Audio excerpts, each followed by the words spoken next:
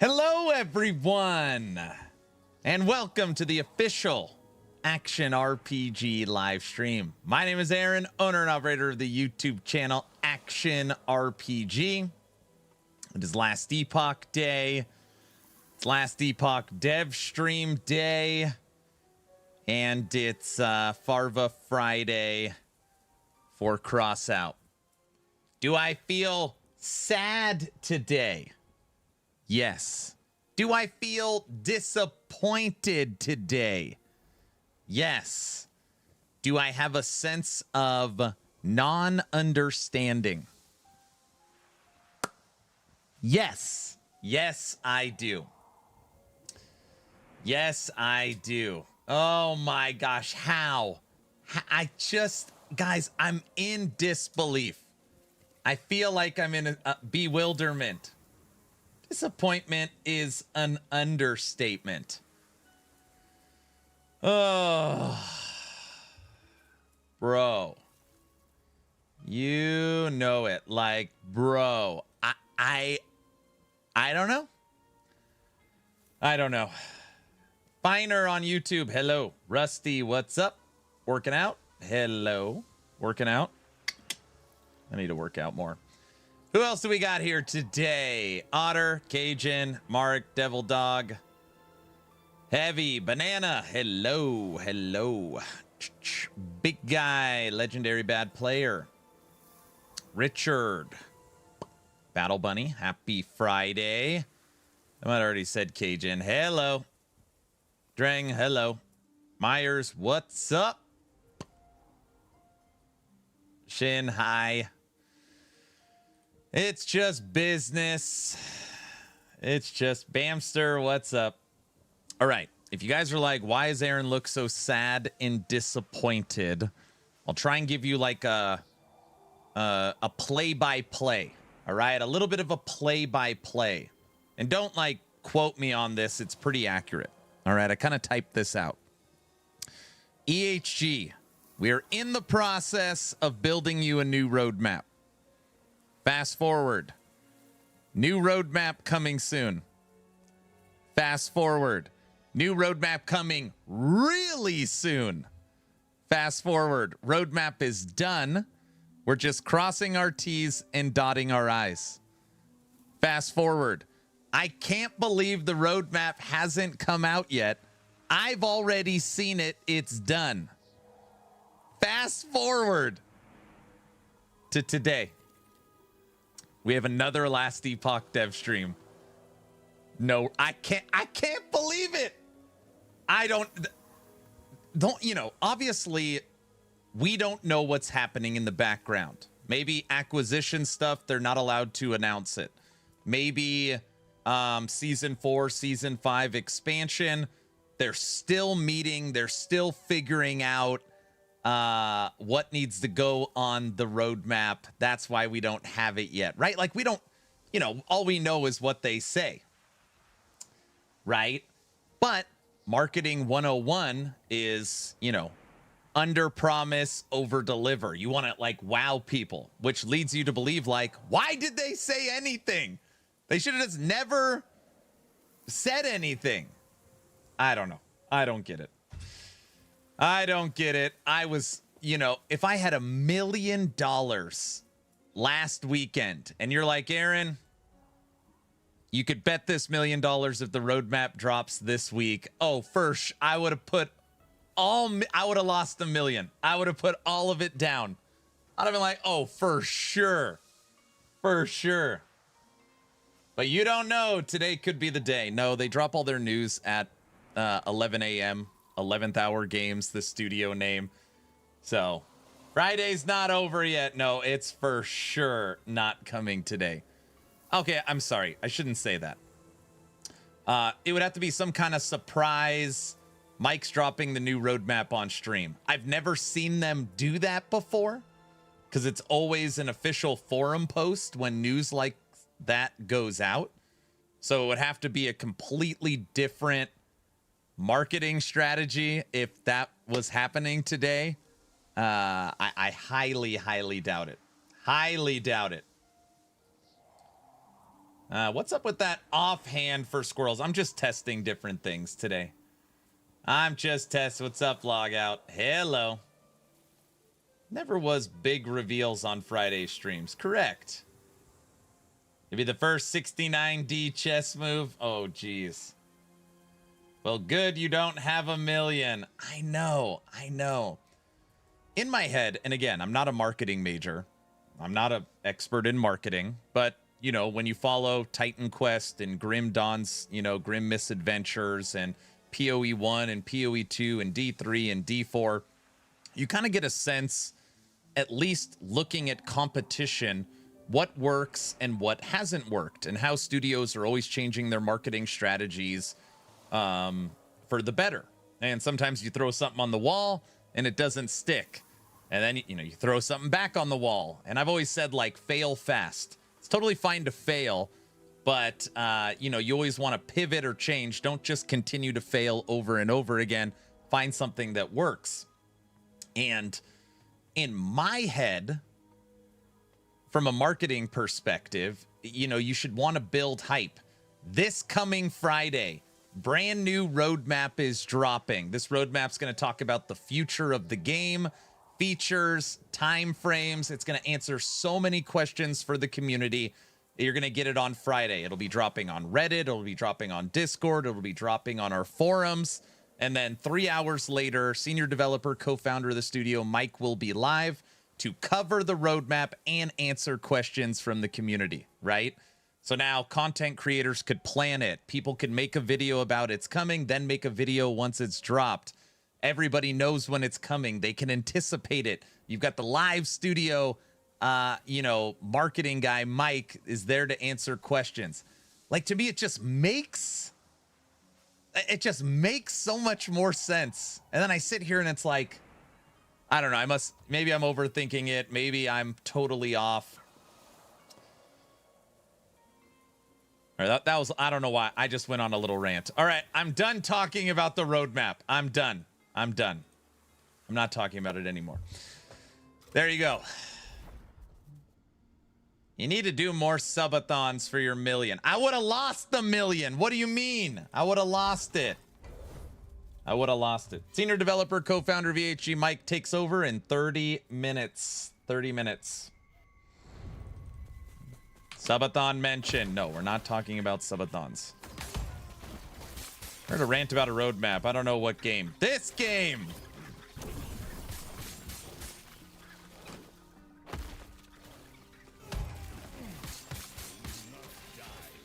This one. Roadmap to the next subathon. Oh, gosh. This is a game. I thought it was real life. It is real life. Everybody knows that.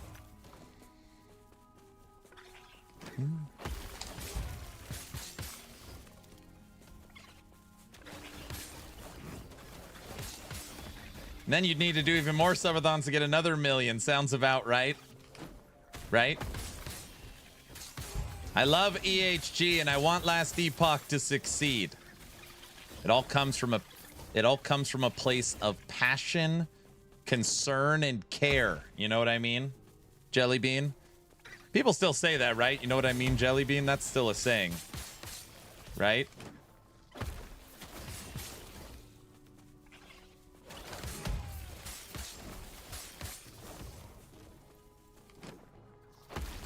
What are you, 90? What, so you're saying it's not, guys?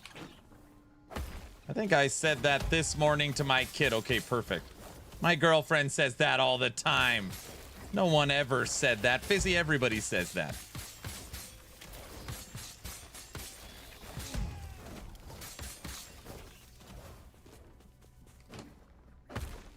I say it. See, some people say it.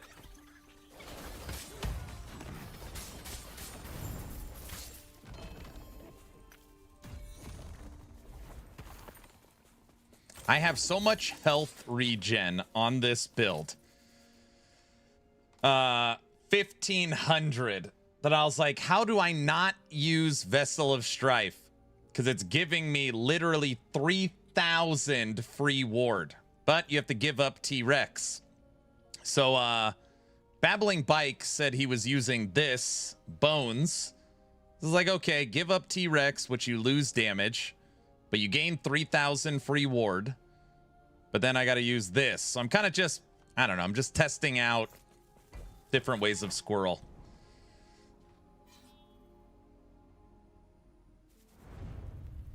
I am old. I know I'm old. I know that.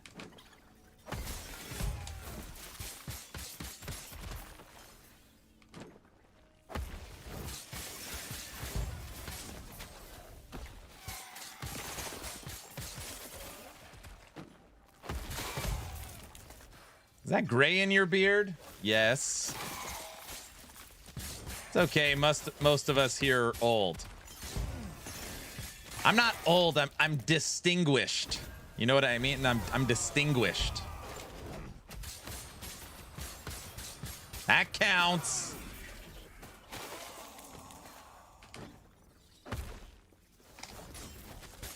Hey, Cajun, are you gonna make it to Crossout tonight or what? I've got Num Num at 9,000. Machine Gunner at 18,000. And then my little machine gunner at 5. So I've got 5, 9, and 18 ready for tonight. I'll be there to get blown up. No. You always punch above your weight. You know that. Playing an ARPG makes it very likely that you're old. Excellent. I have a hybrid. Not quite sure it's ready for prime time. I see.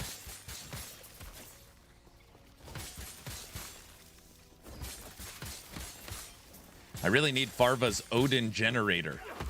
Farva also hit me up at 4 a.m. saying I'm still awake. I'm like, what are you doing? Well, I said that this morning. I was hoping he's asleep. All right, guys, check this out. One thing pretty cool about this offhand.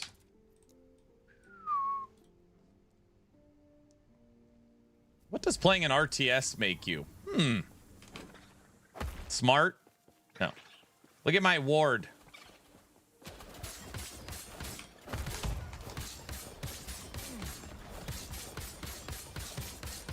This is on a Beastmaster.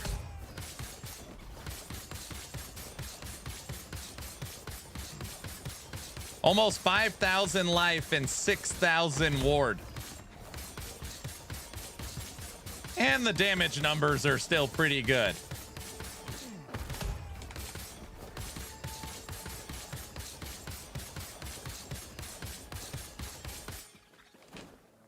Can you survive Uber Abbey with that? No. Because I have to be in melee range attacking and get murdered.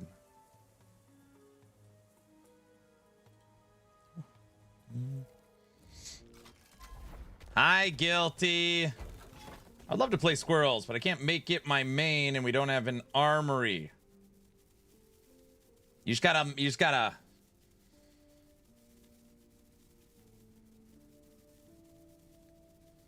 I would take the T-Rex and get more endurance threshold. Getting 1,000 ward per sec is pretty darn good. Yeah, I was messing around with T-Rex too. The problem is T-Rex is so annoying right now. You have to make the squirrels, or no, you gotta take off the T-Rex, summon the 12 squirrels, then put the T-Rex back on. Because it still doesn't work right. Even right now, it does not work right. So it's just driving me crazy. All right. If you're curious what we're playing right now, we are testing squirrels. That bug is still there? Yep. We're testing squirrels at 1,300 corruption. Yes, that number is correct. 1,300. We'll see if we die.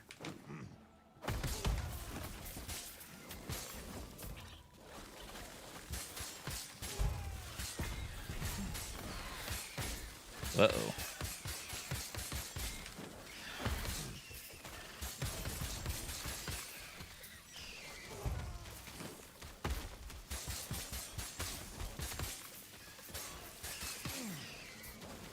Squirrel's starting to get up there, Bamster. Bug fix is on the roadmap. I decided to fully update Squirrel, so Tech has another build he has to redo for the 40th time, Guilty. Don't tell him, though.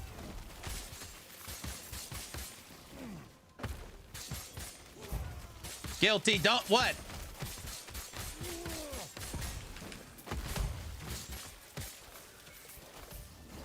Guilty, tell him. No, don't. Tech is too busy working on database. You're supposed to be helping with that. It's your idea, right? Oh, man, the 1300 corruption champion. Not very nice. All right, there we go. Why are we yelling? I'm not yelling. I'm talking loudly. Everybody knows that.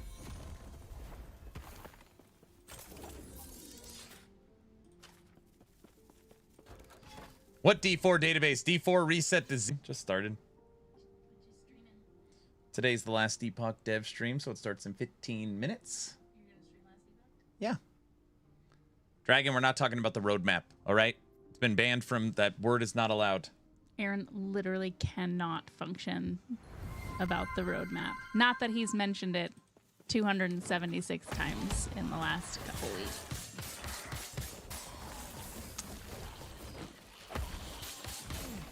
That's a banned word today. Don't say it. Okay.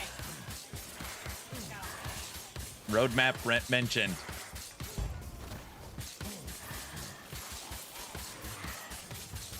Roadmap.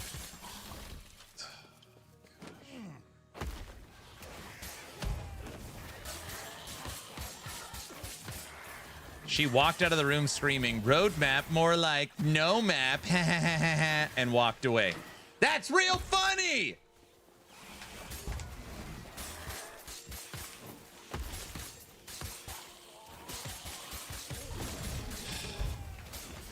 What roadmap? I haven't seen one.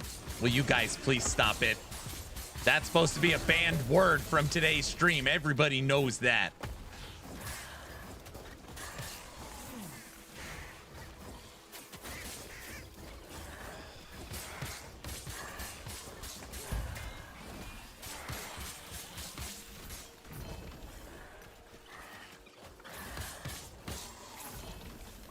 I don't know if I signed up for this.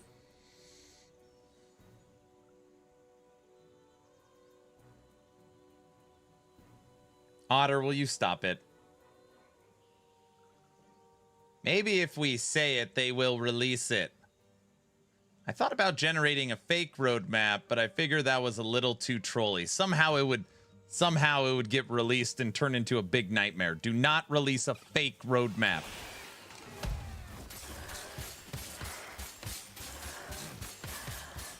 Fine, let's talk about a subathon then. Wait, what? We're not...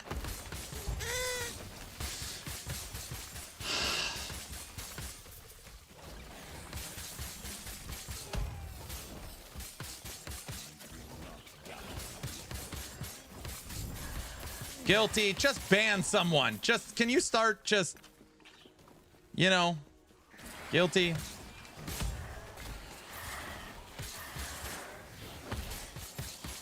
Here comes the yelling. I'm not yelling. I'm not yelling. I need Farva Friday to kick off so I can take out my aggression. Where's Zerdan and Jaime at?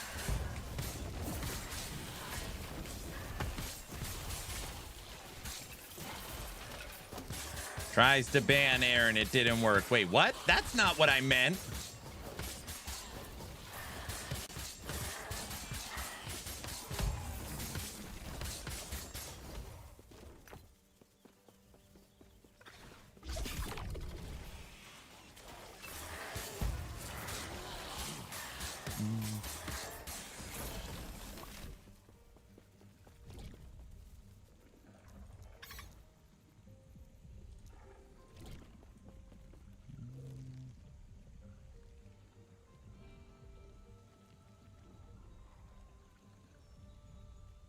You should ban people for saying roadmap, since there is no roadmap. Yeah, no roadmap. That's funny. Like a controller sick obsession? Like, This is sent to me for free from the Dragonkin devs. I don't know. One. Oh, the Street Fighter 1, 3. Yeah, okay. It went from 1 to 3. You guys remember me saying the Dragonkin devs were going to send me something? It showed up today. Remember that time that the roadmap didn't come out? Remember? Do you remember that thing? Do you... No? Yeah? No. Never mind.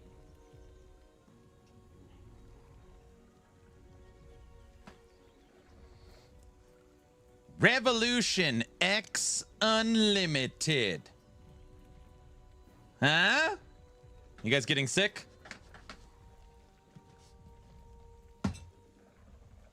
Guys? Aaron gets a controller. What do we get? Don't listen to her. Revolution X Unlimited. Unlimited power. What do we got?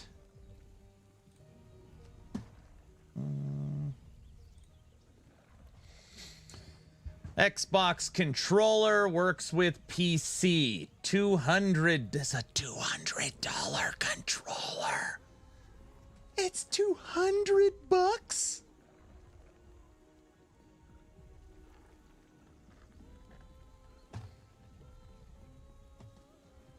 Giveaway? Well, get out of here. The hell's it do? Now I really want it.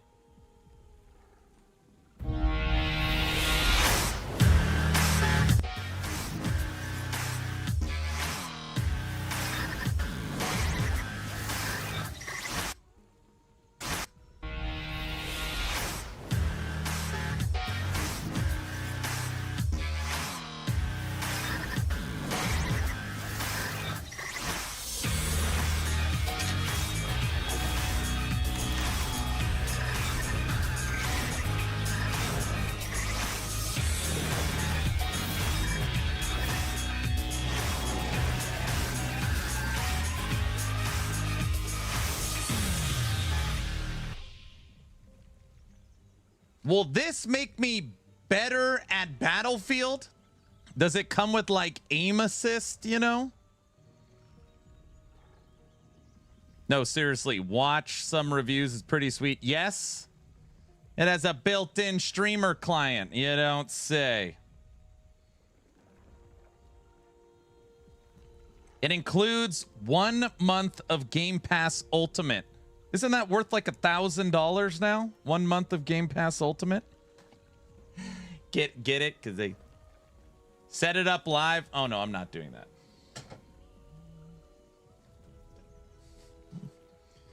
It'll make you think you're better at Battlefield. I see. All right, well, the Dragonkin devs, Nacon, who made it, sent me this controller. So that's cool. I need to save it so I could show Medic. Where's Medic at? I've tracked her to this cave. Be ready. Game Pass is worth its weight in gold.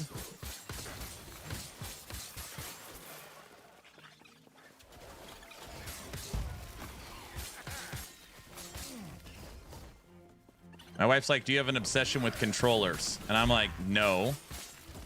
Medic sent me the one I use, and then Dragonkin sent me that one, and then I purchased the Street Fighter one for the subathon. So I went from no controllers to 3 controllers.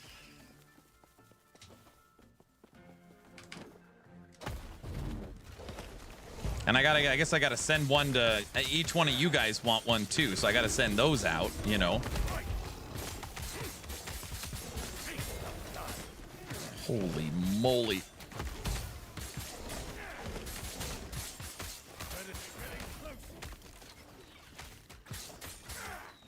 Every viewer gets a controller.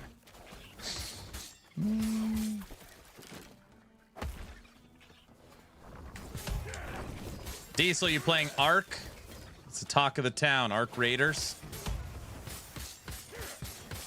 No, it's Friday. You're at work. When you get home.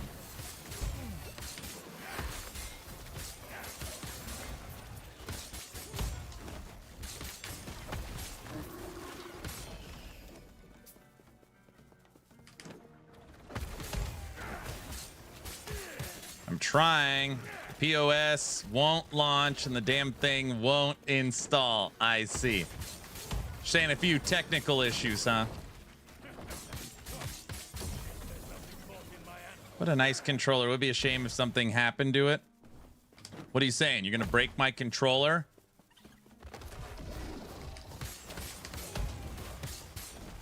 Dude, playing at 1300 corruption's a different beast.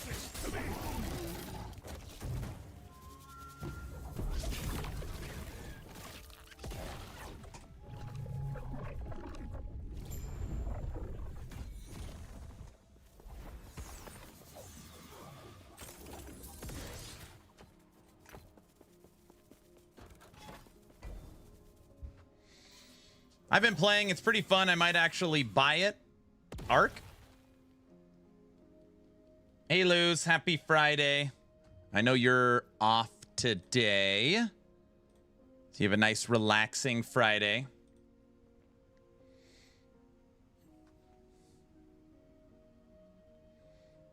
How do you win 1.4 million playing blackjack in a casino? You would have to be betting extremely high bets or hit a crazy side bet. Oh, is this the roadmap? We're done. You guys, you have to drop the roadmap stuff. We can't talk about it all day.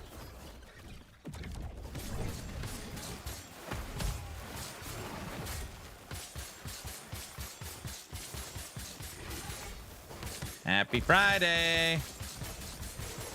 I'm off every day. I'm on medical leave.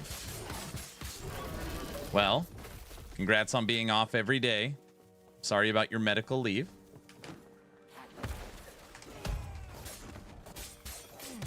You know who has to drop the roadmap stuff? EHG. It's a very funny play on words. I see what you did there. Very clever. Very clever.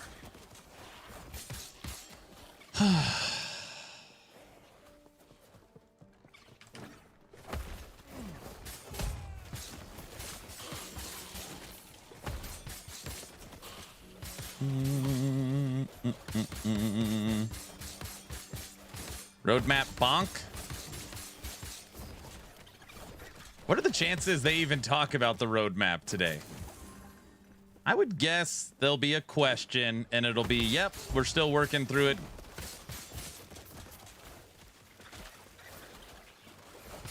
%? Zero.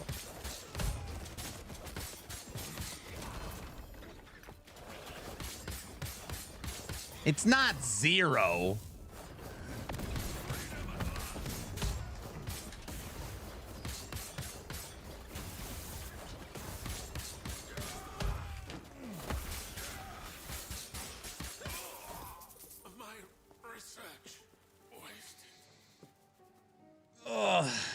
Point one, a passing mention at best.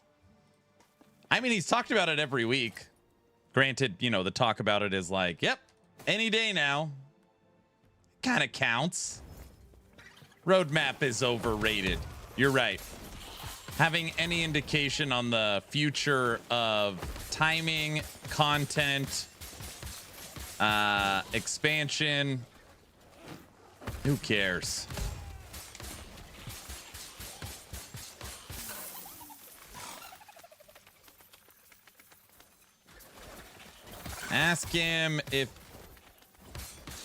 Ask him Barb when. We already know we're going to ask that question. Everybody knows that. Mike will suffer. No, people are pretty nice to Mike for the most part. I mean, every week there's the person that like asks the super like rude question. Like, hey, Mike, when are you guys going to update game engines? Your game looks terrible. And Mike will be like, oh, we're always working on visuals. And I disagree. I think the game looks nice. Hey, Mike, when are you guys going to hire a department for MTX? Your cosmetics suck. Hi. We do have a department and team dedicated to cosmetics, and I think they are great.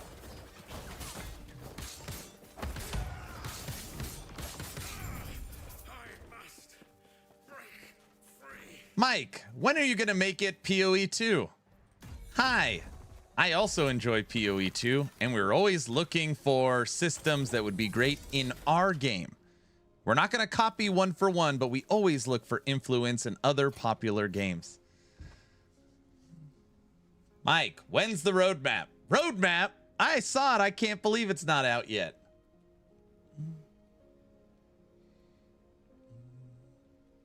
Mike, please don't make LE like PoE 2. I don't know.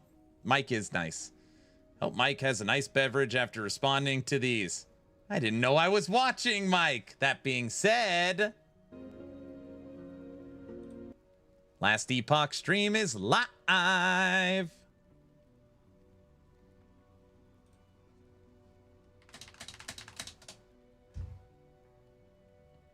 As usual, I'm your host, Mike. Hello. How's it going? Perfect timing. Oh, having a good time today.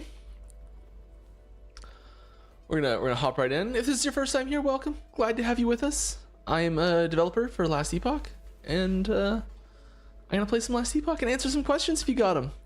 So if you have some questions, please put at Last Epoch Game in the question in Twitch, or just at Last Epoch in YouTube, and I'll get those brought over, and I'll do my best to answer as many of them as I can, as well as I can. Yeah. In the meantime, I did get an upgrade to my my chest. I missed the T6 roll that I was going for, but did get a 7.5, which is pretty good of relevant stats. It's okay. We've got another one to try on with better base stats, anyways.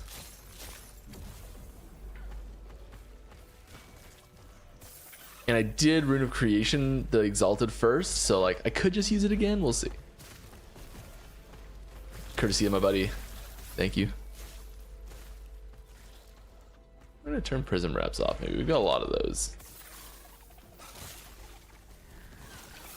A lot. Sounds like Mike So being many one forcefully nice to people. I've got Mike is two. very nice. I'm just looking for a helmet for it. He's very nice. Or for an Exalted. And starting off strong, there's our first sub. Fire away, fire away. Fire away, 71. Please fire away the questions. Thank you very much for the sub. Yeah, we stream for charity. I should mention that. All of the anything that comes in through the stream, it all goes up to whoever's above my head. Right now, it's Child's Play.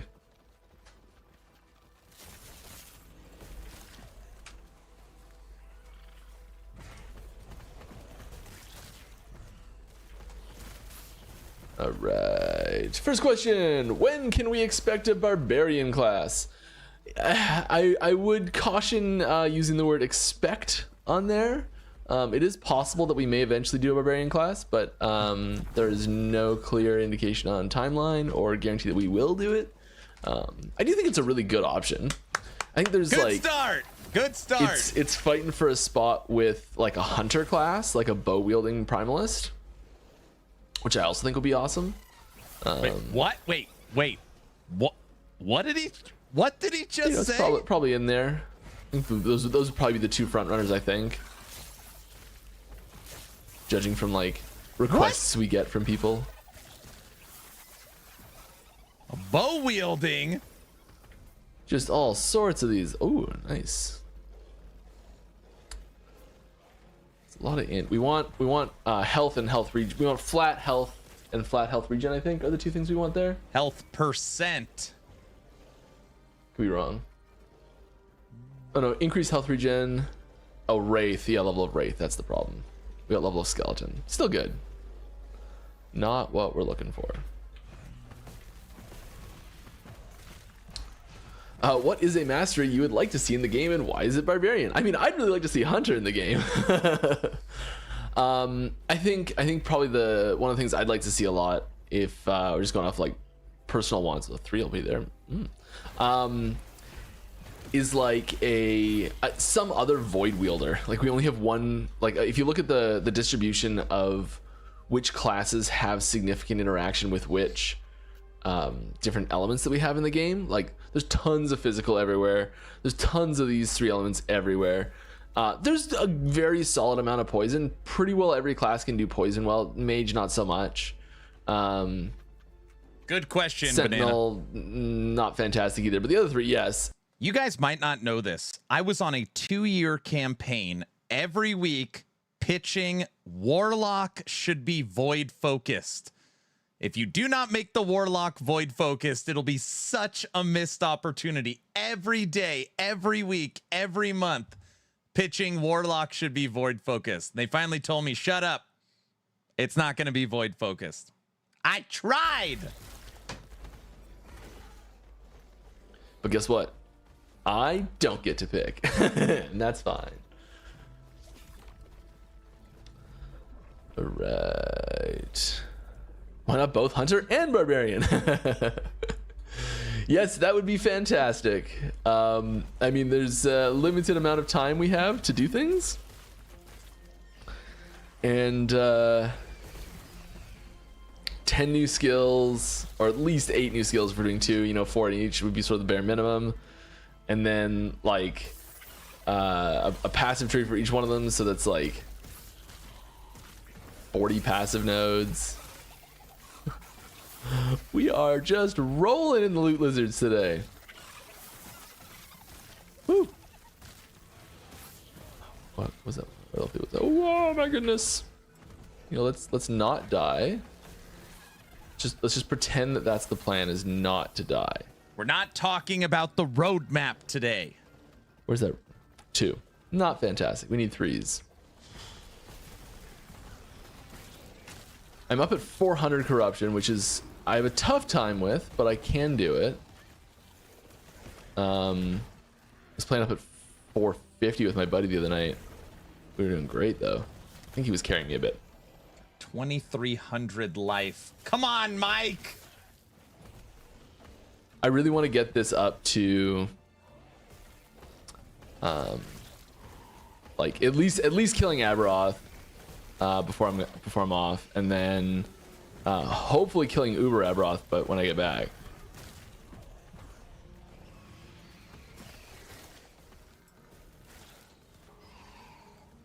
I've finally given up hope on the roadmap at this point. Yeah, I kind of feel the same way. Like, what the fudge? I know.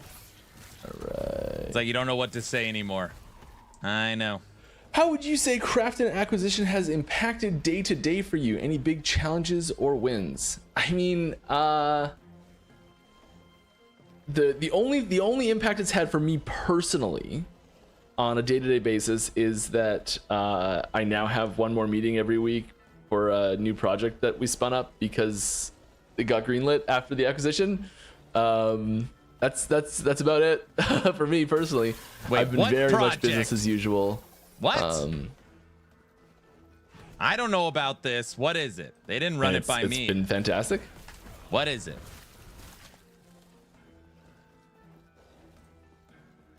Last Epoch Mobile, bro. Everybody knows that. Bro, what if... Oh, that was a close one. I don't know why I just said that. It's not Last Epoch Give him a little Mobile. bit of space. Just a little bit of space. He needs to cool down for a bit. Okay. It's the roadmap. Do we have enough for one of these? Not even remotely close. We're hunting ancient bones because we need more skulls. Oh, Bamster. He I won't... promised myself that I would start No dealing damage. with sorting this. I did No new news so far, Bray. You all have phones, right? Just terrible. Just Captain suits are standing off terrible. camera to make sure he answers appropriately. Go there. Tab is not full.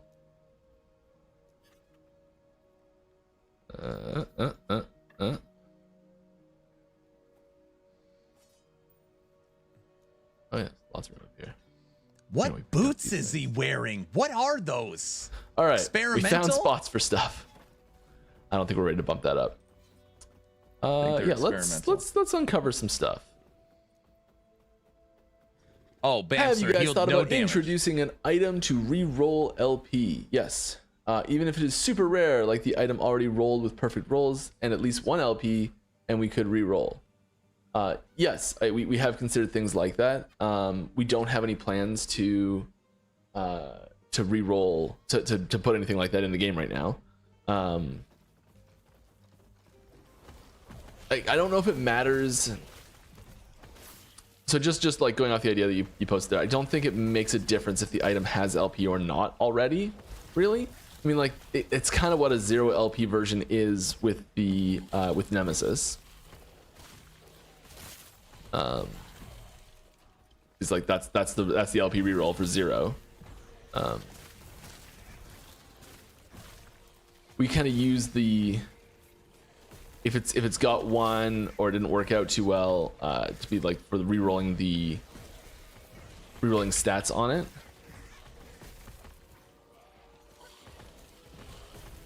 Oh, we did. What am I talking about? We did add this, didn't we? It's one of the Woven Echoes. What am I talking about? You can re-roll the stats on the unique. Yes. It almost always go down, but it can go up. Yeah, the turtle. Yep. It's not an item, so it's not itemized. So I guess that's the difference. I mean, it kind of is because the Woven Echo itself is an item that has to drop.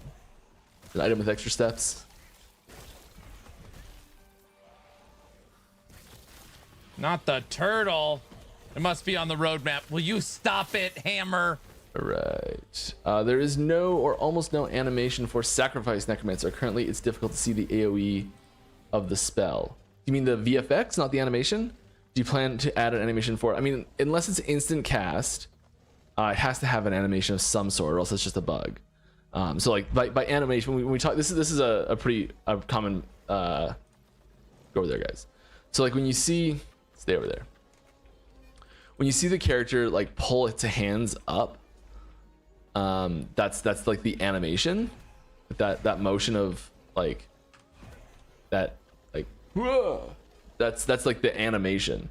The VFX, which I think is what you're talking about here, is the like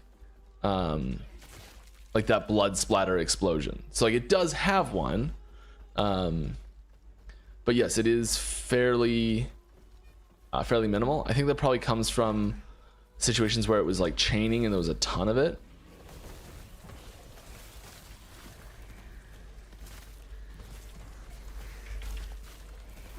If you think you'd like to see it with more, or even just a different one, I mean, you could ask for a cosmetic variant of it as well. It's probably a good place to put something like that.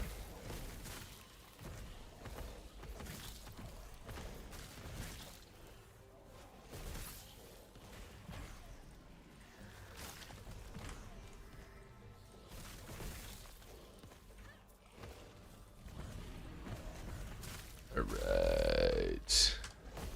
Let's not die here. Let's try not to die. We might though.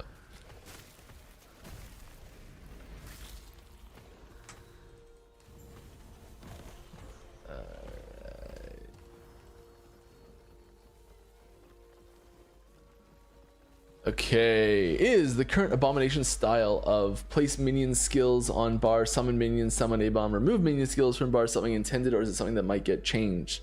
Seems to be the same vein of gear snapshotting that got addressed. So this is definitely different than gear snapshotting.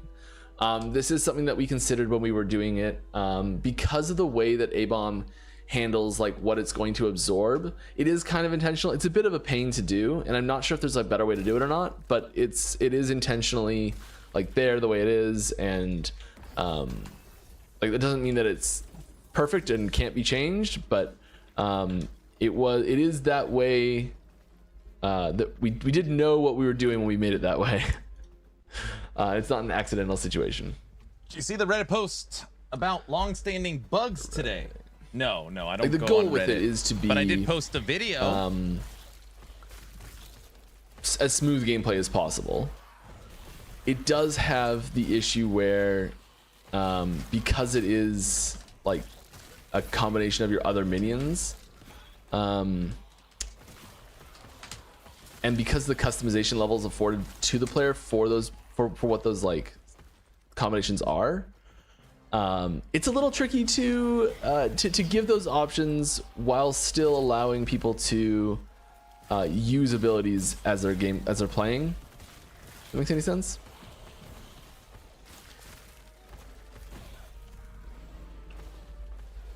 All right. Weekly reminder: character sheet rework. Yeah. still in the plan book. Don't let us forget it.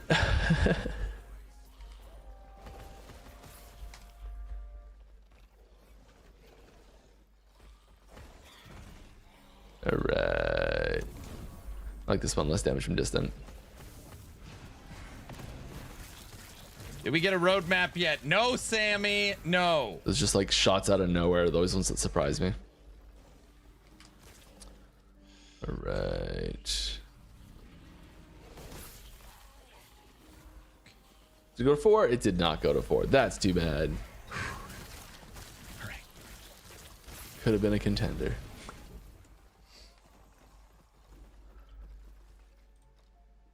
All right. Thoughts on PvP mode or just enabling some PvP elements for LE? Yeah, I think it would need a... there's another question that's related. Any talks or plans for a competitive mode like Arena, but where most importantly you do not have to wait for waves, which would make it fun? Okay, it's a little different, I think. But yeah, I think there's... So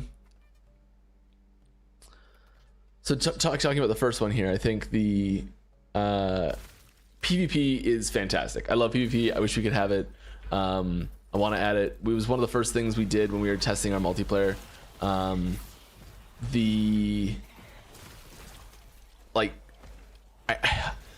think that PvP has the potential to be a lot of fun. I think that there is also the potential for it to add a lot of dev time and dev attention that needs to go with it in order to have it be serious and competitive. And specifically just because there's so many opportunities for like, oh, this whole system was designed and developed in a PvE environment, like all the abilities, like Shield Bash was developed in a PvE environment. All the rules for like things you can do to enemies and things that enemies can do to you were all created in a PvE environment.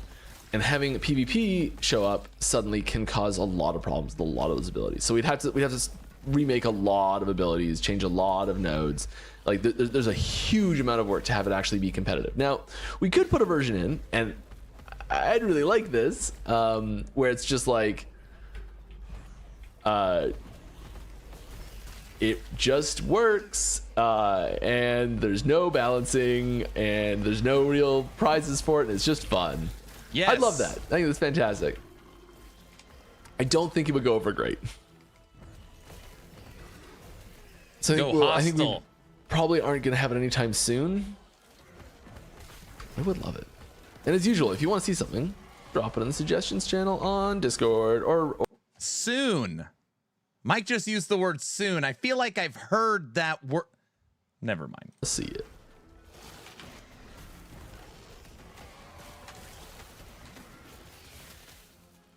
Cajun, don't do that. Right. Don't bring Linda into this. Arena competitive mode. Okay, so the arena already is a competitive mode, really, but I guess that it is, unless you're talking like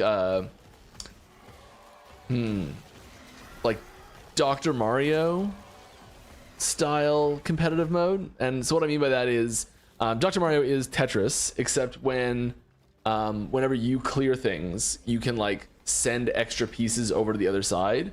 So it like, as you do better, it makes it harder for the other side to like, it's a head to head sort of situation. And you know, you could do something where like the waves just, as every time someone kills a wave spawns on the other side as well, as on top of like the wave spawning. And so things like that is like, I could see that being interesting. It would definitely move the action forward faster. And that's the sort of, I know I've mentioned on stream before different types of PvP where you can do basically PvEVP.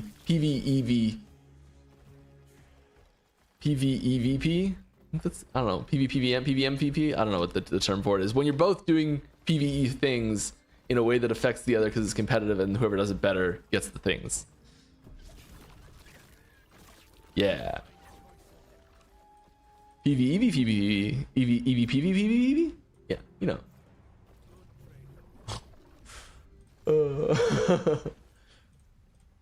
Now, second part to that question, will we see a ladder for corruption level? Yeah, we are working on some more ladders. I don't know when they're coming, but corruption was one of them. That was like the obvious first suggestion. There is a bit of a tricky thing of like what counts as like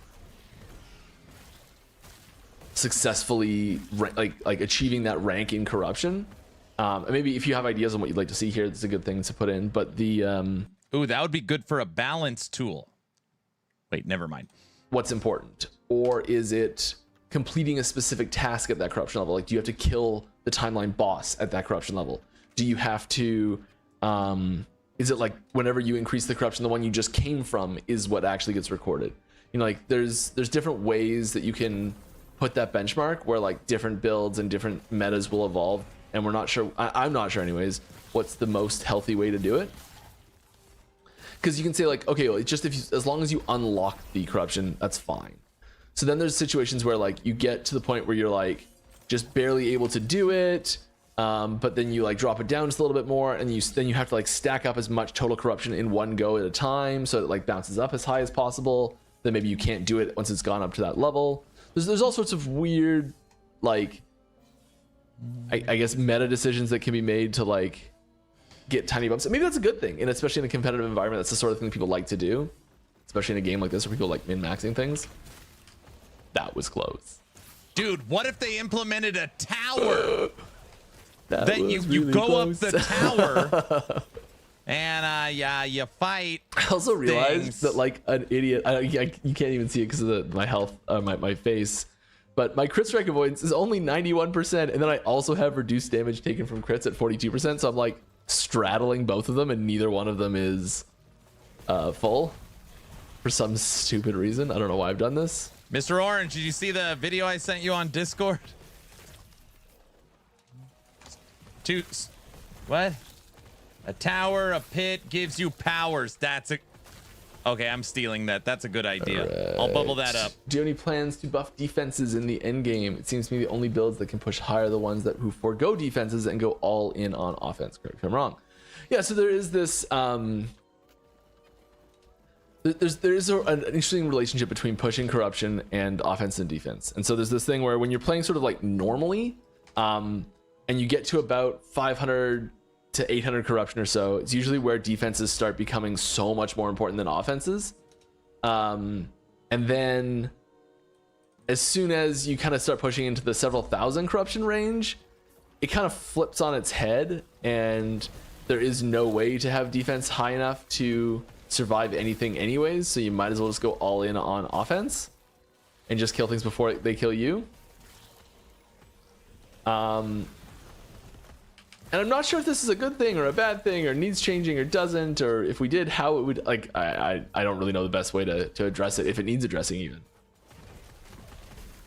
Because I do like that builds evolve as you go higher, as you're pushing, new things are required. I think that's a good thing, but I think that the idea that a balanced build is not viable in super endgame stuff is a little disappointing.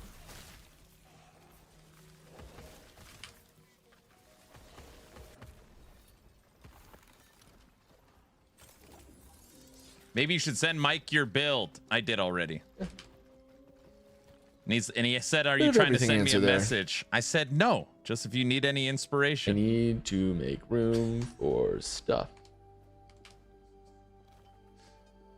Can you dodge a roadmap? Real funny. Where's my deal? Oh, we're getting close to the stash tab. That's how you solve your space problems. Don't get rid of stuff, just buy more tabs. God. Oh, I need to organize it so bad. My wife just popped her head around the corner and said, before you know it, roadmap is going to be core.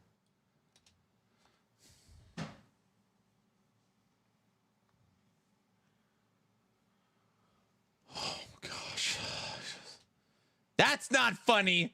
People joke about it all the time, or have joked about it in the past, but like, I've never heard a serious like suggestion in a design meeting where someone's like, "We're gonna how do we make this work?" No.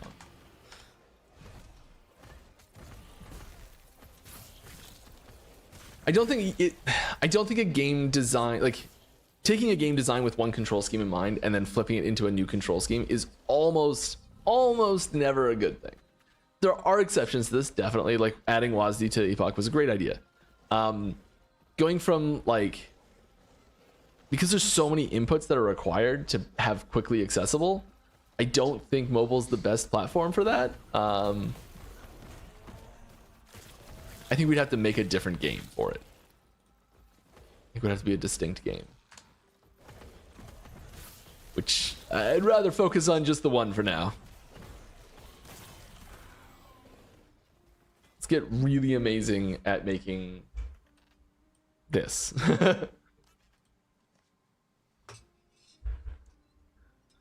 Are primordial uniques intended to be one-off for this update's mechanic, or are they something that in the future updates may be expanded upon to add additional thematic and powerful uniques for the current new content? Yes, there is space to add new primordial uniques to the game as we go. It's I wouldn't say it is like, I would not expect to see new primordial uniques every single patch in the same way that you see new regular uniques every single patch. But like, it is the sort of thing that is available to us to be used as a tool if we wanted to. So if we were like trying to take an archetype and give it a really clear signpost primordial unique to like really shine, you know, we definitely are able to do that and add that, no problem. If there's one that's not really working well enough, we might rework it or something like that. You know, like there's room to change them and add to them, even remove from them if we wanted to. But I don't think that's happening anytime soon. But I think that yeah, I wouldn't expect to see like the same sort of automatic cadence that happens with Exalt or with uniques, just regular uniques.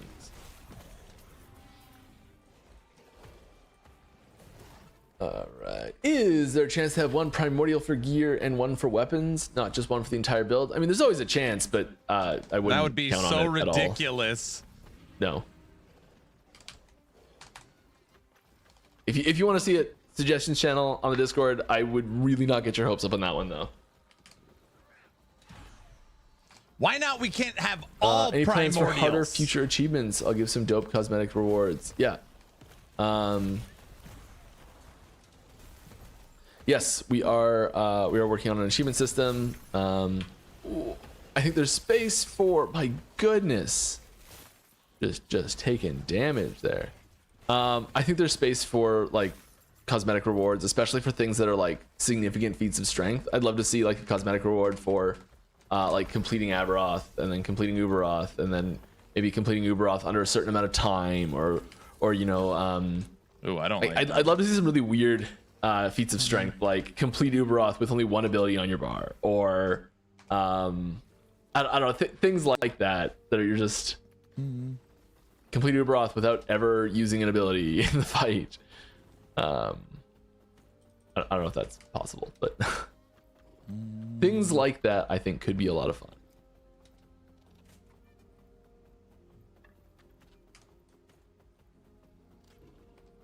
Have you heard of Reflect? Hey, it's what sort button's for.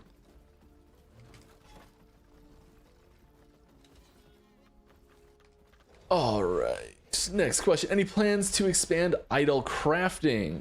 Getting great idols is still one of the most drawn out stretch goals in the game. Yeah, that is pretty intentional that it is a stretch goal. Something that you are still able to improve upon. We try not, and there are exceptions to this, unfortunately. We try not to make idols the like linchpin of a build, like the thing that enables the build from existing. Did I? Oh my god, I just clicked too fast. That's dumb.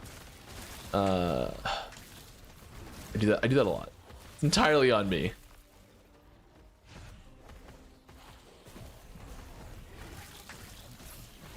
I think that there's room.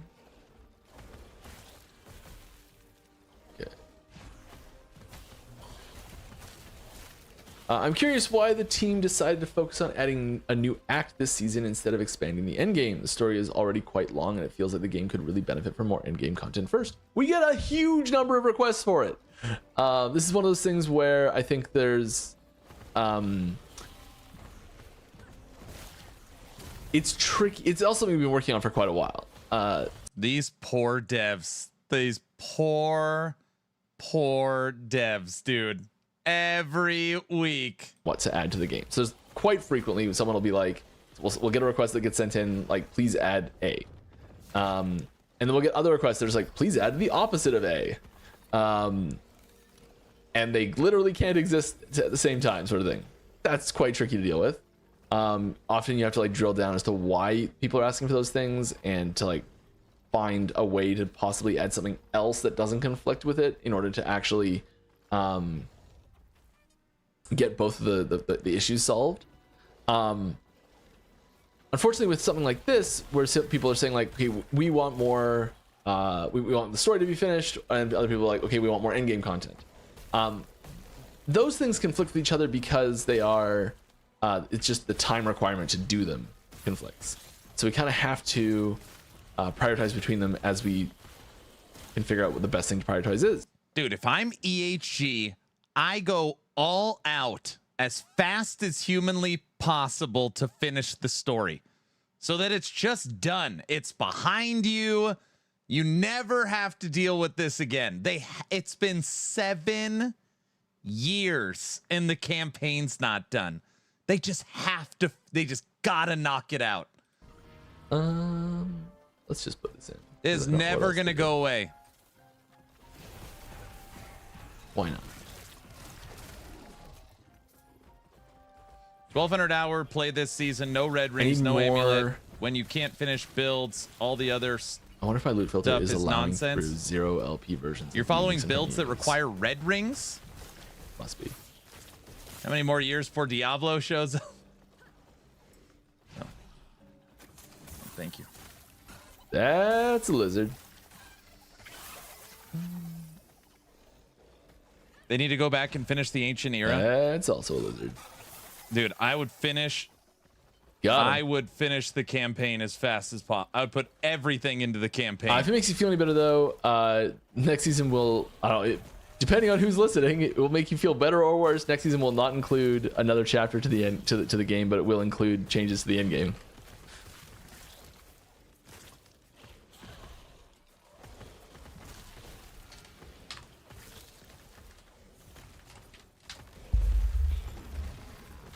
And 1.3 did have endgame updates and endgame expansions to it. Like, there was pretty significant stuff with build crafting that was expanded on, specifically with primordial gear that we were just talking about.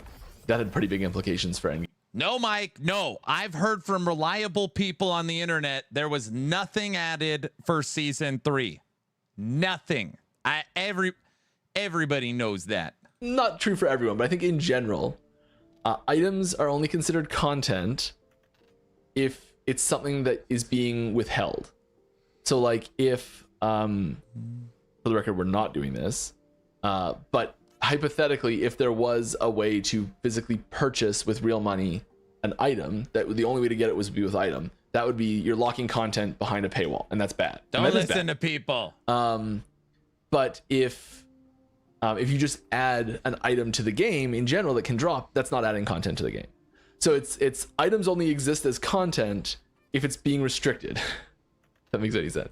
Oh, he's frustrated too. He's like, you guys don't understand all the crap we did.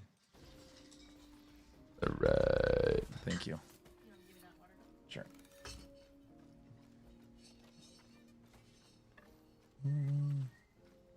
Get in that state. I'm calling it right now. Whatever the season 4 theme is, it will be a PoE1 league. I don't know which one. We're going to get Blight or Harvest or Delve or Heist or whatever the hell you want. I think they took the wheel and they spun it. And they said, all right, which one are we doing? What? It's going to be, you'll see. Okay, Jen, don't bring Linda into this.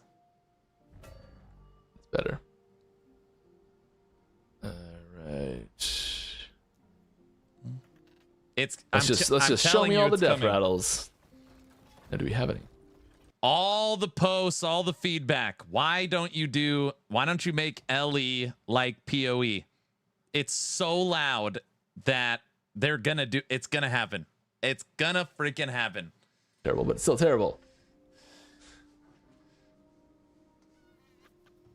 A roadmap could confirm this. That's real funny. Do we have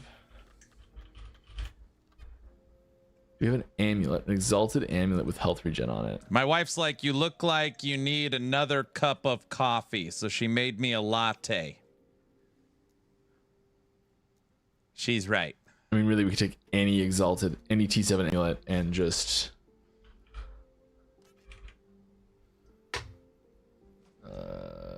jewelry. God, I hope not. Get health regen onto Blaster, it. if I knew, I couldn't tell you. I'd say I know what it is, but I can't tell you. A lot of health there.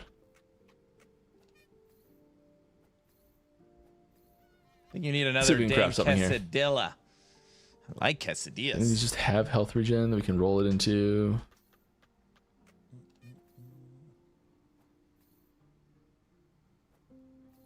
Health regen a prefix or a suffix? Always suffix. Peter, just go buy a red ring. They're not expensive in Merchant's Guild. Just go snag one. Save you 1,200 hours. What? Is suffix? Is suffix? Ugh, I'm just blind. Where's I am medic? just straight up blind. Shuffles the tiers, non-sealed affixes. That's what we're looking for.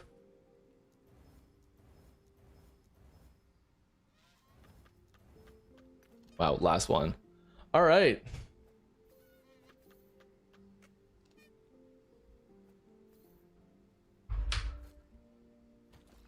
Let's go do a thing. Red rings cost millions in Merchant's Guild. Not if you're getting a legendary one. If you get one with LP or non-rolled, yeah. Probably shouldn't have wasted it on that. We're trying stuff out though. Who knows? In the future, will it be possible to respawn in an echo? I mean, part of the issue there is that when you die, we need to extract the cost of dying, which is. Wait, you can craft a T7 affix? He was using a Havoc to put it to move the T7. Part of that is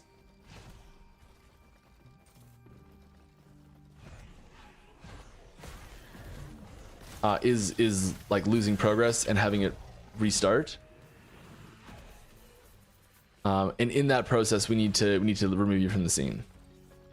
So we might find a way to do that. We don't have a way to do it right now.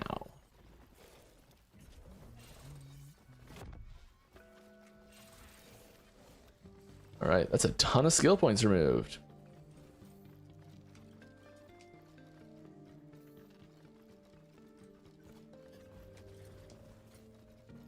We'll see what that does. Might be good, might be bad. Should probably look and see like what got removed. It is wild. I'm actually never mind. I don't even want to talk about it. Never mind. We're just gonna roll with it, see what happens.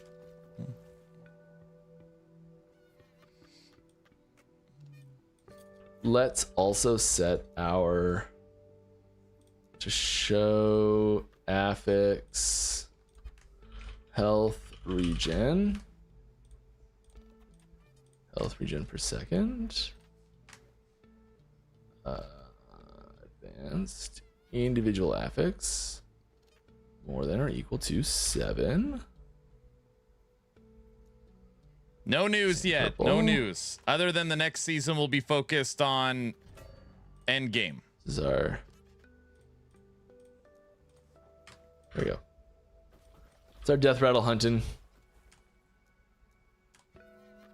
What are we doing? No roadmap. This way, that way, forwards, backwards.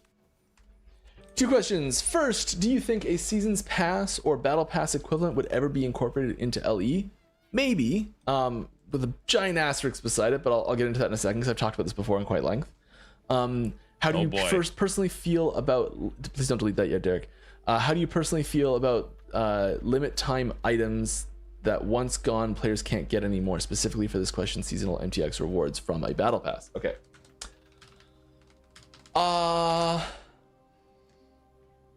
Be careful what you say, Mike. So we'll start off with the easy one here. Mechanically unique items. Be very that can never be got again. I think are okay in the situation where they only exist on Legacy. So we do have mechanically unique items that exist on Legacy characters that you can't get anymore because they existed at one point, and when a change happened, the affix got pushed from a regular affix onto a sealed affix. Oh my god, these boots are terrible. What? Yes. How long have I been using these terrible boots? Okay. As soon as an affix doesn't exist on a slot anymore and the season rolls over, that affix gets shifted to a sealed slot on that item, and it can exist on an item when it shouldn't be there. So there are mechanically unique items that can exist in Legacy, and that's okay to a degree, I think. Especially because it's in sort of this like the non-competitive environment. It's usually a situation that doesn't really matter too much. There's no meta that's going to evolve around having specifically like items that shouldn't exist or something like that. Or if there was, we'd probably address it, because there needs to be a way that people who are, and this is the important part, is that people who are entering the game as the game's ecosystem need to be able to be competitive with everyone else in that situation. So if someone entering the game can't and wants to compete with other people who are enfranchised players and have a long-standing account, if those players that are entering can't have no chance of competing because they weren't there when the game was released, that's a big issue. Now the issue of MTX at all becoming like Legacy MTX, where like they don't exist anymore, I think that can be fine too in certain situations. We do have that already, where there are certain MTX that's impossible to get. Usually they came from like supporter packs, like really old supporter packs. Most of the time they're not really super sought after ones because the quality of the MTX has improved a lot as well over the years. But I can show you some that are like impossible to get now, if anyone's interested. Or some get some pets probably. Here's one. Oh, I should go to town so you can see it better. I laugh because it looks not the best one we've done. There's an even worse one.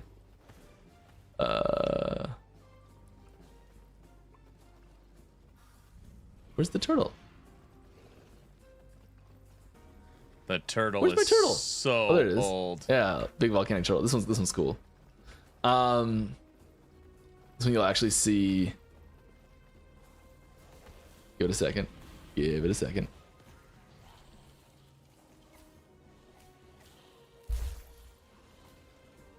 Might not do it because I'm spamming attack command.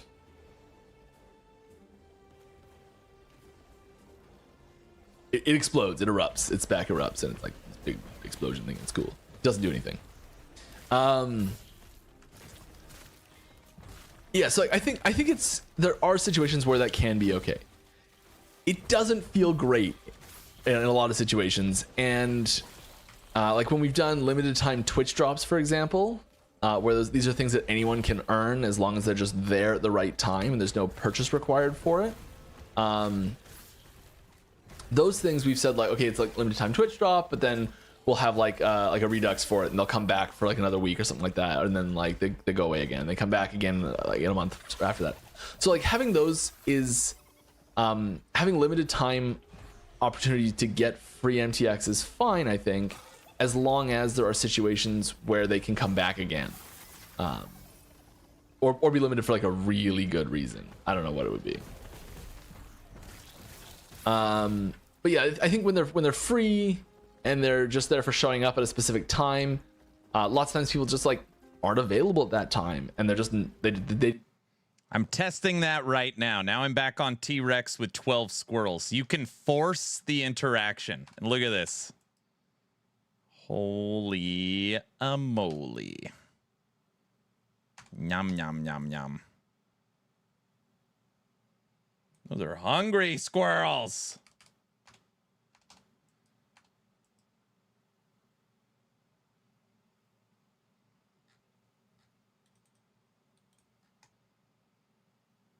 No, T-Rex does not take a companion slot. Nope. We've... That was a lot of health regen on that helmet. Hand was one off on the keyboard. I think that it is possible to do a battle pass and have it be a very positive thing. I think crap. there are examples out there of this happening. I don't know any off the top of my head. I think there are way more examples of battle passes being done in a not positive way. And I think that I think people have had a lot more exposure to not positive forms of battle passes, and therefore they get this sort of like, they get a bit of a bad rap, I think, as a whole, because there's this idea that they'll like, most of the time they're done in a way that's not very positive, and therefore if one's going to exist, it's probably going to be in a way that's not very positive. So I think there's like that layer of like, it sounds terrible to say this, but like battle pass prejudice that needs to be like overcome in order to release one successfully. Oh, brother. And I think you have to be really careful about how you do it if you're going to do it. As far as I'm aware, there's no plans to do a battle pass in Last Epoch, so I don't know if it's going to happen. I think it's possible to do it well, and I think if it is done well, it can actually be a really great thing to have in the game. I think it can drive interaction and like give purpose to specific things that might not be something you try to do in a season. I think it can also give you like just small incremental rewards, especially for a new player, that says like you're doing the right thing, you're on the right path, and just having that signposting of like, this is what you're supposed to be doing, yes, good job, for a new player is really useful. And it kind of, you can bring it in universe a little bit. I think it's better when they're brought in universe, and maybe they don't seem like battle passes always, because really, like, what is a battle pass but like a structured quest line, you know? Like frequently the like requirements for it is just like get more XP or whatever, like just play more. And that can be fine. I think that the ones that are more successful generally incorporate specific actions of things you need to do. It's almost like a... Dude, I'm telling you, hideouts are coming to Last Epoch. They're coming. And like the lines of these things and like the terms on what gets used, it's so blurred. But I think one of the key defining features of a battle pass as opposed to like an achievement system is that usually, not always, but usually there's this like paid version of it. And the most important thing I think with a paid version of it is that it doesn't let you progress through the pass any faster, and it doesn't give you any mechanical advantages from the pass. So you have to in any sort of paid addition to a battle pass needs to grant cosmetics.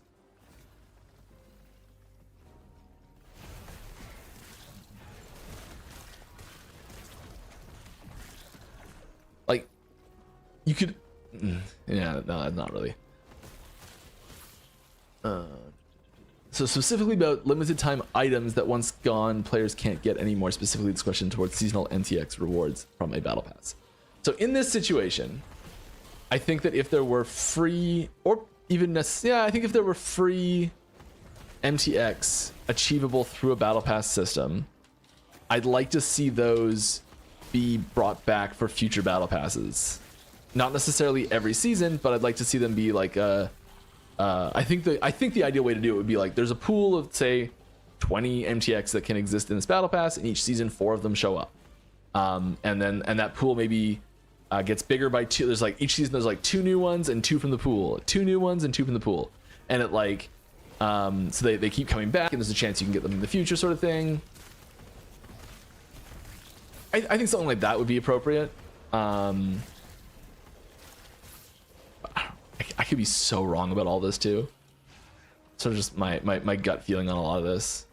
I think it would take a lot more discussion, and I'd be really interested to hear what people have, like what people want as well.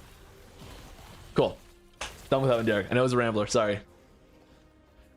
All right. Hey, Mike. Glad to see you. Glad to see you too. Sort of.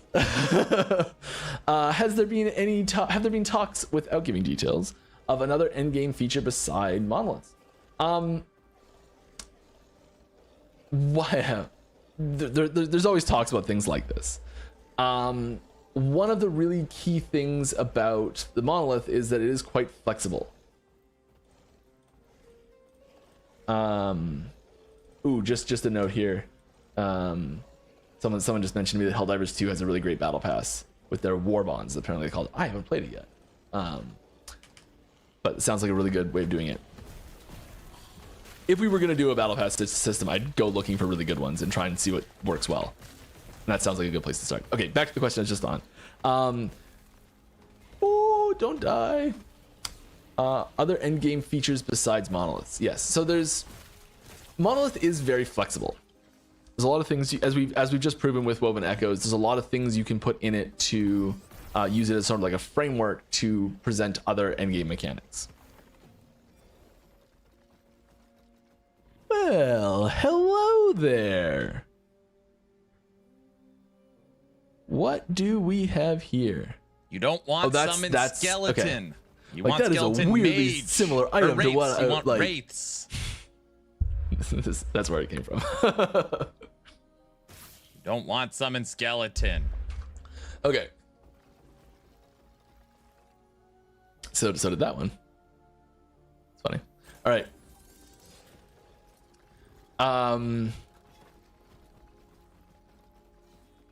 Yes. Space. Glorious space. I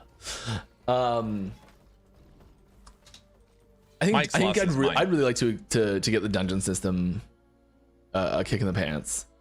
I don't know if we need another, and if you've got an idea for a framework to fit endgame mechanics inside of that's other than the monolith, I'm very interested to hear what that is. There's quite frequently we've talked about other systems than the monolith. Like very frequently when we start talking about systems other than the monolith, we're like, we get to a point in someone's pitch that they've got for this, and it kind of goes, okay, so why don't we just put this in the monolith? Like, what's the problem with doing that? Because it has like a good scaling system to it. It means that you can push multiple systems at the same time, and you're not wasting time. One of the big issues with, I'm gonna say the dungeon system, for example, is if you ignore the dungeon system for a long time, and then you go push monoliths hard, and you get to 1,000 corruption of monoliths, and you're a god in the game, and then you come back to the dungeon system, and you go, uh-oh, now I have to complete tier 1, tier 2, tier 3 dungeons, and they're just boring when you're that powerful because you just roll through everything. And I think that having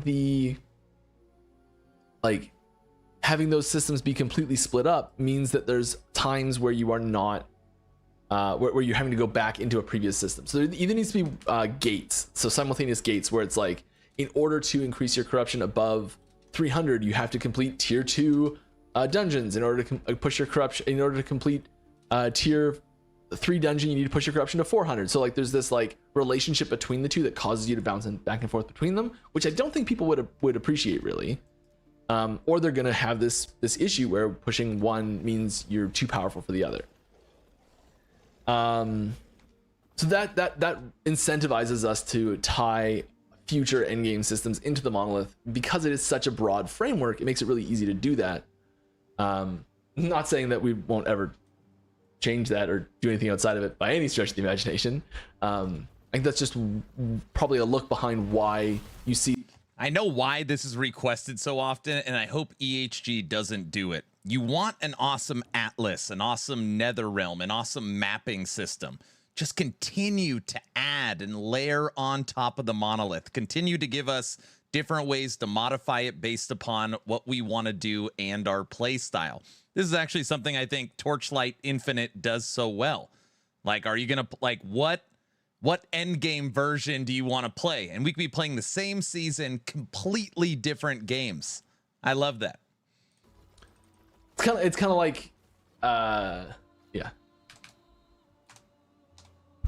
All right. Hey, Mike. All right, it says, have you thought about the idea of making crafting shards more hard to get? Or some of them? so we feel like we have to farm them a bit more or feel more rewarding to get them. So they used to be a lot harder to get. You used to be a lot trickier. And like the feedback we frequently got was wanting more of them, sort of thing. It's also one of those things where we didn't have a lot of piece of candy type rewards, and that's a lot of where that comes from, is that they're sort of just like a little, like a trickle of awesome stuff, like gold similar, but they're like a little bit nicer to get than gold.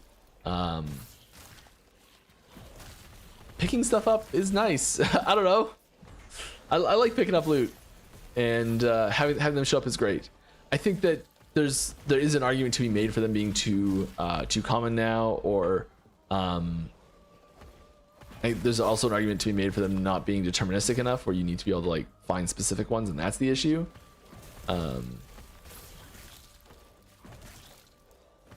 Yes, we've thought about things like this lots. Oh, what do we have here? Spike! Thank you very much for the 28-month resub. Very awesome. Very awesome. Appreciate you. Ooh.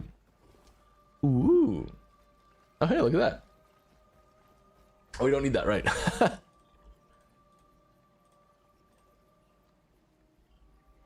Still a cool item.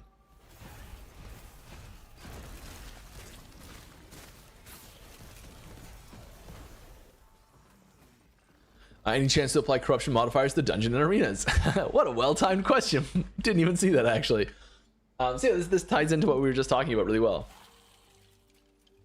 I'd say it's unlikely.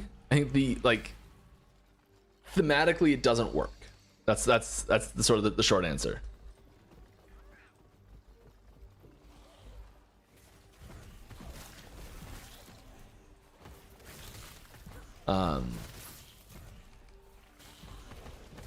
I think if we were gonna do it, I think it would be a system where you'd have to take like items found at higher corruption that you could like slot in to like trigger a higher difficulty or something like that. So like you could find this is actually, I kind of like this idea. You could find like modifier items in the monolith that you can like slot into the arena that cause it to be juiced.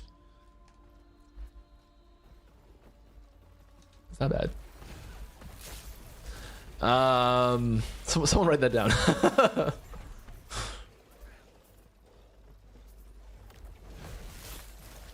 I've got a rude awakening, unfortunately, for EHG. The fact that they allowed us to skip the dungeon to go immediately to the boss for the reward. They're never putting that genie back like that. They're never going to be able to take that away, and people are never going to want to actually run the dungeon. It doesn't matter what they do. I don't know how they're going to tackle that.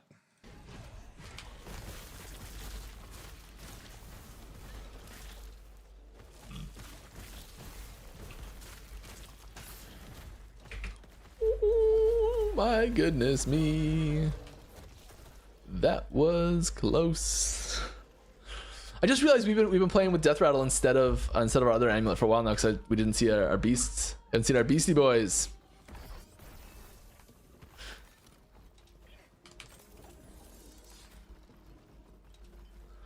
All right, after playing a Necro this season, how do you feel about their survivability? Do you feel like they still need some small adjustments? Come on. I'm really used to dying a lot. I don't know. I don't know if it is. I don't know if. Thanks, Justin. I don't know if it needs more survivability or not. It might. I don't think that I'm playing at a high enough level to really have a first-hand experience idea on what the survivability of this needs to be long term. We're just taking my experience playing this Necro here, because that's how the question's framed. Go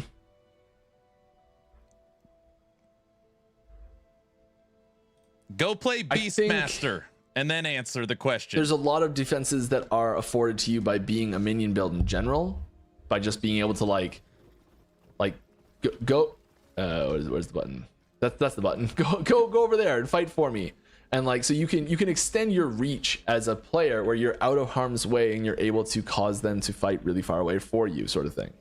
And this capability is a really powerful defensive tool. But most of the time, when you want to be, when you want to go. In which case, you're going with them, you're teleporting them with you, you're leading the charge, you're pushing forward yourself, and you're putting yourself in harm's way, which is how most builds are able to function nicely. And thematically, a Necromancer doesn't really function that great that way.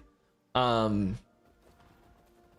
think there could be room for some mechanics where, do we? I don't even know if we still have this one. I should look. Do we still have cheat death on Necromancer, where it like kills minions to keep yourself alive? Yes. Yep.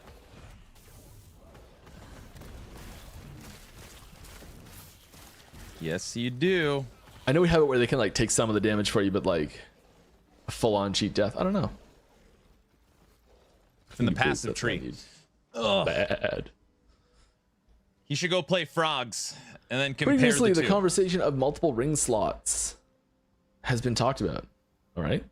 I know balance and power creep always matters, but where would you stand if additional ring slots were for skill interaction changes or visual changes? That way, the extra ring slots have purpose besides just adding more stats. I think if you're gonna add, no, I don't think this works. I don't think you can add additional ring slots and not be able to just put any ring in the slot.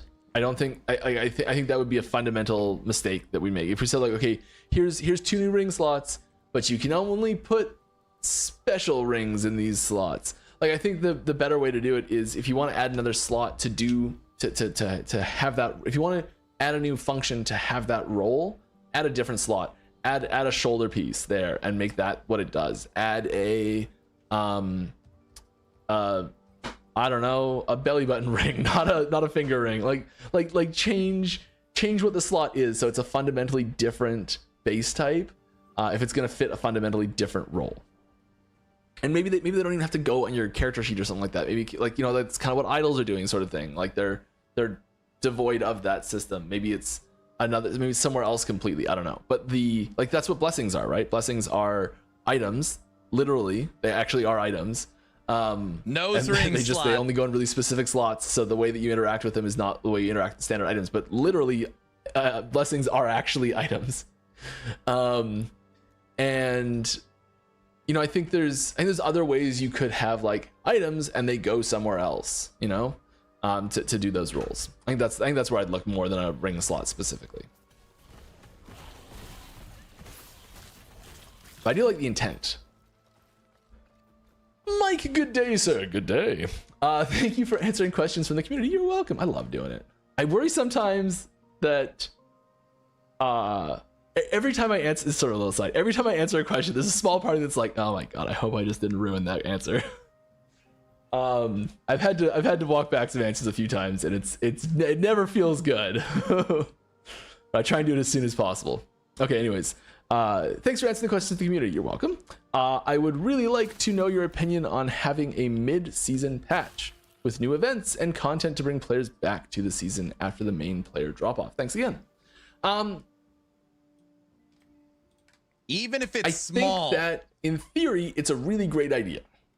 And I would love it if we could try it again. I think the first time we did it, it was, it had a bit of a, I don't know what the term for it is. It was like doomed to fail almost a little bit when we did it the first time, because it was, the timing of it was when people were expecting a full patch. And so it was just like naturally not very exciting. We didn't market it almost at all, and it didn't work great. So like because we have done this before and it didn't go over fantastic. Like the people who played it really enjoyed it, but the number of people that played it was teeny tiny. So it's really hard to justify trying it again. A lot of these things are, we try something and we only have so much time to try so many things. And so if we've got 10 ideas and we try one of them and it doesn't go fantastic, it's really hard to justify trying that idea again. Even if there was things that like it was doomed to fail from the start, sort of thing. Like, I don't know if it was doomed to fail necessarily, but like there was the deck was stacked against it a little bit just from the get go. And I think that if we were to try it again, we probably could do it better. However, would it be good enough? I don't know. Maybe not. And if there's other things we can do instead that we don't have clear evidence against, I think they're more likely to get greenlit. If we were going to do an event like that, it would have to be something extremely low effort. Like, effort's the wrong word. Low dev time investment. So it'd be something that we can take like, because if we invest dev time into an event like that, it means that the next patch will be smaller and there'll be less things that come out in that next patch, or it will be delayed. So either we're taking longer between patches, or there's less coming out in each patch if we're having a mid-season event. It's just the way it is. And that doesn't necessarily mean it's impossible to do, but the time, the dev time and effort that goes into it needs to be worth it, sort of thing. I love Mike. I completely disagree. This is the one we're not aligned So we have to be on. very, very efficient with something like that. And by the way, All right. Are you considering a transmog system? Yeah. Immortal Uprising was my 65-day subathon. Oh, that was the mid-season event. As transmogs. Yeah, it's In what sense? Okay.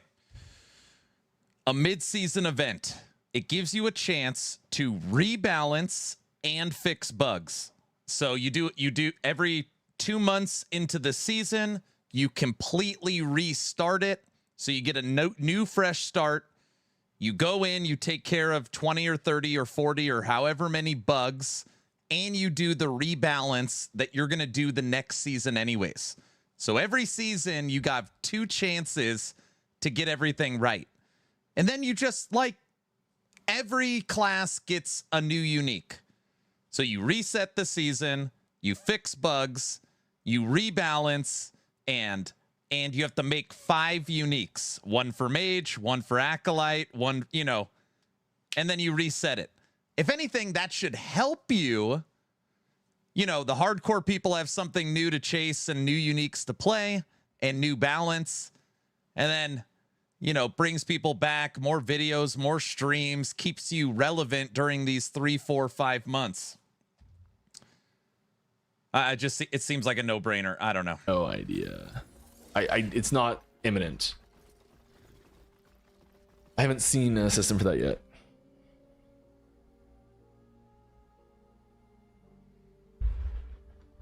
We have this is not new, by the way. We've talked about transmog. We've published things before saying transmog is on the list. Yeah, this is stuff we've talked about. I don't see some comments about transmog for next patch. I don't think it's coming next patch. I haven't seen anything about it actually happening or anything like that. So don't hold your breath about it. But it's on the table. What the hell is coming next patch? Air in action. Our OG wants to know when we'll add powers into last epoch, like in D4. Oh, like seasonal temporary powers that go away at the end of the season for everyone. I haven't heard any plans to do that. I guess that's all I can say about that. I have no knowledge of that being on the horizon.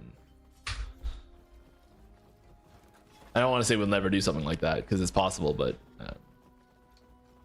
let's fight a boss. We don't need to do the hard. You guys are monsters. That's not funny. That's not funny. Did I not spawn the boss?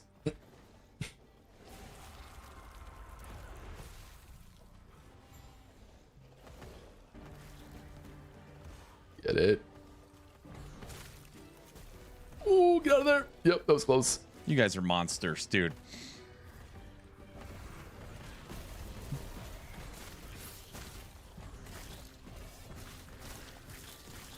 All right. Nailed it. Easy. Why was I worried about that? Keeper Grant, we like uniques.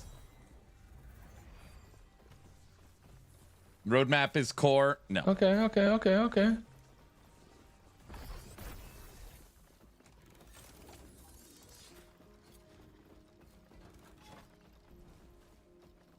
Two in a row. Let's go. What do you think of this idea? Repurposing the dungeons almost solely as campaign skips, i.e. making them more available at tier 1 throughout the campaign to accelerate leveling for alt characters. I mean, alts can already do it fantastic.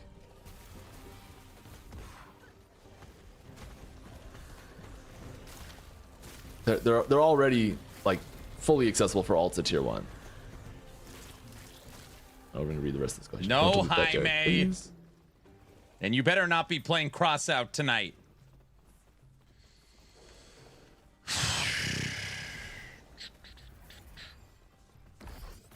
Okay, making them more available at tier 1 throughout the campaign to accelerate leveling for alt characters. Okay, I guess it's just like adding more dungeons. I think it might be what it means. At the same time, at tier 3 to 4, they'd still be available to help farm build specific items. Thoughts? I mean, Fellowship. I think Brother. there's probably something you're suggesting here that I'm not understanding how it's different than what we have now.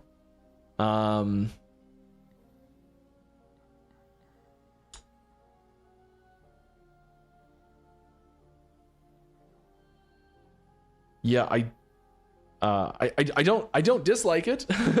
I'd really like to see. I think if I'm going to give you my personal thoughts on dungeons where they are sitting right now in the game and how I'd like to see them change personally.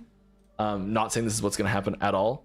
I'd love to see our procedural generation system function with it properly. I think that's the most important number one thing that has to happen with them as soon as possible. I'd love to see more of them. I'd love to see like 3 more get added into the game so that they are in the campaign in such a way that you can go through the campaign very quickly by doing almost exclusively dungeons. If you were on a extremely powerful character with like twink gear, you just like run through the whole thing no problem and go. And also, if I'd like to see them be possible to attempt at on a character that is naturally progressing through the campaign. So like first character, you're going through the campaign, going through the dungeons, I'd love to see as an option for players that are really experienced and really good and playing high power builds to actually do. So being able to like you don't I think you just don't need a key for tier 1 is the answer. I think tier 1 no key, double the number of them, and use procedural generation. I think that's what I'd like to see for dungeons. I think that last point of procedural generation for them is it's a lot bigger than you'd think deal to do. So I tried to make that happen this patch, and I got told very clearly no. But there's like I think there's room to make dungeons a better tool for really enfranchised players to be able to get through the campaign faster. But have it be extremely difficult. Like it should be really hard to do that, especially on a fresh character. Like that should be unbelievably hard. You need like planning and skill and like all these things to make it happen.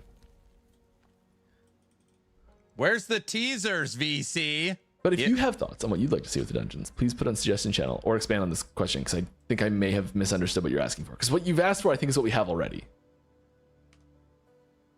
All right. Can we have runes, glyphs, keys, and charms be auto pickup like gold? It is technically possible for us to do. As far as I know, there's no plans to do it. If you want to see it, suggestions channel is the best place to ask for it.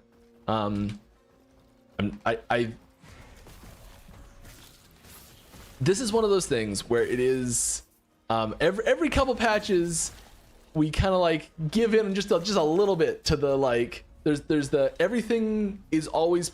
You have to pick it up like one at a time, everything individual pickup. You walk over it, click on it, everything. And then on the other end, there is like, so this is like Diablo 2, original Diablo, where everything you have to pick up. Far end over here is there's literally nothing to pick up and everything automatically goes into your inventory at the end of whatever run you're doing. This is Magic Legends that fell on its face. And so if we're gonna look at those two extremes, one of them is dramatically more successful long term than the other. Magic Legends. But people, we so frequently get requests to push us towards the other end of the spectrum, and somewhere in the middle, I think, is the perfect system. I don't know where it is. I think we're pretty close to it. Shards I think need there to needs auto to be pick some up sort like of gold. intentionality with picking up items. I think that can be.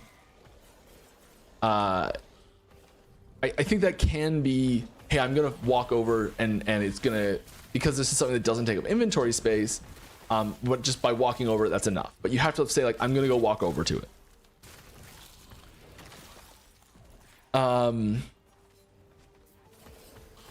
Yeah, I think that's where the line is in my mind. There are very vastly different opinions on this internally, and my opinion is not the only one that matters at all. But I think there needs to be some level of intentionality when picking up items. Yeah. And so like right now we've got it to be heavily automated compared to pick absolutely everything up, because you pick up a single glyph in an area or a single cracked material in an area and all of them pick up automatically. And gold, you just walk over it and picks it up. So like there are definite automations that we have added. We do frequently get requests to like just a little bit more automated, just a little bit more automated, just a little bit more automated. And like if we do this next one, if we say okay, cracked meat, everything that would vacuum, now you just walk over it, that's enough. Suddenly the request now is okay. Now the other request we get a lot, this would probably take over as the primary request, is okay, mini pets. Now mini pets have to go. Now mini pets can go do the same thing. So mini pets can go pick up everything. And then we're like, okay, let's not do everything. Let's just have mini pets can pick up gold only, but you have to go pick up your shards. And then it's like, then the request becomes, okay, well now you want mini pets to go pick up the shards too. Okay, now mini pets can go pick up items, are gold and shards. Then there's the next request, and it's just like, it's these little incremental steps every single time. It's not a big deal. You're not changing that much, but 10 seasons later, and it's all automated and crappy. Excellent. Sorry. That slope. And at some point we're going to get to the optimal position, but you can't really climb back up. You can't take away something like that. The backlash would be brutal. All right. Have guilds been thought about for last epoch? Oh yes, many times. The item faction system, this was almost a guild system instead. What? I didn't know Crazy, that. right? We were gonna call them warbands, and What? you War were going bands? to be able to trade freely inside of your warband. War bands? Or have like trade restrictions inside the warband where it's like, What? if you, I've never. it never got fully ever fleshed heard out, but that. like it would have been something along the lines of like, okay, you've achieved so much honor for your warband that you can now I'm messaging access EHG the guild bank, right basically. now.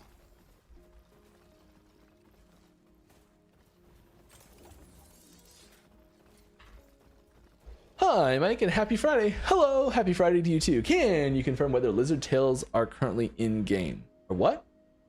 Whether what are in game? I don't know. If so, how rare are they? How rare are what? I don't know what you're talking about. Doesn't look like anything to me.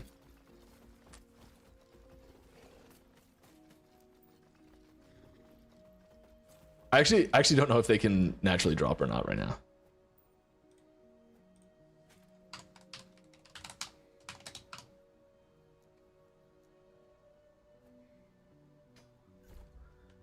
Do you think two-handed blade dancer will be viable in the next season? I think it'll be more viable than it is now, just because there's just gonna be some new stuff that's getting added for it, and new tools breeds creativity and breeds new powerful builds that show up that we didn't expect. So I think it'll be more viable. It's definitely not something that we don't put like while wielding a two-handed weapon, or while wielding a two-handed sword, or while like we don't put nodes like that in Blade Dancer. Blade Dancer is very dual wielding focused, so we do primarily put dual wielding nodes in there, or like per sword equipped, things like that.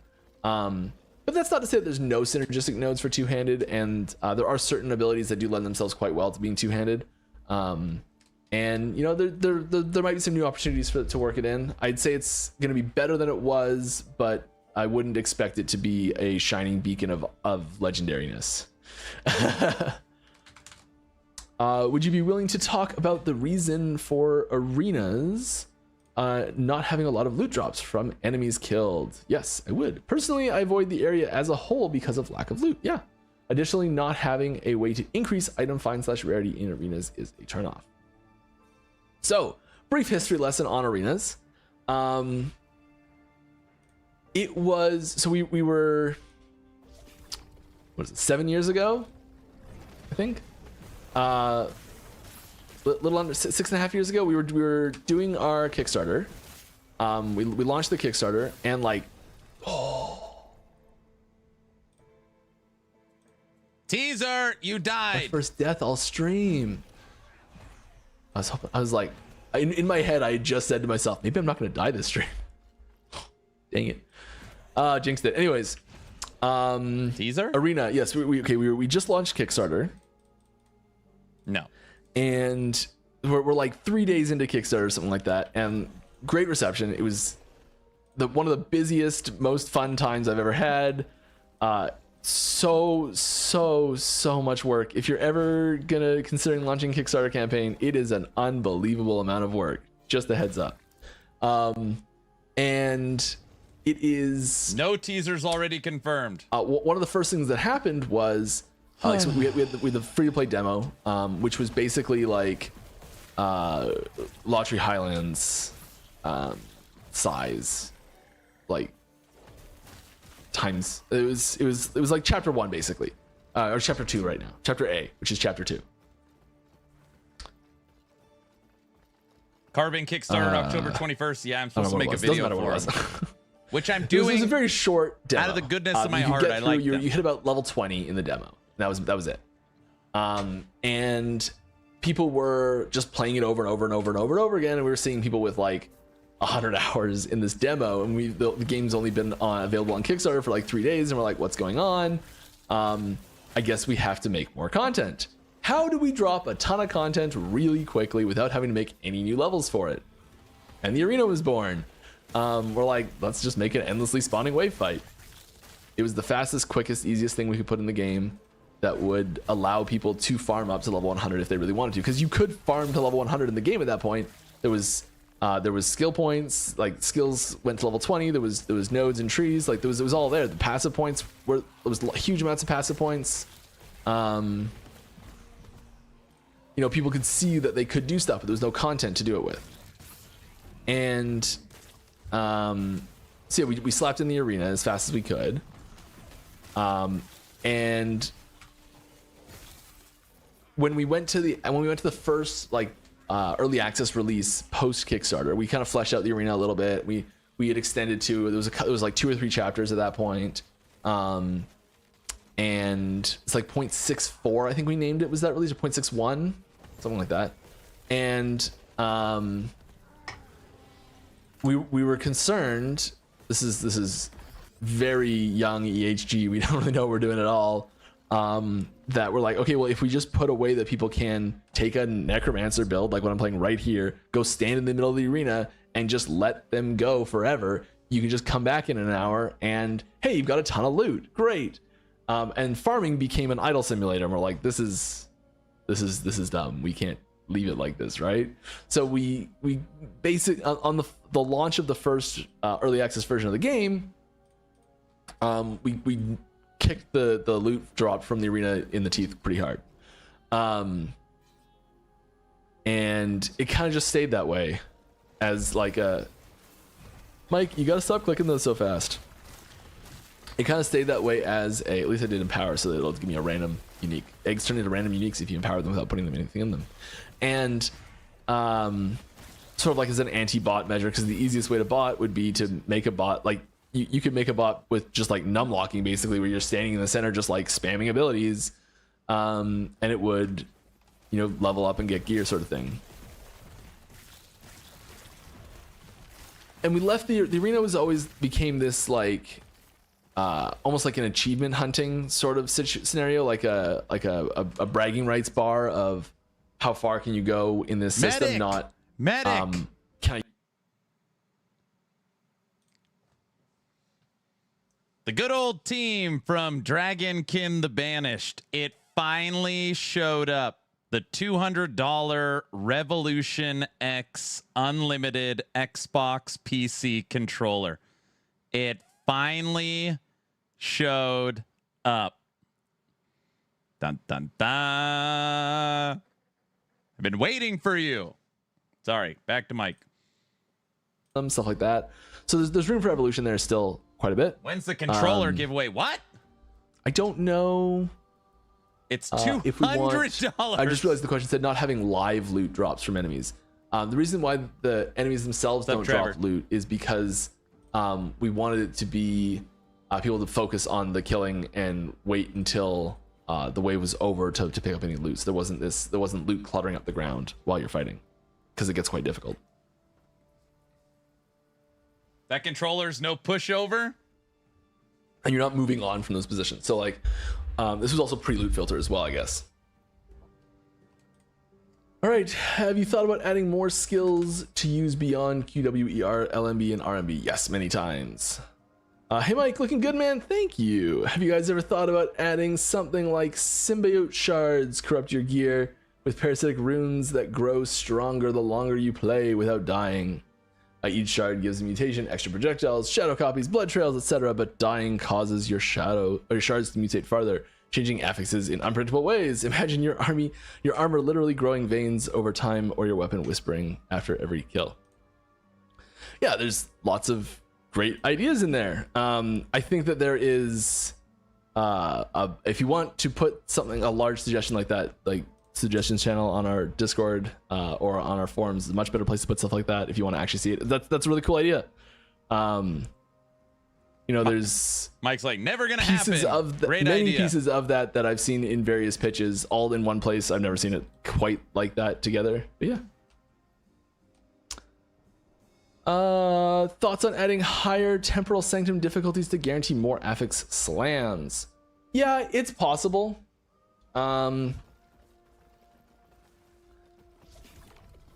It fundamentally changes the like the power balance of items in the game.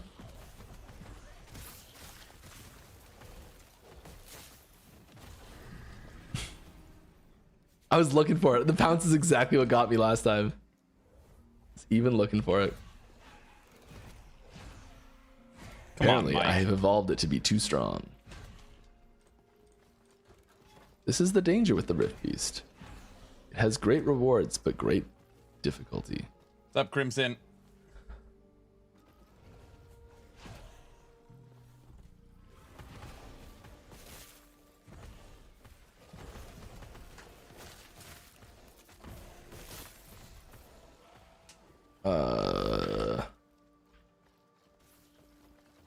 Hey, Derek, can you bring that last question back? I don't know if I finished answering it.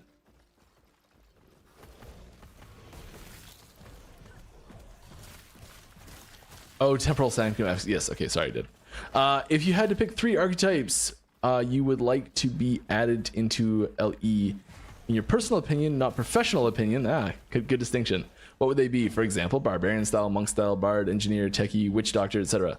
Okay, the 3 things that I'd personally like to see, not professionally like to see, and no indication on what might actually be being planned. I mean, so the first thing is I'd love to see more void theme, like a void themed caster, because we have a void themed like melee class. I'd love to see a void themed caster. There's on a similar vein, we have like a necrotic caster, but we don't have like, we kind of have a melee necrotic thing with Lich. I think I'd like to see more of a like maybe a necrotic paladin or a necrotic rogue or something like that. Like I'd love to see that necrotic theme get into something else, and then I'd love that's like not paired with intelligence, basically. And then I'd love to see void get brought into another class, preferably not tied with vitality or strength more specifically. So that's two things, but like styles of classes and things that aren't in the game that I'd love to see. Looking at like other games and archetypes that exist, the Guild Wars Mesmer it's like one of my favorite classes ever. I just love playing Mesmers. So that like, if you don't know, it's basically like playing a blue mage in Magic. Like you're a lot of like counterspell type things and like mind damage and stuff like that. Love it. I think you kind of mentioned a bunch of them there already, so I'm trying to think of other things. A hunter, I'd love to see a bow class that is, we kind of have with the falconer, which is why it's I think less likely to happen, like a wolf and a bow sort of class. What's up, Mr. LaRue? I'd love to see Yes. monk style, something like, once again from Guild Wars. The monk there was cool. I always loved the theming around the armor that you could get on your monk in Guild Wars, where it was just like tattoos. So you're like literally not wearing armor. It's just like different tattoos that change your like your gear is tattoos. I thought that was always really awesome. The theming around that was fantastic. I think that's the sort of stuff in there. Bard is definitely up there as well. All right, can you walk us through a regular work day of yours? Yeah, sure. So I usually have a morning stand-up meeting that's just brief touch base with other people on working on similar things to me, or if anyone can request meetings with people, or you just like mention the stuff you did yesterday, the stuff you're going to do today, that sort of thing. And then I'll usually have some combination of meetings for project A or project B that I'm working on. And I'm really glad my face is covering chat right now. Good golly. Completely lost my train of thought. Yeah.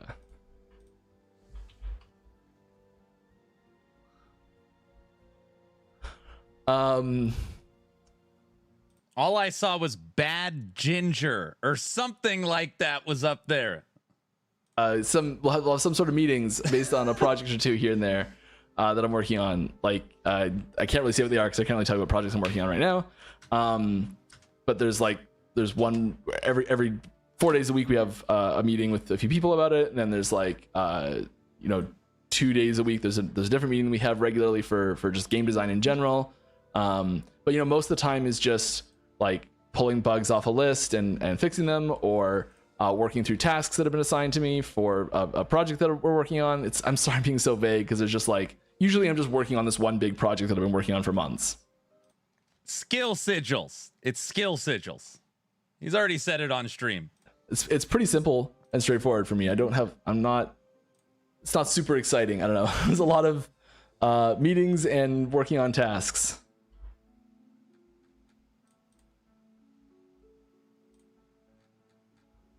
All right. Does intelligence give 2% or 4% ward retention? 2. Tooltip says 4%, but Ellie Tool says 2%. It's 2.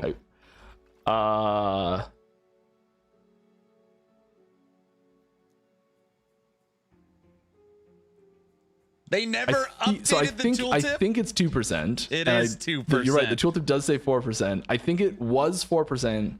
We changed it to 2%, and this tooltip may not have got updated. I think that's what happened. That's a good catch. He's 100% right. Yeah, this got updated, see? It's 2%. Good find. That character update needs to happen. Ask Cyborg. He'll get you on the reminder train for that. No, here's what we're gonna do when we find a mistake in the game. Yeah, it held the tooltip. See, it held the tooltip. There we go.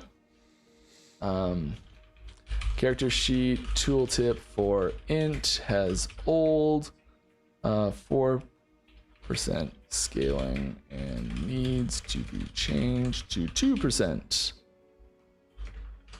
Tooltip visual bug only.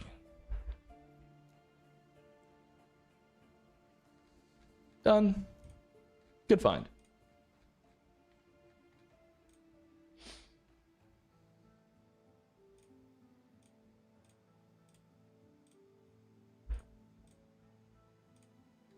Yeah, that's how you file a bug report. Almost like I've done it before.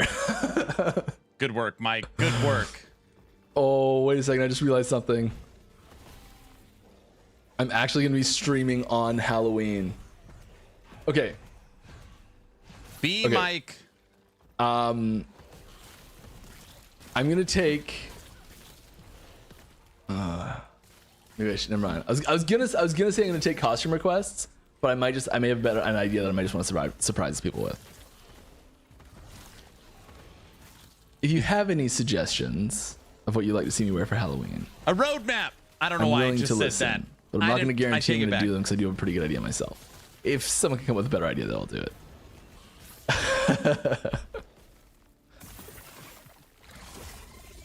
Well, if you can chat candy on Halloween, maybe. I don't know how, but I'd be down to try. Shmee, thanks for the prime. Uh-oh. They've multiplied.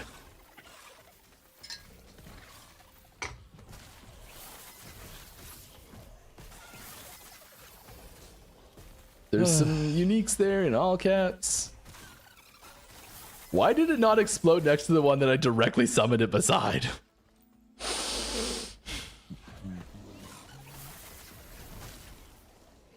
Okay. Let's go find some stuff. 1 LP finger, 2 LP shroud. Not fantastic. It's okay though. Some cool stuff. I think I'm getting up in corruption and to the point where, excuse me, we're ready to tighten up the loot filter just a touch. Oh.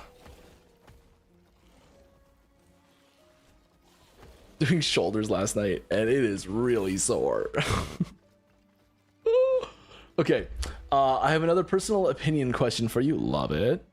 What do you think about the following statement? Interesting. All right. Being original is great, but not always the best choice. Yeah, I agree. I like only a Sith speaks in absolutes. You know, so it's like, is anything always the best choice? I think being original for the sake of being original is usually a mistake. I think being original is usually a bonus. Like if you've got 2 equally awesome ideas for a game, let's say, and one of them's original and one of them's not, the original one is probably going to do better because it is original.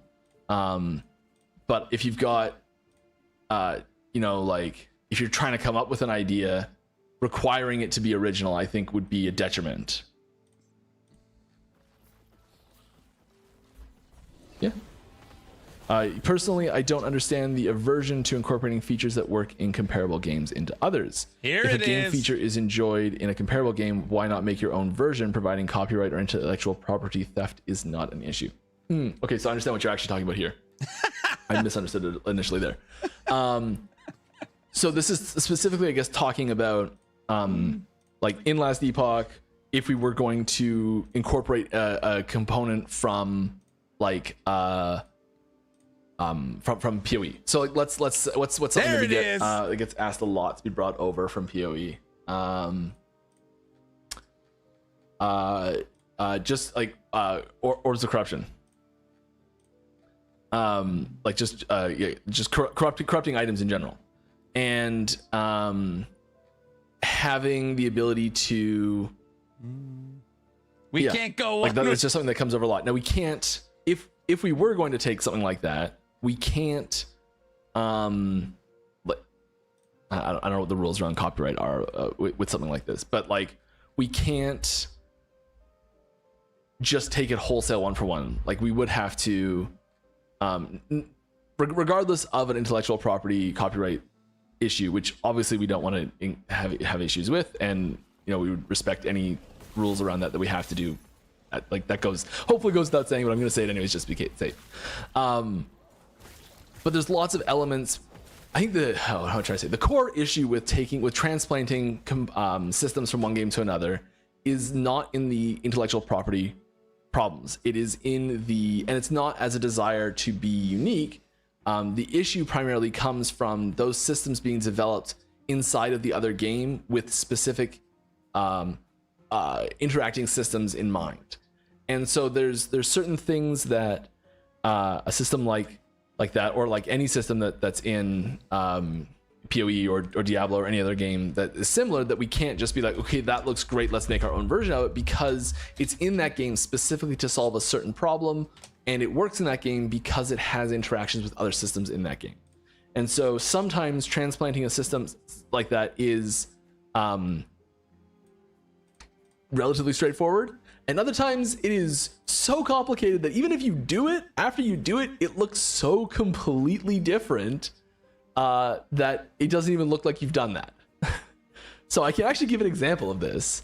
The legendary system in Last Epoch was originally created, like one of the things when it was being created that we were trying to do is capture the same magic of rune words in Diablo 2. It's this idea of having multiple, and like they're so different. The systems are so completely different that it's on the surface, it's almost impossible to tell that is something that's where it came from originally. Uh-oh. Well, it's not where it came from originally, but that's like one of the goals. We're trying to mimic the same feature that runewords were trying to add to the game. We were trying to add something similar as a goal in Last Epoch. And so this is our way of giving players the way to achieve those same goals in Last Epoch as they are able to do with runewords in Diablo 2. Doesn't make any sense at all. Combine rare items together to make more rare item. Stepping stone drops, where you're like, I found a piece of the thing I'm trying to make as a whole item as I'm crafting it for later.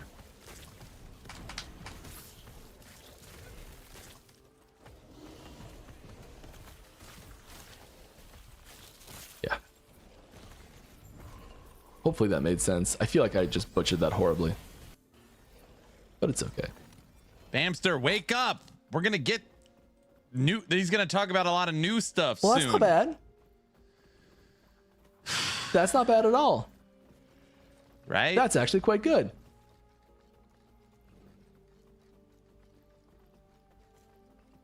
No, he won't. Is that as good?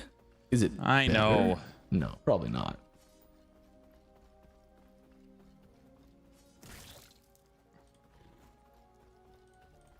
Oh, you know what I just realized we have enough money for? Fresh tab. You know what we're gonna have to do? We're gonna have to move good into its own new gooder. No, we're not doing that. It can be pink. Can have a star. Stuff that's actually good.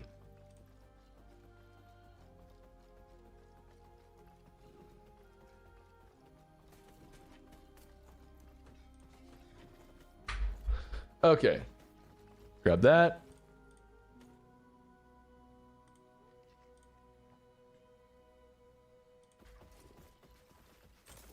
There's stuff there that wants to be good, but it's just not quite there. Oh, you know what? See what happens when we go to like 500 corruption. We're just getting our ass handed to us.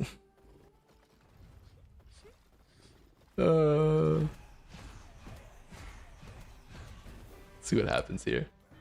There's another question I'm going to try to do in a second.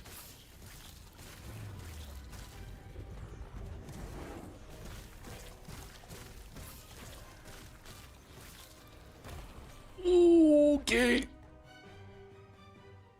Yep, that was me at full health.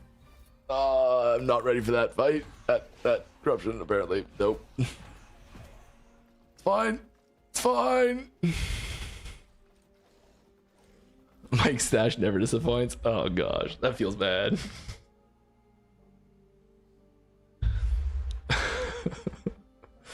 All right. Hello, Mike. WASD, despite being experimental, was one of the best quality of life for me personally. Any plans on working on its rough edges soon? TM. Yes. Have fun summoning golems. There was some updates we had for it last season. I would expect people are working. I don't know anything specific. Anybody gonna ask him roadmap when? No teasers this stream. Actions I know are getting smoothed out for it. There's certain situations we get reports all the time of like I'm using WASD and there's this situation that happens when I'm trying to use this ability with these nodes and it doesn't work right. Yeah, there you go. Perfect. Yes, yeah, it's popular. It's people really like it. It's here to stay. We're working on making it better. There's actually a whole bunch of animation work that's happening right now. This is gonna sound kind of weird, but for like, so splitting the torso and the feet, like splitting the animations for every action in the game, which there is hundreds and hundreds and hundreds of them. May not seem like there's that many, but like just splitting the torso portion of the animation at the waist so that there's like an upper body and a lower body animation that can happen for each situation is it's a huge job, and they're working on it right now. And it's gonna open up a lot of options for WASD and other control things like that to be better, basically. And little things like the Primalist is the only one that it's done for right now, I think. But like when you're walking, and right now the body is like it's always upright, and the turn doesn't. There's no indication that your character's animation is responding to turning. Go outside and try and run around in a circle, and you'll notice that your body is like at an angle until like the inside of that circle as it's like pivoting. You'll be at the inside of that. If I'm that probably looks really weird. And so we're, and obviously not that extreme, but like it'll like lean in properly, and like we're changing the way that, because that animation is changing, it'll be able to let us shorten the time between when you've, how does this, when you're using an ability, there's a lead up time, when then there's like the point that the ability actually gets created and you're like locked into casting it. And then you're like the cast is like finished, but there's like a cooldown or a trail. There's proper names for this in animation, and I'm clearly not an animator, as you can tell I'm not using the right terms. But there's like this tail portion of the animation that doesn't necessarily need to be there for a functionality purpose, but visually it does look nice if you're doing it on its own. But from like a player gameplay feel, being locked into that animation for longer than you need to feels bad. So with the changes happening to the animations, we're able to shorten the time that you're locked into those animations by quite a bit. And so the game just feels more responsive and snappy, and it especially feels a lot better in WASD controls as well. Just want to bring it up because we're WASD question. All right, 2 quick questions. Is there a possibility of getting random encounters in Echoes like D4 Butcher that is hard but guarantees something like 3LP tied to your class? Maybe. You have Shade of Possibly. Orbis. We've kind of dabbled in things like that with, there's some Weaver Tree Echo, there's some Weaver Tree nodes that do things kind of like that a little bit. Yep. Yeah. But like they're not, it doesn't, yeah, it does pull bosses in actually. So yeah, like there's things like that we've kind of dabbled with. The specific rewards, I like that specific example, we don't have anything like that, but it could be. Suggestions channel on our Discord, it's a great place to put it. Second question, can we get a super rare chance for a secret lizard echo that has hundreds of lizards? T7s, 2 to 4 LPs, millions of gold. There is no secret lizard echo, I'm sorry. It does sound pretty awesome though. Hey Mike, can we get your smile as MTX? Oh boy. Oh, that makes me feel great. I'm just gonna smile more now. Oh boy. No, kinda technically, actually, in a way, in a weird, very weird roundabout way, kinda. It smiles on the backpack. Yep. There it is. You're not gonna be able to see it because of all the minions around. Let's unequip some minions. Oh god. Oh god, the skill points. Ruined for a bit. It's okay. Here we go. There's that his face. tiny little face right there that we can't zoom in on anymore. You need That's to go my to the, he needs face. to go to I'm the smiling. login screen. So technically, yes, you can get my smile as MTX. Yes, yeah, there it is. My gosh. Okay, let's crap. We are going to really quickly just see if we can find what's important here.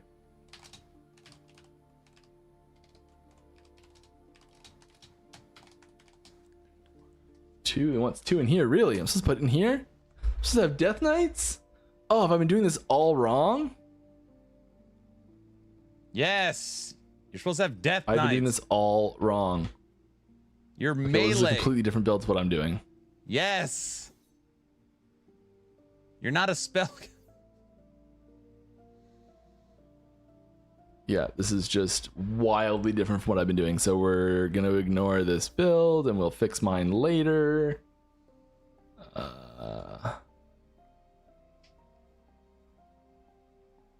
Good golly, Miss Molly, this is different. I got to fix mine. Mine's clearly wrong. I asked roadmap when, Don't didn't copy answer. mine. If you're looking for a build, mine is probably poo-poo garbage by comparison to what's out there. Yep. I just did not take any of the same stuff I was supposed to, I think. And that's fine. Okay, this is That's okay, Mage, Mike. and this is Wraith, and this is Golem. All right, any thoughts on the Nintendo patents they've been given recently, Minions specifically? Short answer is no. I don't. I've been watching all the same YouTube videos you have on it. I guess is the way I can say that tactfully. I don't personally know enough about patent law, and like I haven't read the specific patents myself. I don't think I will until it becomes a real problem. I don't think it affects Last Epoch at all in any way, which is the most like head in the sand, selfish way to think about it, which is not good. But I haven't had a chance to really dig into it and find out if there's issues, or if there's even if there are issues, like I don't think there's anything that there's anything that I can do about it, even if there was. I do think it's a really interesting topic, and I'm hoping to dive into it a little bit more soon, personally. Yeah. Big bad. They're called In general, war bands. I think war bands. in general, I'm not a huge fan of patenting game mechanics. Just in general, I think there might be a good reason for it. I don't know what those reasons are, if there are any. Yeah, my gut reaction is kind of like feels weird, but I'm far from an expert, so I really don't. I probably said too much, anyways. All right, any chance we could get a creator cosmetic supporter pack in the future? We're talking about, so in the past we've done creator supporter packs, which is creator tiers have always been for making your own unique item in the game. So like, for example, like Aaron's Will was a creator supporter pack, unique. What a weirdo. This definitely was. That was, Exanguius is, Do I know any others off the top of my head right away? Ziggy D. Ziggy this, D. I think. Nope. Yeah. Oh, there's so many here that I know were, and I just don't remember exactly which ones. This was a really, really, really early one.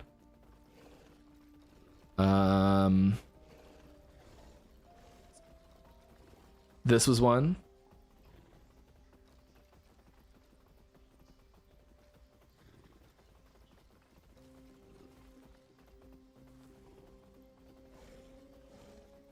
But okay, so long story short, there still are some that people have paid for that we're trying to get done.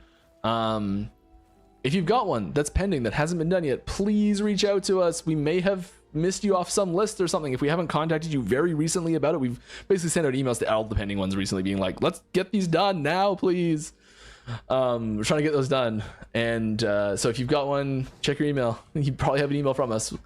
I'd love to add more. We lose money on them, quite frankly. Like even selling them for $1,000, we lose money on them, which sounds ridiculous, but we do. And like the company does. And I think they're fantastic to do. They're great for the community. It gets fresh ideas, fresh viewpoints into the game for it. They're just wonderful. And I'd love to do more of them. The hard part is picking who gets to do them fairly. That's the really hard part. And so I'd love to. I don't know the best way to do it fairly, but like some sort of draw or like I don't know.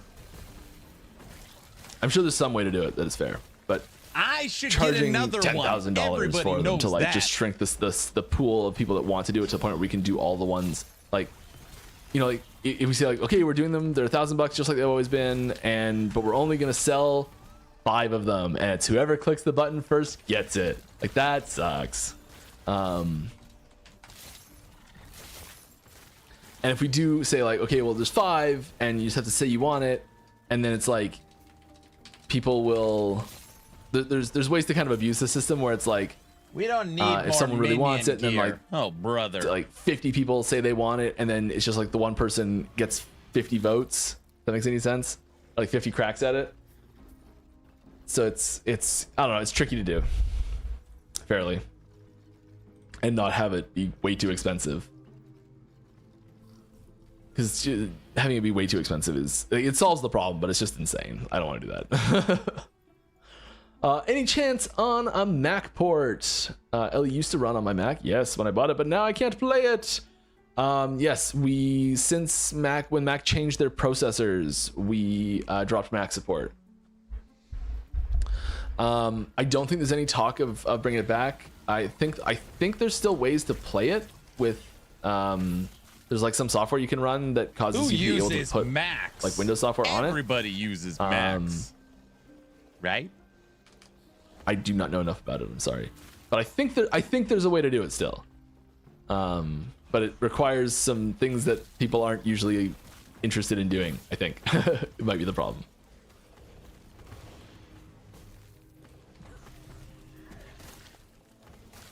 I don't think it's likely that we will be expanding to for native Mac support again. I don't think we're bringing that back. You never know. There might be some reason we do, but I have not heard anyone internally mention it as like a target or a thing we're planning or anything like that at all. Now, I'm not directly involved with everything, but usually stuff like that I catch wind of. Mike says no soup for you. Sorry.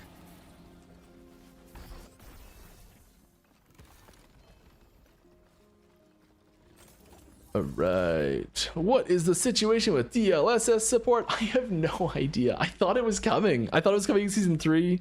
I found out significantly before season 3 it wasn't coming, and I stopped saying it was, which is good. I don't know where it is. I don't know why we haven't gotten it yet. It's like a roadmap. I'm sorry. I can't stop thinking about it. I would hope as soon. I feel like that's probably one of those things that's a requirement for consoles, which we like PlayStation. I don't know enough about this. This is one of those things again. I have a feeling that it's probably a requirement. I don't know if PlayStation specifically requires it or not. There was a question there for a brief moment. We'll find somewhere. We're like right at the end. So close. Fixing it. Unclear. Okay. We'll get there. Thanks, Derek. Appreciate you. I kind of don't want to start another echo. We've got 2 minutes left. Can I hammer one out? Let's see if we can do it. Let's do one of these. We'll see everything. Ooh. Became a Thorn Slinger.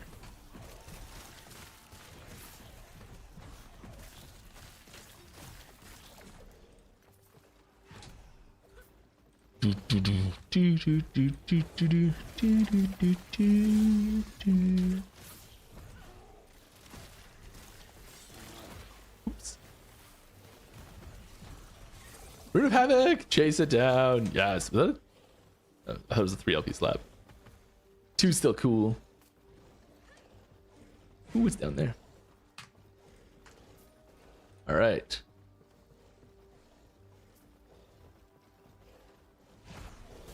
Pushing through. Charge that beacon.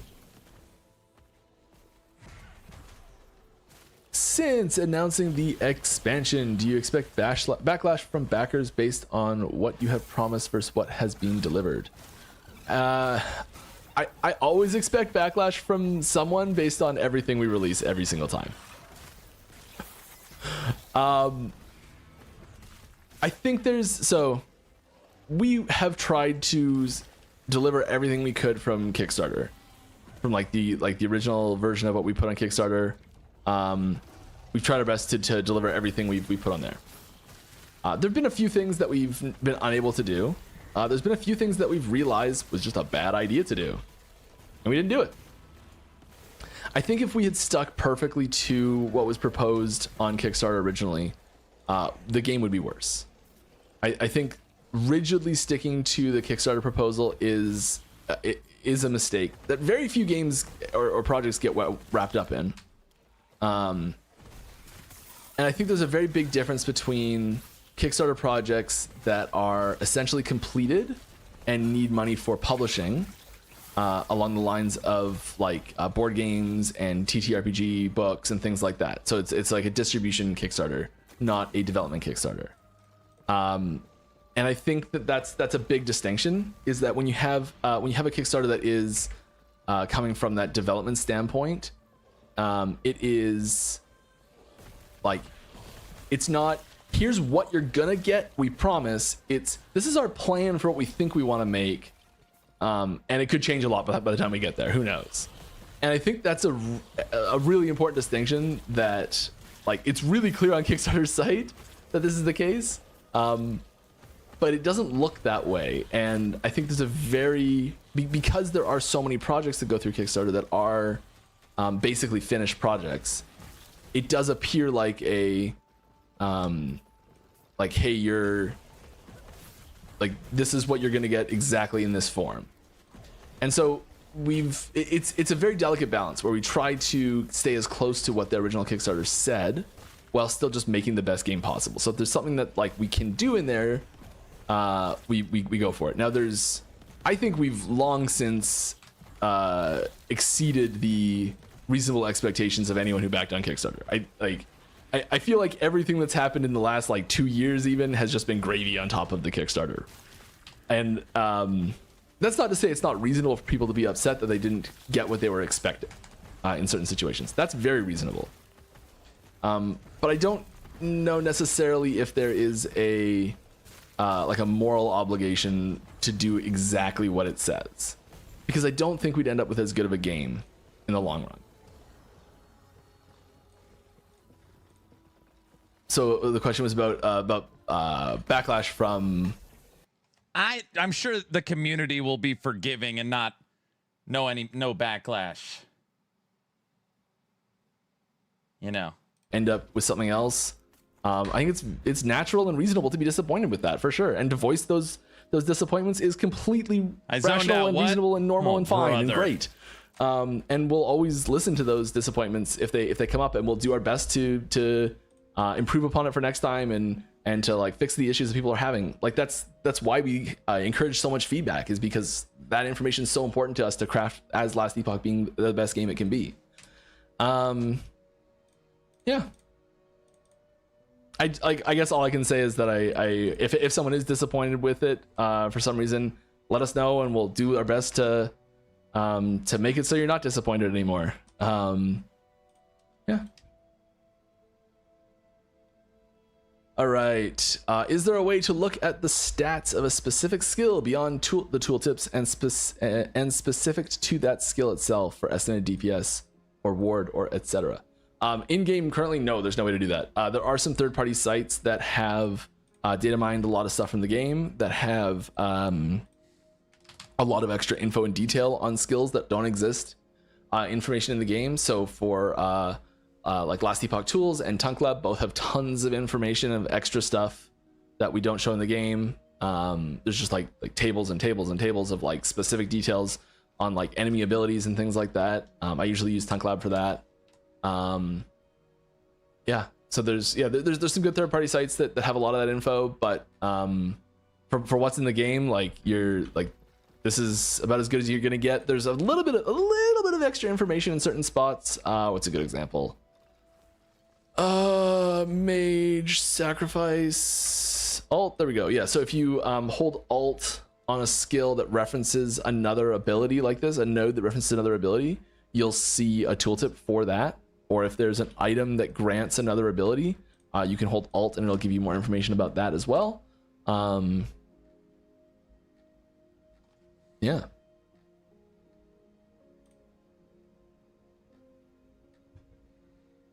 Yeah, about it. And on that terrible disappointment, it's time to end. I hope you had fun. I know I did. I'll be back same time, same place next week. If you had a question that I didn't answer, please, it was not intentional, please feel free to head on over to our Discord and drop it in the Acid Devs channel there. Do my best to answer as many questions. There's also community members that are able to answer most of the questions that get put in there. They do a great job too.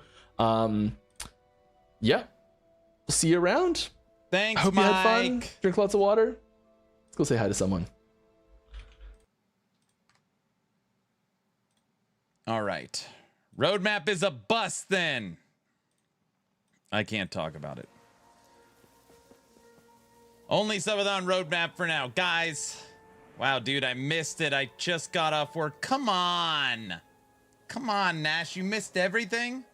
You're going to tell me that work on Friday is more important than the last Epoch dev stream. Come on, dude.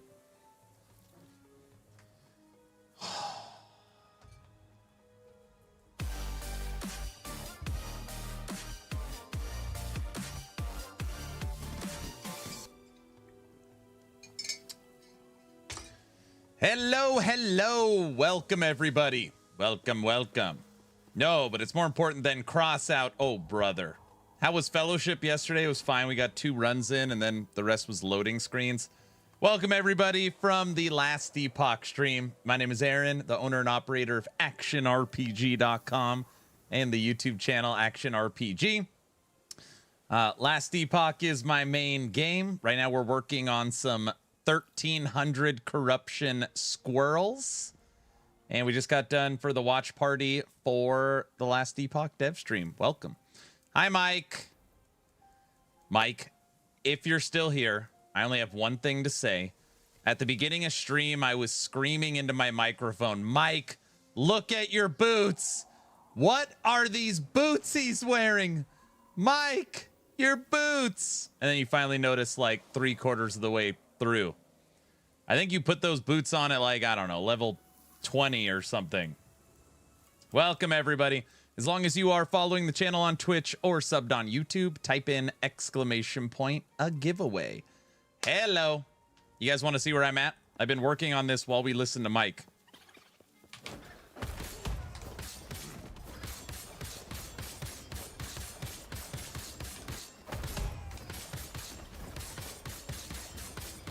Yeah, those boots are bad.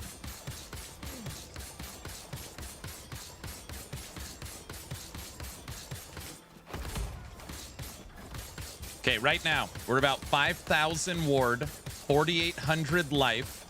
We also have 1,500 health regen. 14 armor's a little light, but our endurance is awesome. And we've got almost 50% DR. So we are a tanky 1,300 corruption squirrel army. I shouldn't say tanky, like we can maintain at 1,300 corruption. 1,300. 1318. That's ethical DPS. Yes, it's ethical. Everybody knows that. Everybody knows that.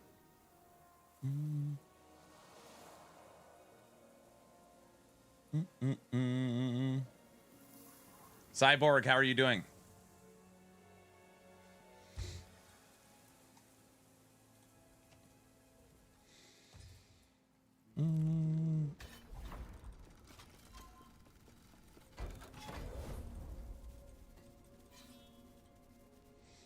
Doing well, my good sir. How about yourself? I'm doing fine. I was really hoping that today, the entire stream, we were going to focus around breaking down and theorizing the last Epoch roadmap. I was hoping that we would have that in our hands today. So, obviously that didn't happen, but we are patiently waiting for its arrival.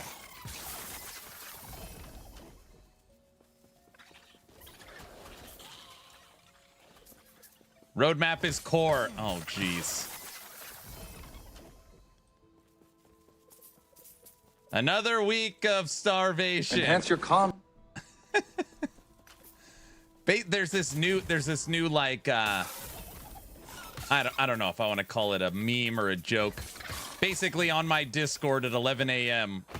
all of us are in my Discord. Today's the day, and we just wait there in the Discord, and then, you know, we're hoping any day now. Any day now. It's gotta be. Why do you need a roadmap when you have a perfectly fine in-game map? That is true. That's a fact. That's a factual statement.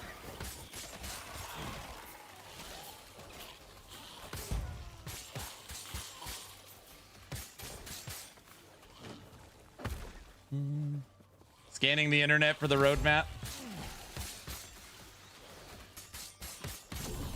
Hey, Nash, you want to see what I got today? The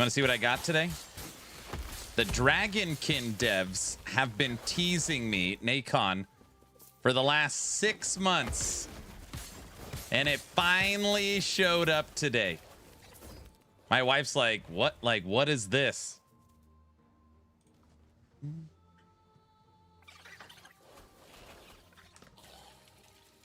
The Revolution X controller.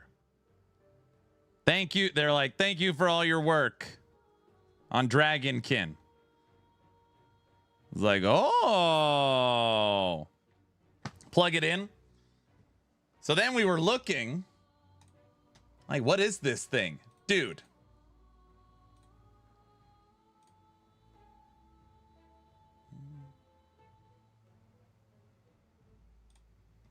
This is a $200. Why? How can a controller even be $200?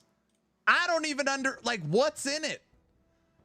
It better have like built-in aim assist bot or something. Like, what in the world?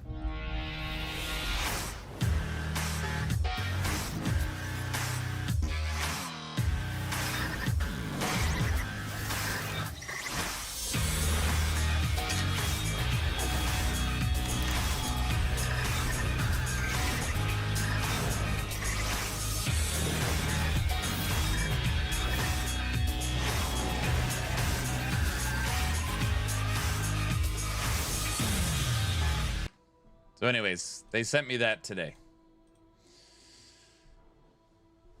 And there's 150 in cash inside. I hope so. Dang, it says boost your skills.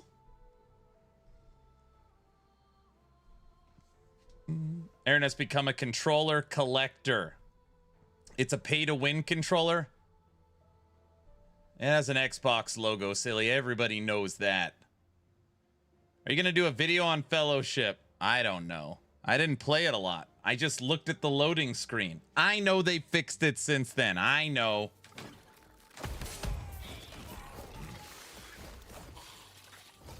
Hey, Brow, it also comes with the month of Game Pass Ultimate, dude, in the box, which currently has a $300 value, you know?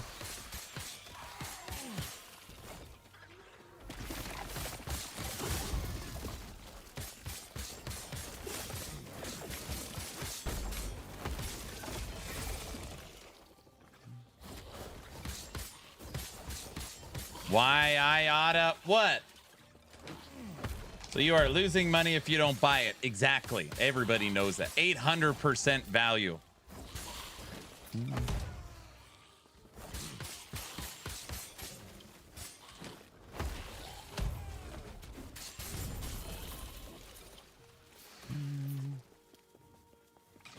Squirrels. Where's Tech at? Tech, I rebuilt squirrels. We got to redo the whole thing. Bro, I linked you a review of the pad on Discord. Watch it when you're free. Of that controller? A review of the controller?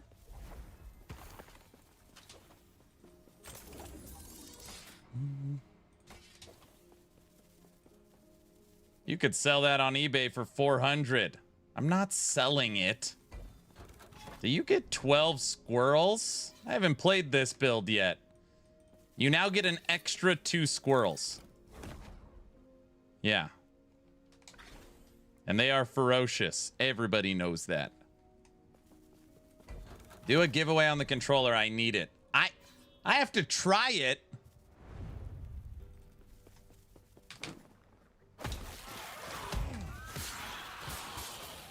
I would love for Mike to play this build just from a tankiness perspective to then compare it to Necromancer.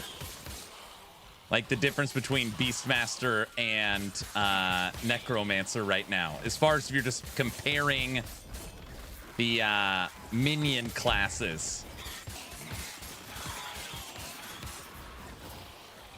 Those are meth chipmunks. Well, they gotta, you know.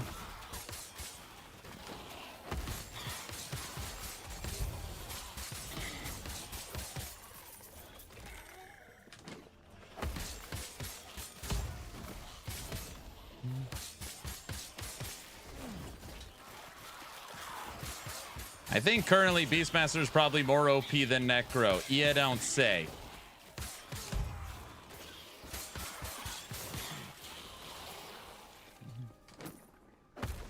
Hey, Brow, I heard a rumor that the Call of Duty community and the Battlefield 6 community are getting along great right now. Can you confirm that? Brow? The build is very nutty. Come on, guys.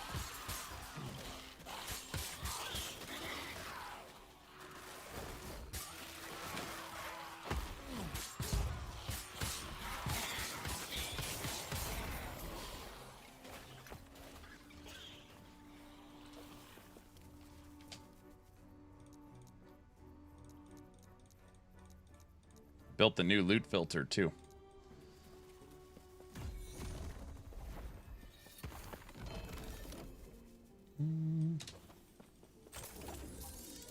Oh well, back to TLI T5.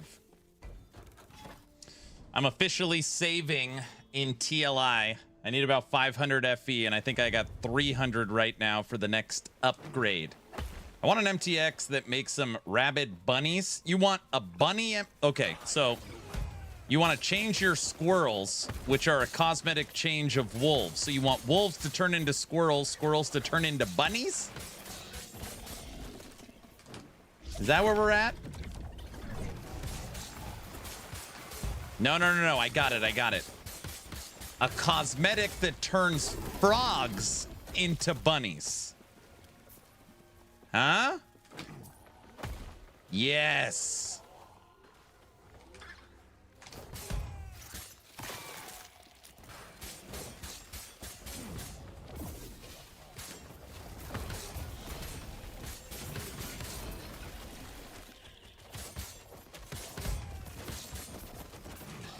That's what we need.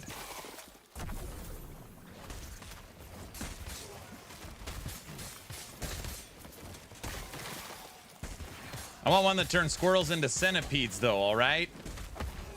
I want wolves to cockroaches. What is an animal that attacks with its tongue? You know. That isn't a frog. You could turn your frogs into anteaters. Oh my gosh, me and Mr. Orange are on the same page. My dog. Oh, brother. You could already turn wolves into dogs.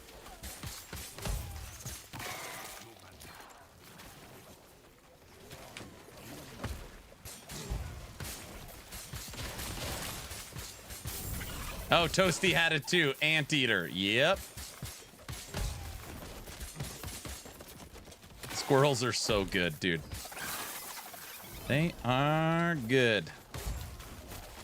Lizards. We already have a lizard.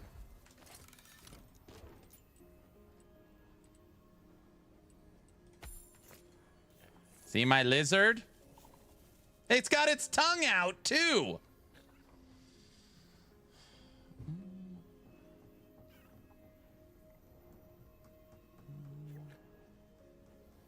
No, lizards would be perfect. Perfect. Turn the wolves into beagles. What? You guys don't like the lizard?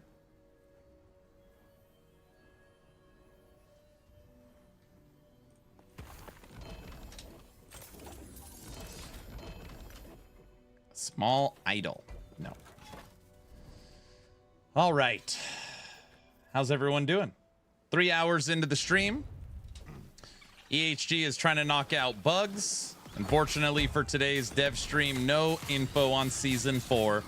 The only mention was it's going to be end game. So no campaign focus. Season 4 will be around end game.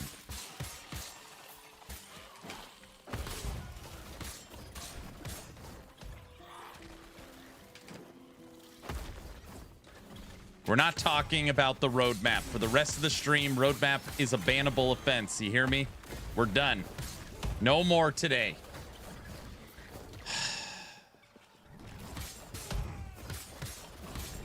Guys.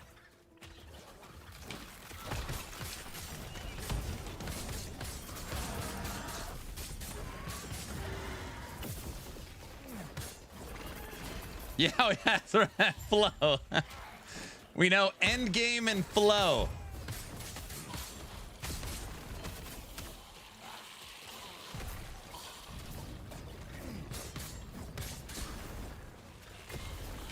I played almost every class but the rogue class. Well, you're going to get to play that next season.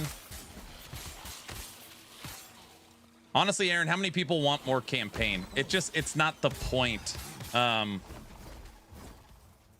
It's not the point. Yeah.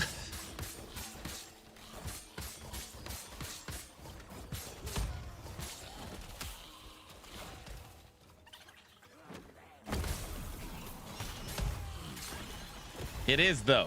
No, it's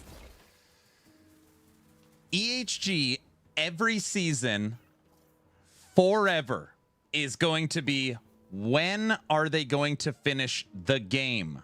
When are they going to finish the campaign? How can they charge for an expansion if the campaign isn't done? How can they have supporter packs? How can you consider it 1.0? Over and over and over and over again, every season. And Mike alluded to that on stream today.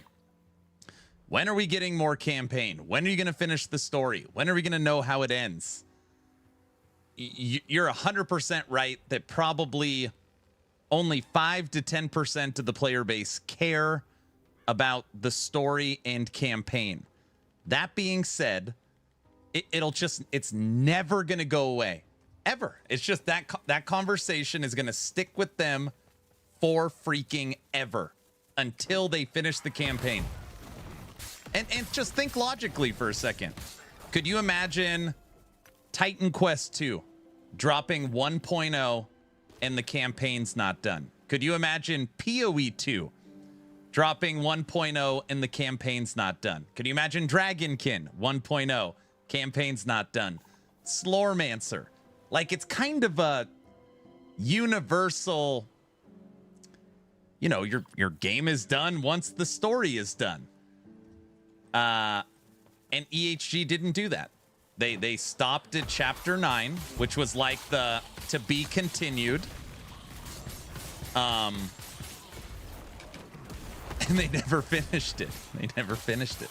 They just have to finish it. It needs to get done. I don't know if I'm making sense. They just have to finish it. They either have to finish it or be like, You know what I would do? I would combine Act 11 and Act 12 into one act, drop it, and all right, we're done. Story's done. It's over. It's over.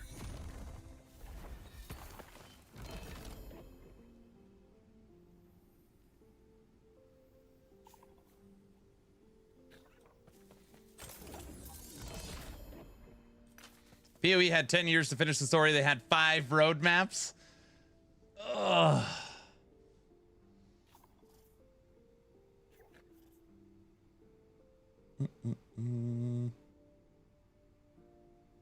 You are saying they're suffering from ADHD development roadmap? I don't know. I got the leaked roadmap. It's in Discord. Oh, this should be good.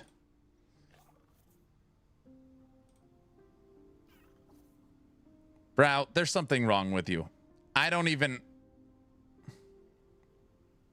No. Not showing your roadmap, sir. Very funny. We're not bringing that negativity here, sir. Stop making sense, Aaron. No one wants to hear that. I know.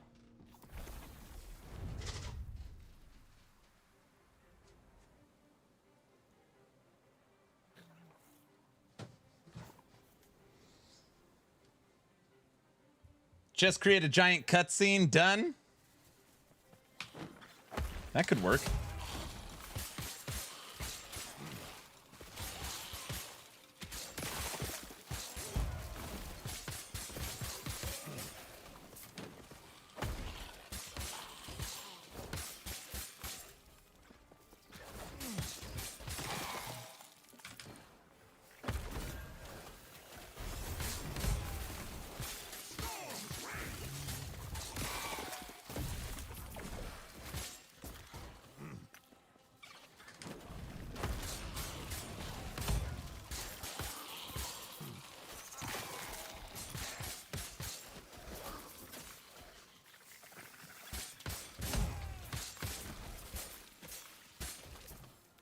Guys, don't look at Brow's roadmap. Stop sending it around.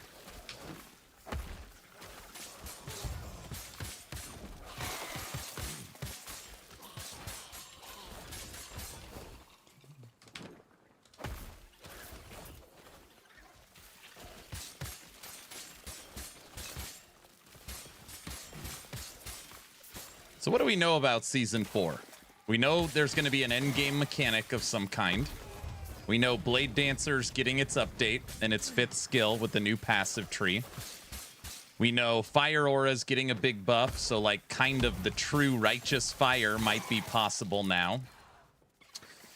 What else? We know new sets are coming. We know Season 4 comes after Season 3. Are you sure?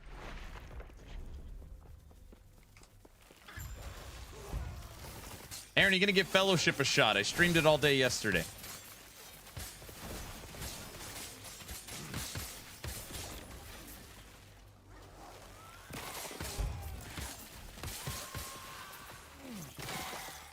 You know tacos are pretty tasty. Yep.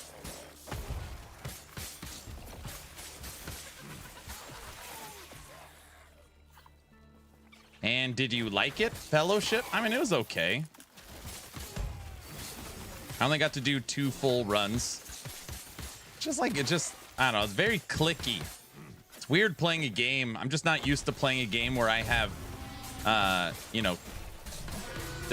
12 different skills.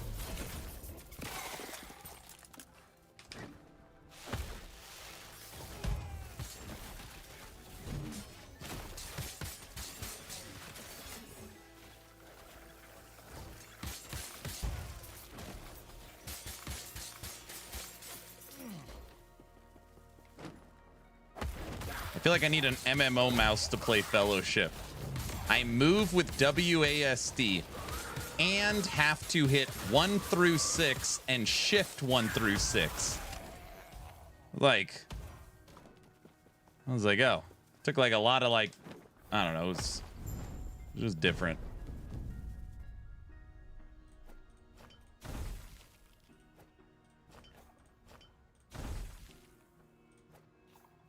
Okay, what's the problem? I didn't say there was a problem. Do you have a problem?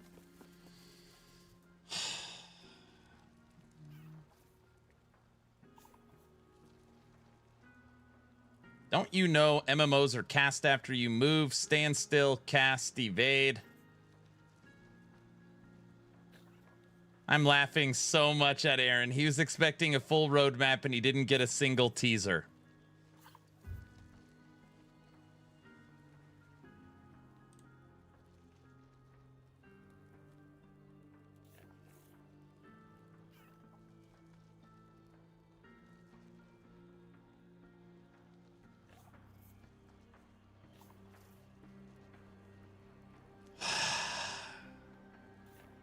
That is not very nice.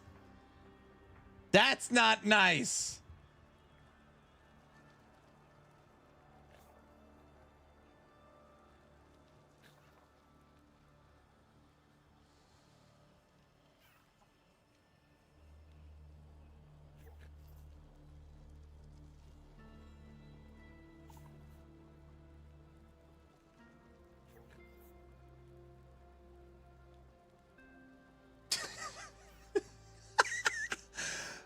I can only laugh.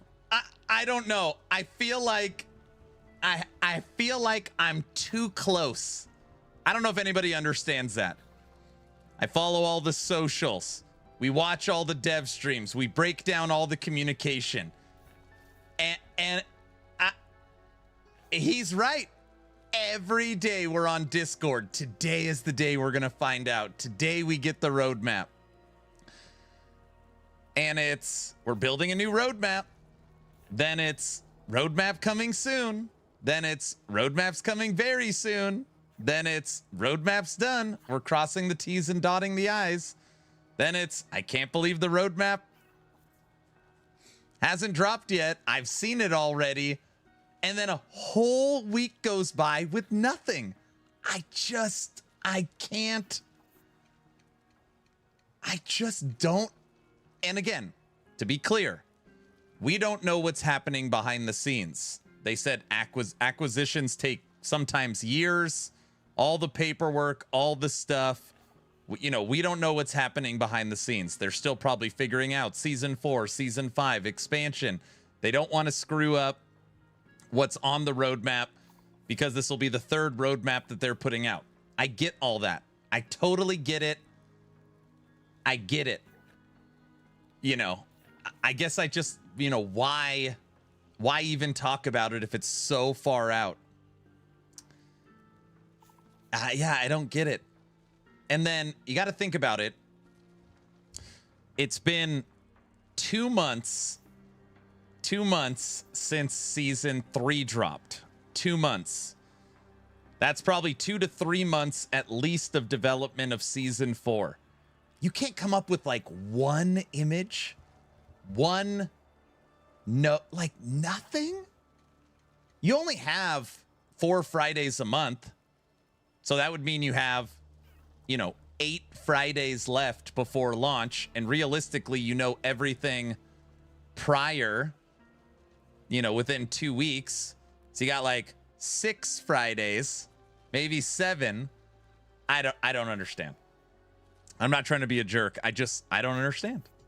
I truly don't get it.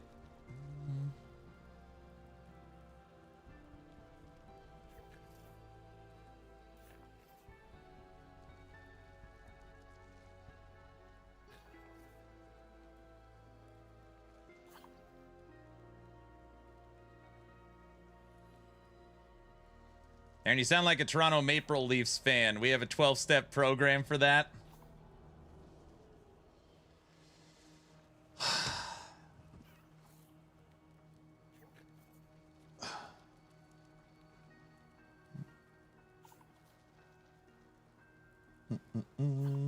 Yes, I'm fine. I'm fine. I'm fine. I'm fine. Deep breaths, bro. I'm good. Woosa. Woosa. Woosa. Listen, I got these little rabid squirrels, so they're going to help me through it. He'll be fine once he plays some Crossout. Crossout? I do know this game.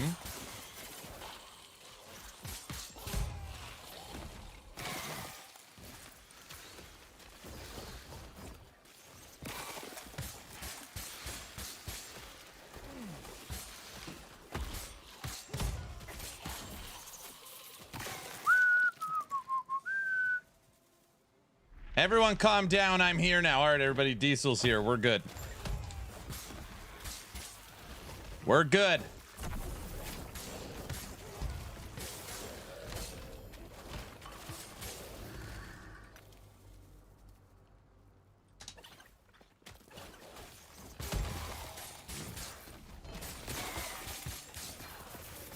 Hey, Diesel, what's the deal with Ark? Would I like this? It's an extraction game, right?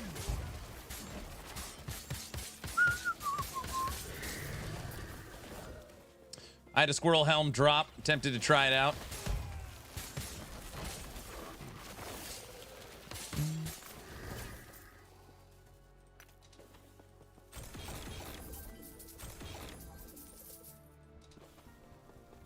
No, you would not. Wait, why wouldn't I like it?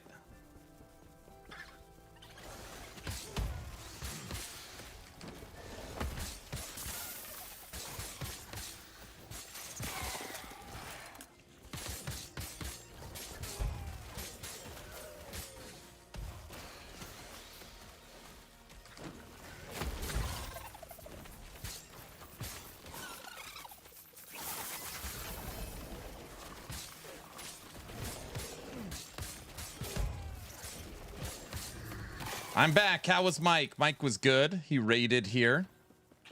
We're just playing a couple more minutes of LE, and then we're going to switch over to Crossout. I watched a few episodes of What We Do in the Shadows. That show's pretty funny. I've seen a couple episodes of that one as well. Because you're action RPG, not extraction RPG. It's a third-person game, right? It's third person.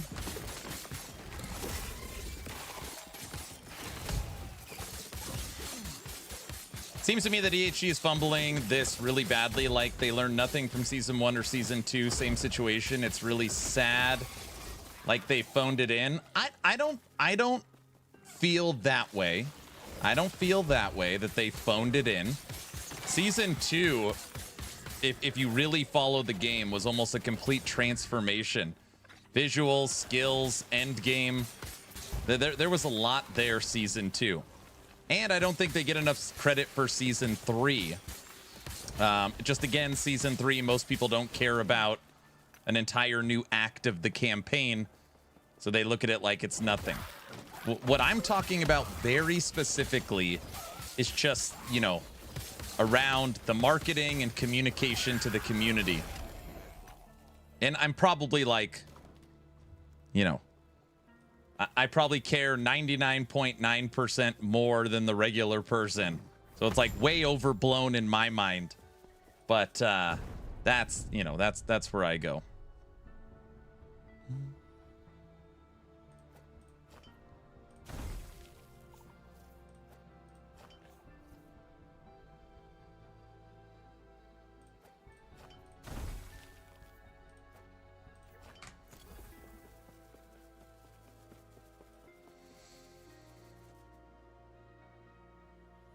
Oh, yeah. So season 2, their communication was a lot better. Season 3, they had to pull everything back because of the acquisition.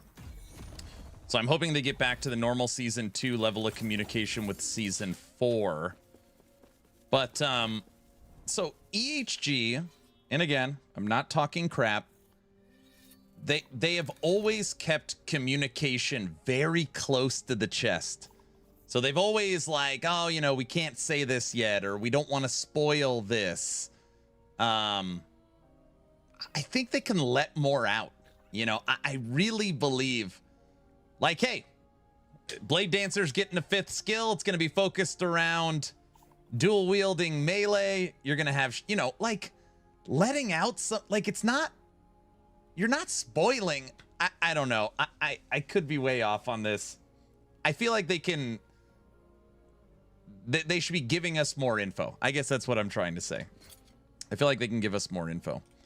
Hey, Guilty, I've got a little side project right now. On a little melee. So whenever you think of a Wraith build, you always think of stationary fire turrets. This staff is actually designed for melee Wraith. So I've been gathering stuff today. Melee Wraith army. At least, unless there isn't much they are changing, so they feel like they give us even something small, they'd be giving away too much. Yeah, but Diesel, you know how like it's like the tease of the tease of the tease. You know, you could continue to, you know, you string us along, you get us excited. I don't know.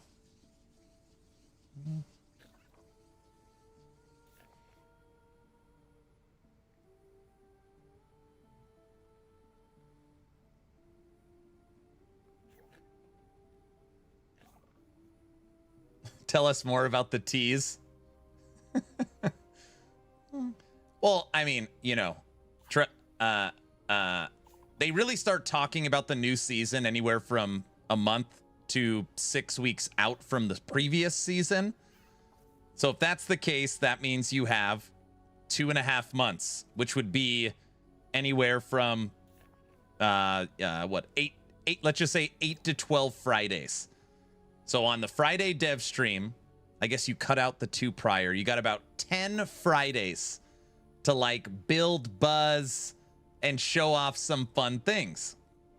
And if, you know, like, I don't think we expect a whole lot. And Mike normally does a good job. Like, Mike just asks and they give him, you know, the EHG team gives him the stuff. You know, an image here, a node there, new artwork, a new enemy, new environment effects, new cosmetics. Like, you only got to fill 8 to 10 Fridays with just a couple of things to keep content creation going, to keep the conversations going, you know, to help build some buzz and excitement for the new season. And then you have like, you know, you got a Friday like today, there's nothing. Yeah, we have nothing to showcase. Nothing. So seems like you're asking too much. It could be. I could be.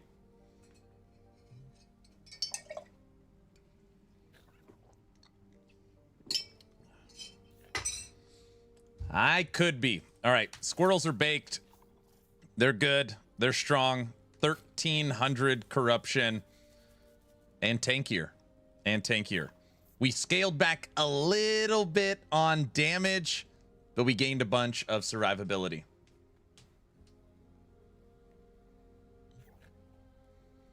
Proud, get out of here. Get out of here. All right, everyone. I'm good. Weekend time. Time to do nothing. All right. I love last Epoch. I love EHG. Forever, I want the best for them. And I'm hoping season 4 is going to be awesome. All right. Get out of here. We are now moving on to some StarCraft. No StarCraft. I don't know why I said that. That's not what I meant. That's not what I meant.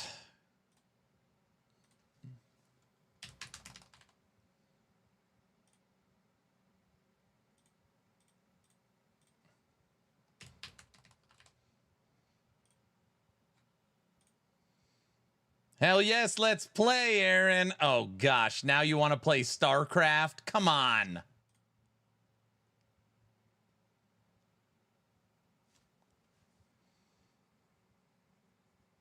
They added the Primalist in season 2, right? No. Season 2, they added the entire woven tree. And like the full end game update.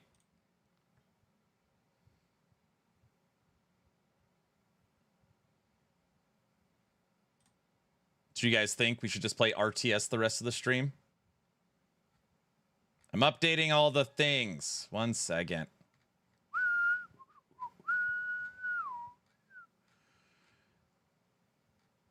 Ba-da-rum-bum-bum.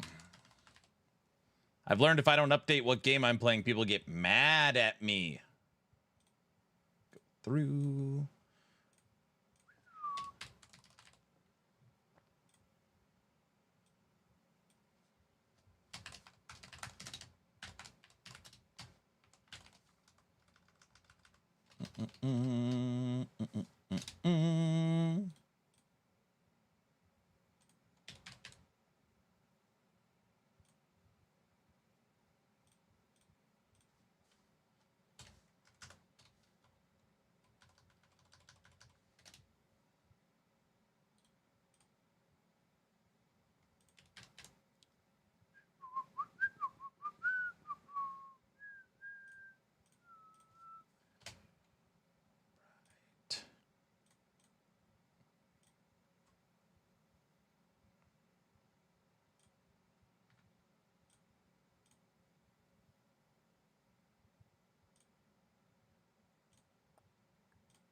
That all looks good. What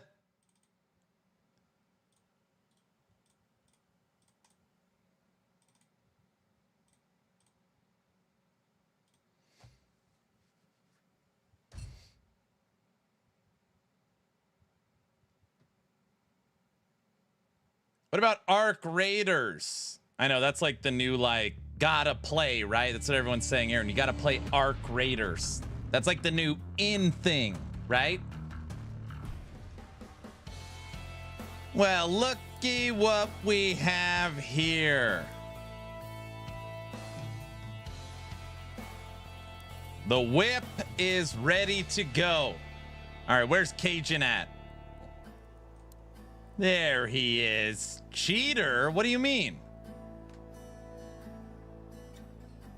Bro, it's honestly not even that good, dude. That's the cheater car? No, it's not. No, it's not. I contemplated Battlefield 6, then I remembered I suck at shooters. I suck at RT. Everybody sucks at everything, it looks like. Yeah, you can't play it, Mr. Orange. You're done.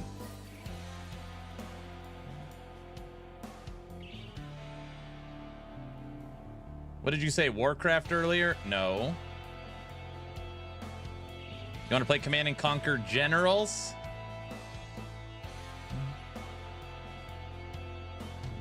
I suck at RTS games. Like, I just want to heal things. Is that too much to ask for, right? Aaron, you done with Mega Bonk? I don't know.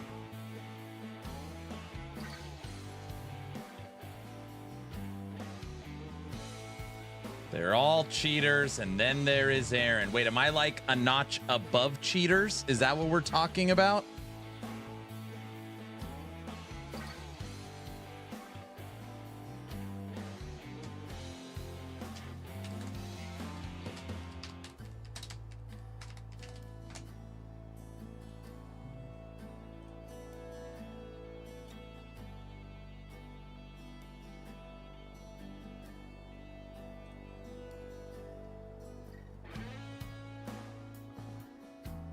It's only 18,000.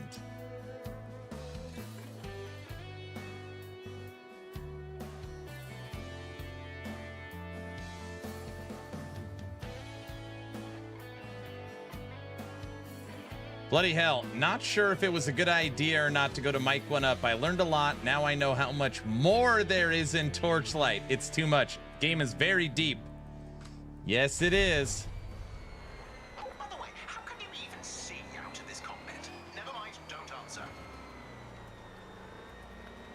Yes, it is. Hey, it's Fox.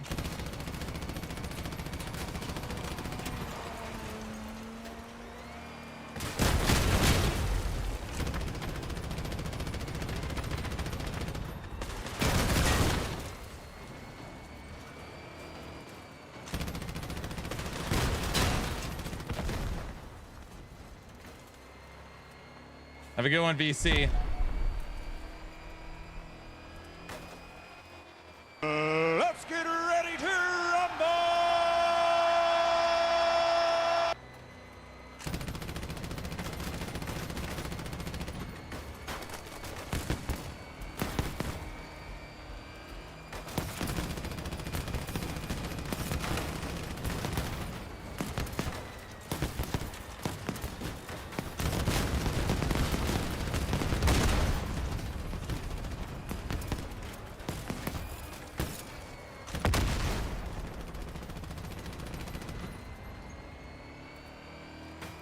I think I need the easier character to build.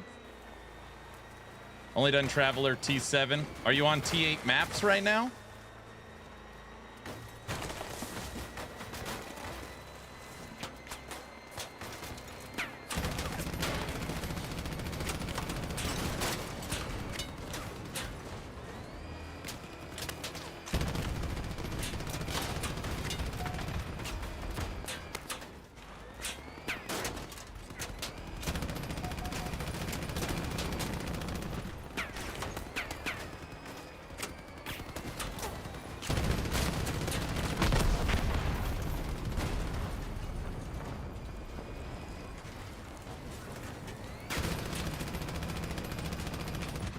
Okay. Yeah, this car's only 10K better than my best car. Yeah, but I only have 4,300 durability right now, Jaime. It's only 4,300 durability. I gave up on Thea. I'm playing good old Ranger of Glory. Yes! Yes! Yes! I love hearing that, Tekken.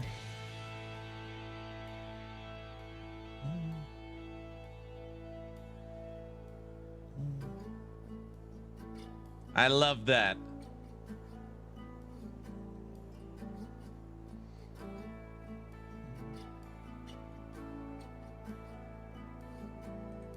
Yeah, that supporter pack's gone. You can't start Crossout without the song. Oh, brother.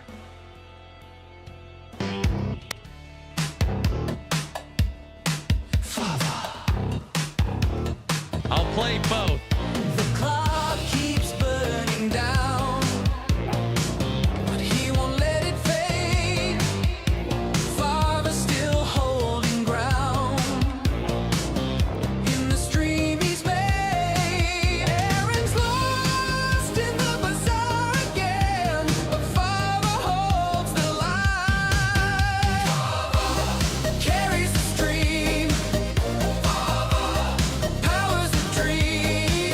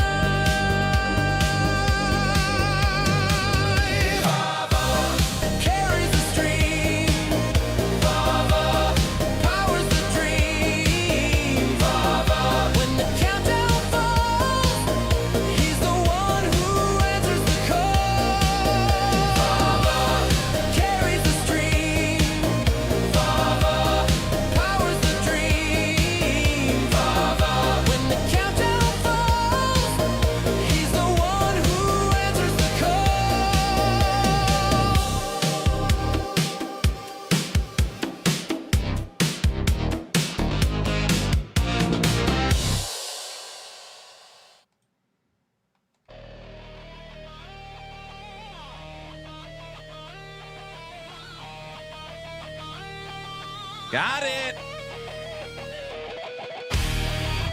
No!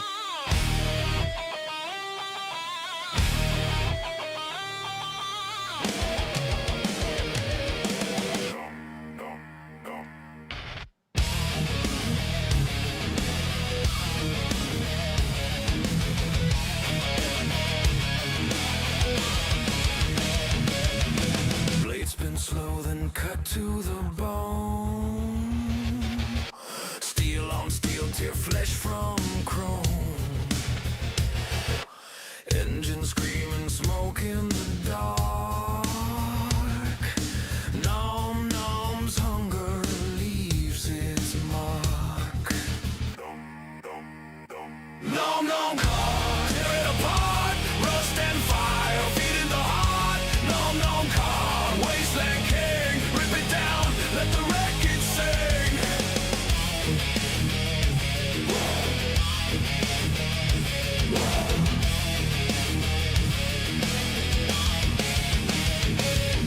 Scrapyard jaws and a mouthful of flame. Every victim remembers the name. Wheels keep grinding, fuel runs hot. Nom nom, choose through all you've got. Nom nom nom. Nom nom car, tear it apart. Rust and fire, feed in the heart. Nom nom car, wasteland king. Rip it down, let the wreckage sing. Oh, come on.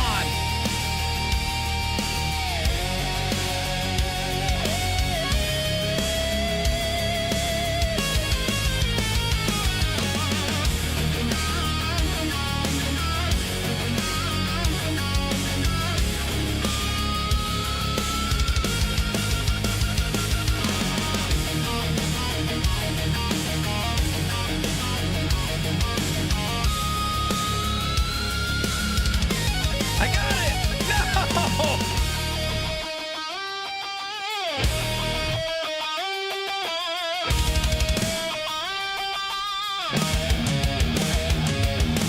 Metal rains, the engines cry.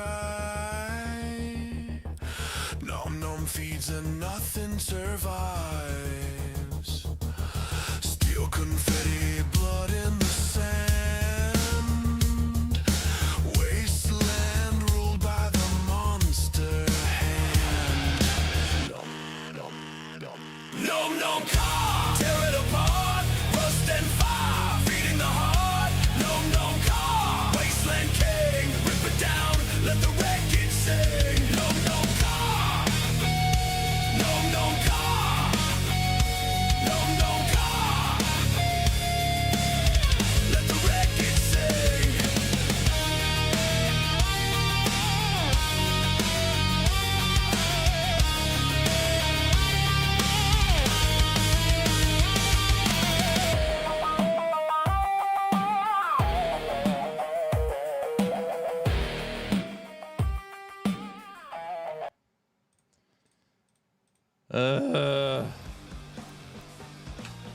Motion sickness going off.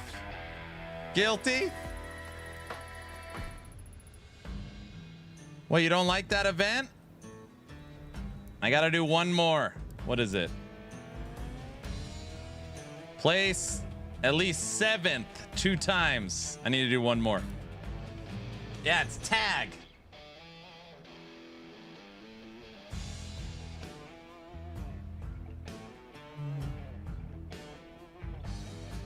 It was fun to watch. I'm not very good with the mech suits. I feel like I'm better at that when we're in cars. Yeah, I've already done all these other ones. The challenges don't unlock for another hour and 12 minutes. The only thing I have left to do is this.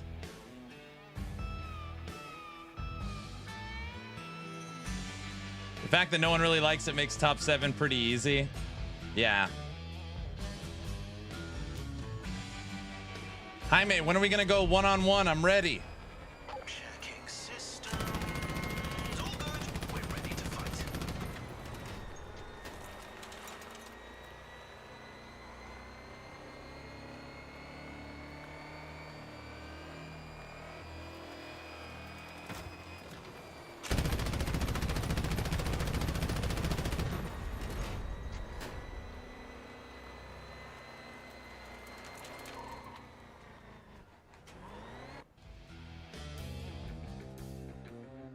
for the Mariners win this game. I see. All right, perfect. All right, we need top 7. There's only, what is there, 8 of us? Oh, this is flying cars. Oh, this is going to be a rough one for me. Time to decide which one of you is the predator and which one is the prey.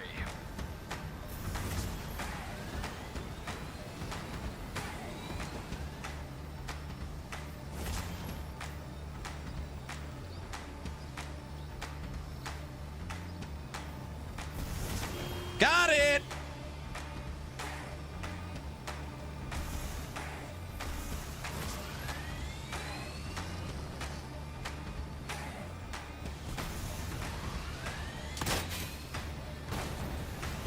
Hey. Give that back.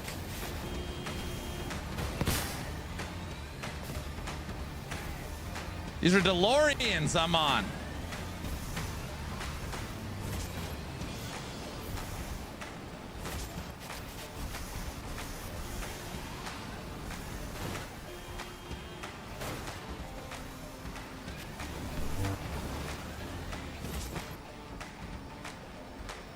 How's your motion sickness now, Guilty?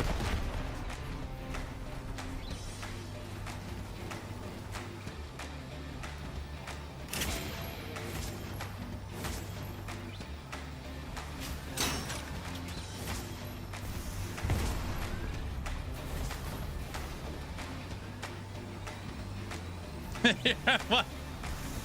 Not great?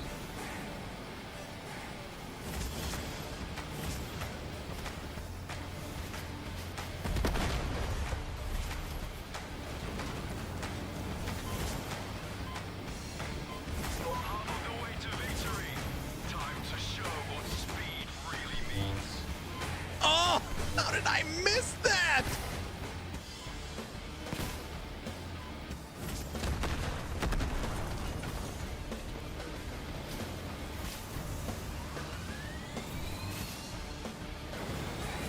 Oh, brother.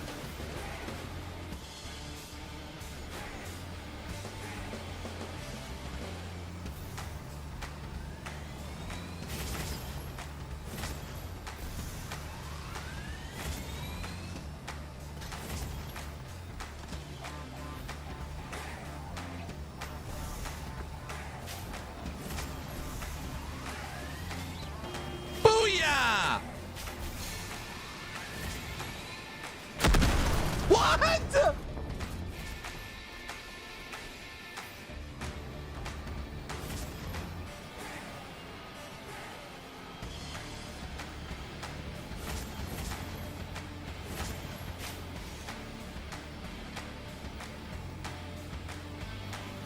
No, brother.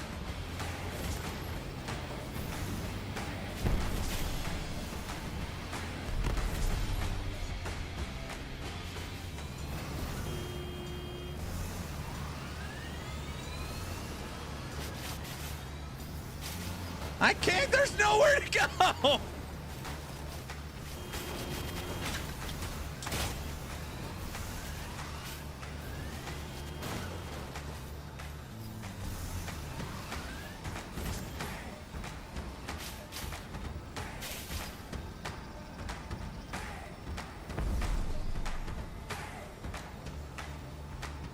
Oh, is this a paid promotion? No.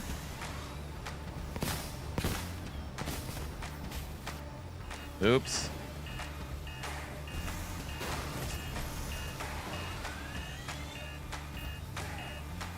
No. All right, just kill me. We play Crossout Friday evenings. This is our Friday evening game. Aaron is getting owned in the flying car.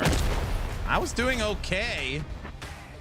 You'll always know if it's a paid promotion. You have to legally put ad in the description. That's how you know if someone's streaming paid. Just FYI. Give me that! All right.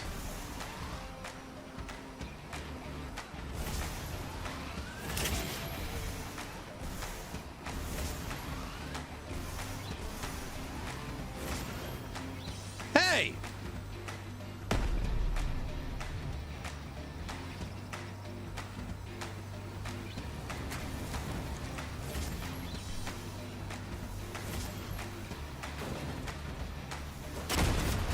I just wanted to shoot that guy. Ford. Is that a Twitch rule? Yeah. You'll always see a hashtag ad either on the X post, the YouTube video. Thank you for sponsoring today's video. That's not like a thanks for sponsoring. It's like a legal thing. You have to say that.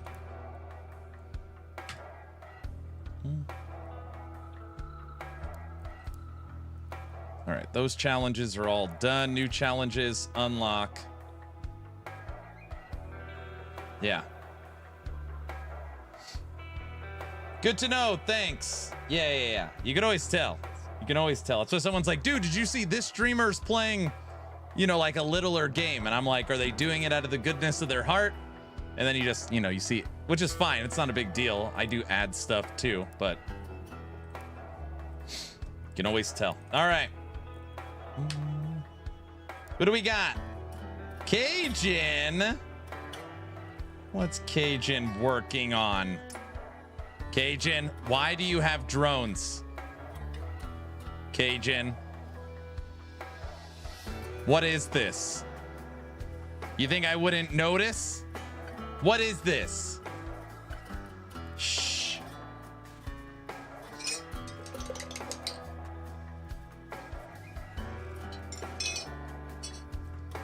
Aaron, what was your opinion of the brawl last week? I liked it. We had fun.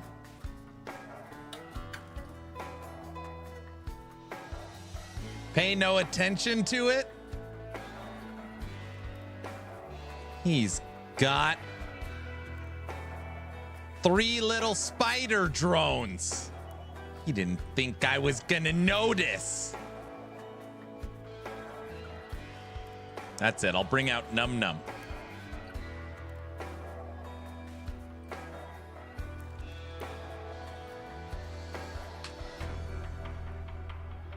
Plus some minor buffing parts. Oh, you have like a Genesis? Don't you? Increase the number of launches of drones and turrets. You have something like this, don't you? I don't know anything about drones.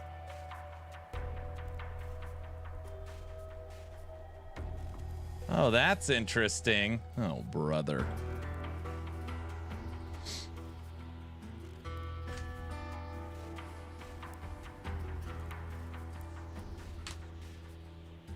Dev stream, are you a dev? No. The dev stream was the last 3.5 hours. If you read the end of the title, it says evening crossout for Farva Fridays or something like that. We already watched the entire 2-hour last Epoch dev stream. You're late, Hydro.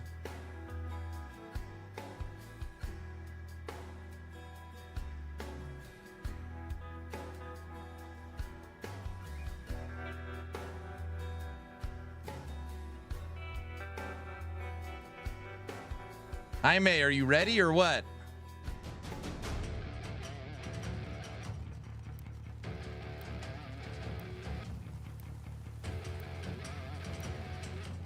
They put me in a 14,000 game.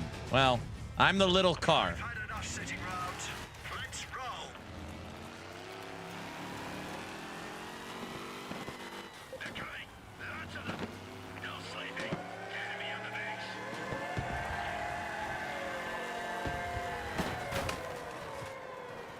I see someone. Ah, hey, that wasn't very nice. That was a good shot.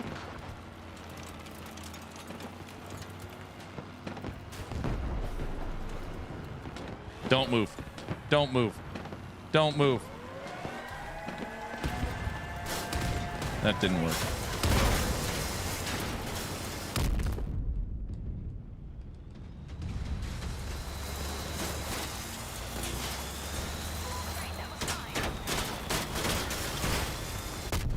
Got one. Hey! That wasn't very nice. Look, I cut off half of his car. Is that good?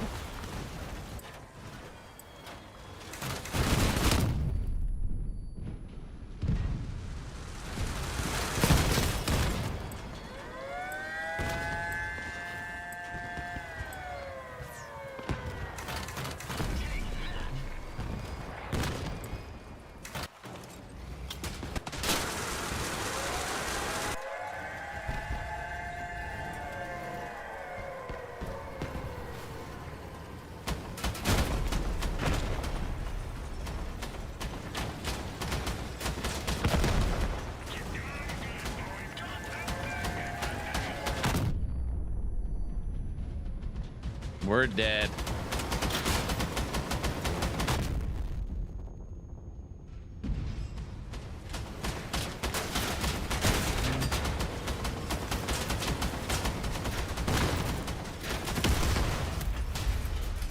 Flash, 100-yard dash. I was the MVP of our team. Look at that. The lowest power score car. Come on, guys.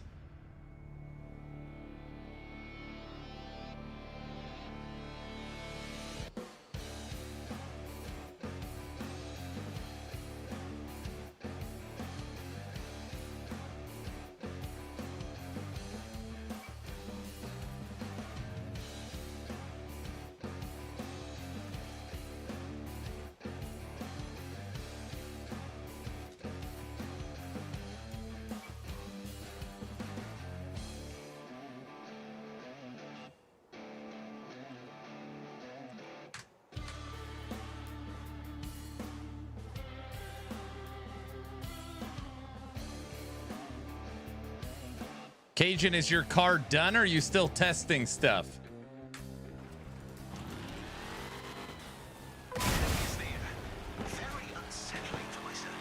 You're changing it up?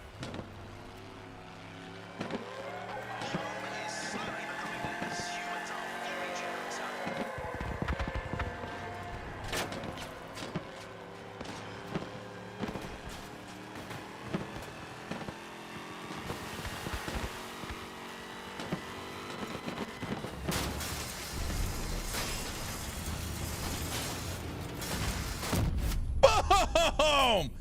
Get out of here! Got one! Uh-oh.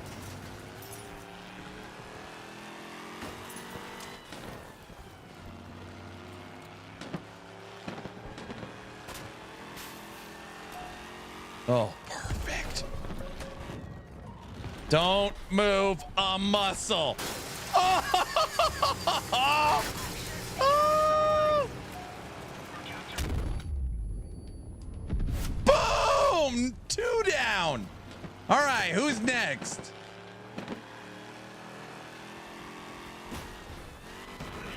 Uh-oh.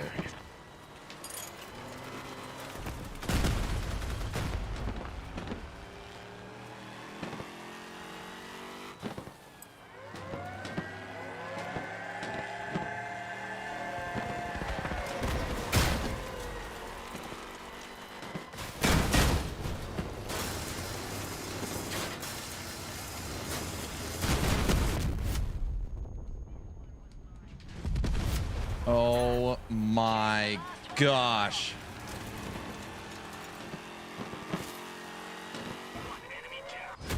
I have to be MVP this match.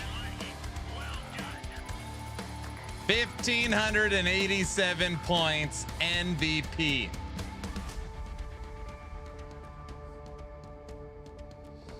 I think his mood just changed, taking out his frustration. No. No.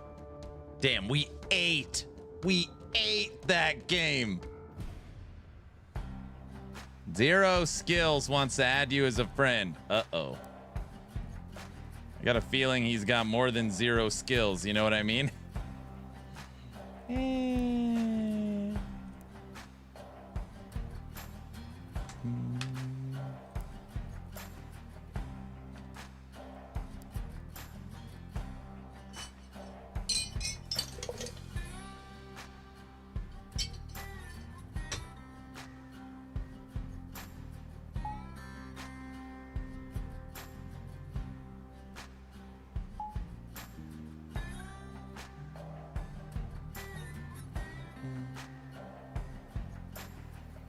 Yum, yum, yum.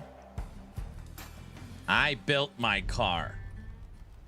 Don't worry about potential death, by the way. I'll carry you out on my mighty metal shoulders.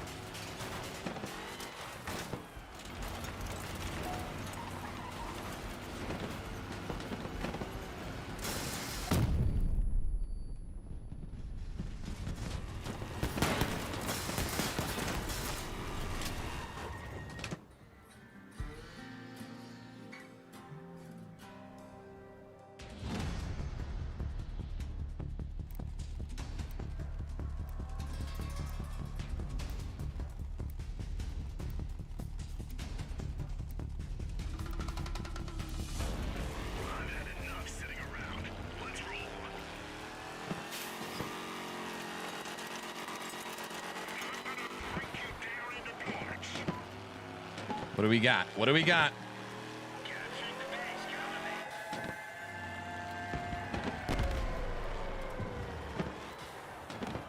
I see you.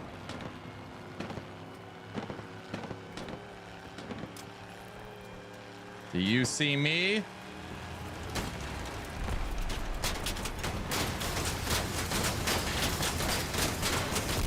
Good night. Hey.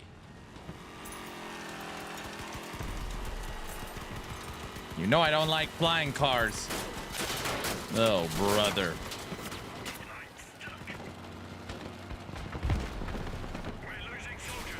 Oh, crap. Where'd my team go? Hey, you, come here. Don't run away. Oh!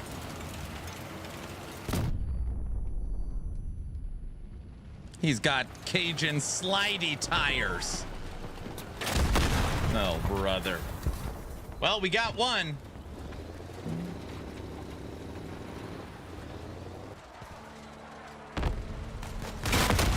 "21 months. What the hell am I doing with my life?" What's up, Orange?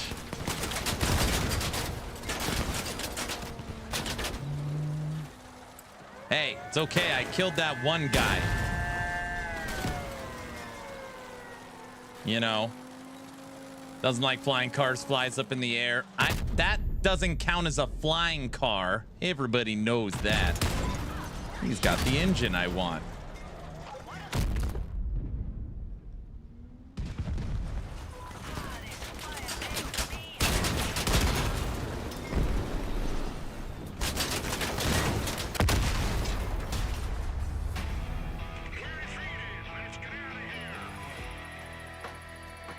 Playing with a big fish can be painful. They're probably screen watching me, you know? Heavy, what up, brother? Hello.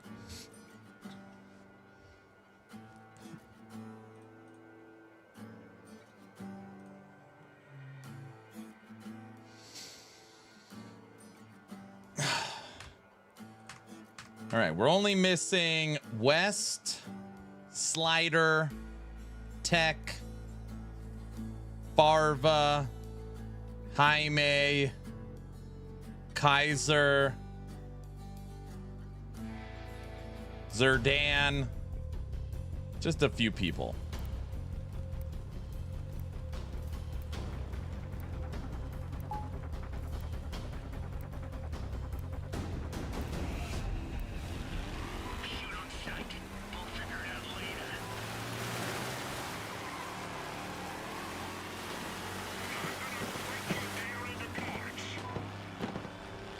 So, having been gone all day, was there a map of the road? No. And you already know that. So don't do that. Look at all these guys. Don't move. Hey, you.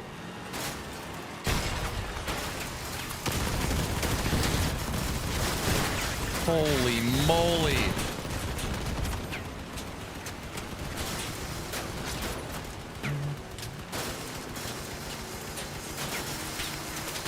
Chewing them up.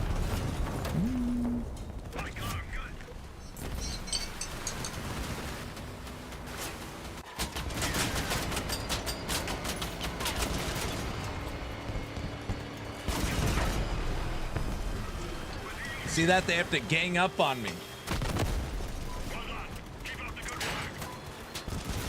Aaron, what road do we need to take to get the map? You gotta watch Dora, Dora, Dora the Explorer. That's what I would do. Everybody knows that.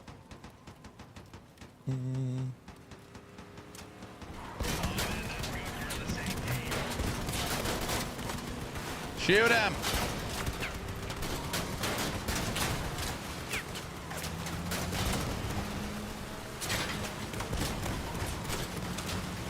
Pew, pew, pew.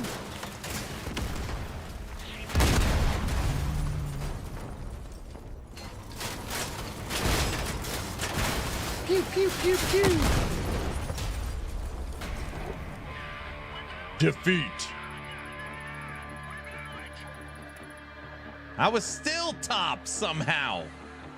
How is that possible? I'm only in the game for 3 seconds.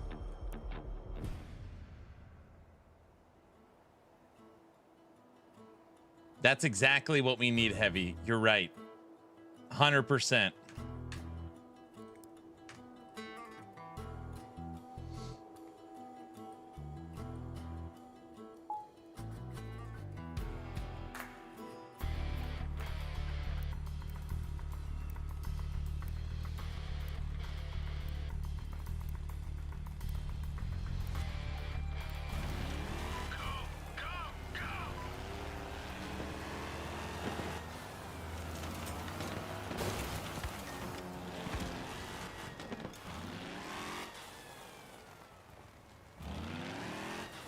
Uh-oh.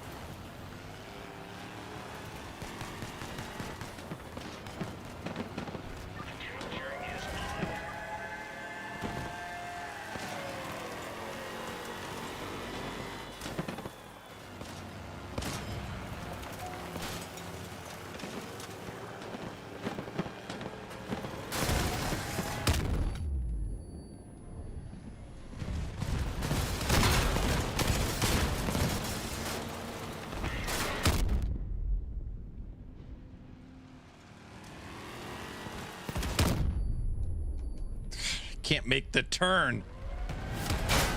No! Oh.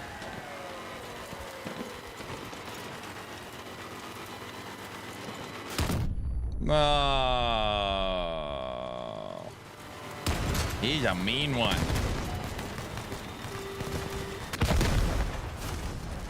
That was a mean one. I was here. You see, I'm fighting a car and another car comes from the side. They got to sneak attack me. You know, is that your new build? No, this is my new build. Big bada boom. This is my 18,000 relic car.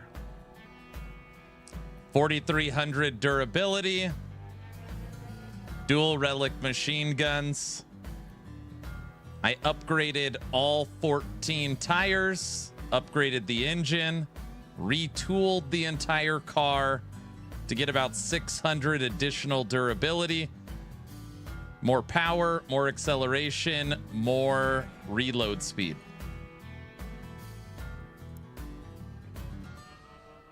He calls it the red ring. That's not what I call it. One of our future trips will be turned into a song, probably a bad one.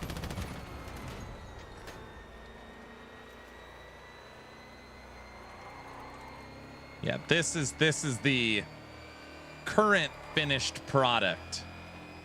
I need a Odin generator, and I need the legendary engine, but I mean those are just on hold for now. But yeah, this is the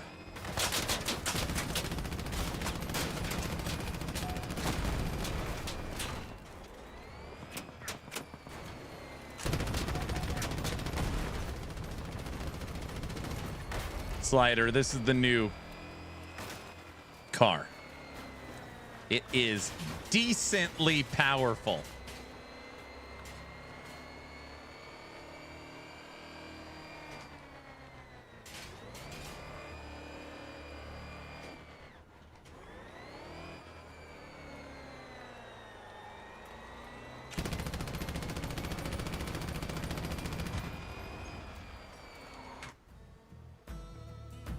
It's okay. It's all right. I've been trying to prepare it for tonight, you know.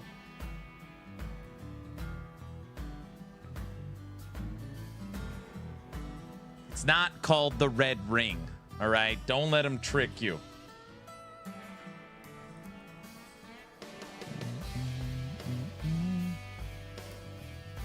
All right, Cajun, what is that? Oh, do you have to do like missions or something in a mech? All right, 33 minutes till new challenges.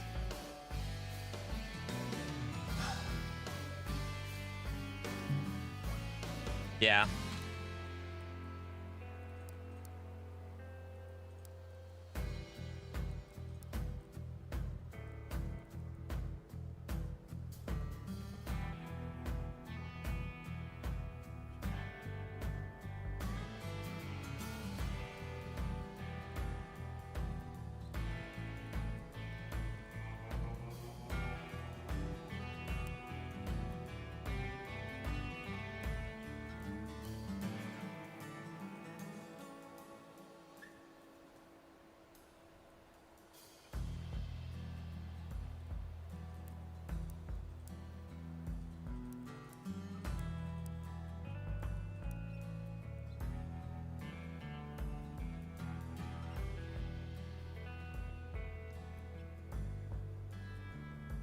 That car's nuts. How's it doing 18K games? It's like anything else. If if matched correctly, right? 5,000 versus 5,000, 10,000 versus 10,000, 18,000 versus 18,000. So it's all relic, fully upgraded crap. Look, 21,000. 21.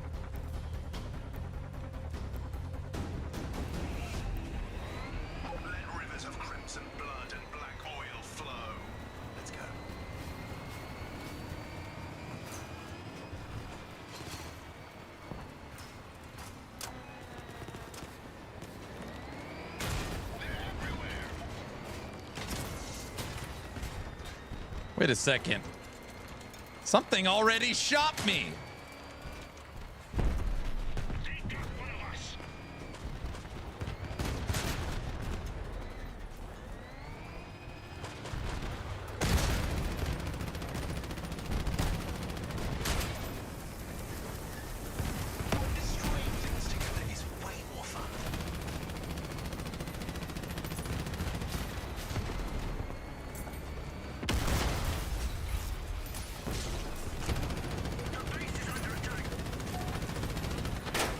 You know how I feel about flying cars.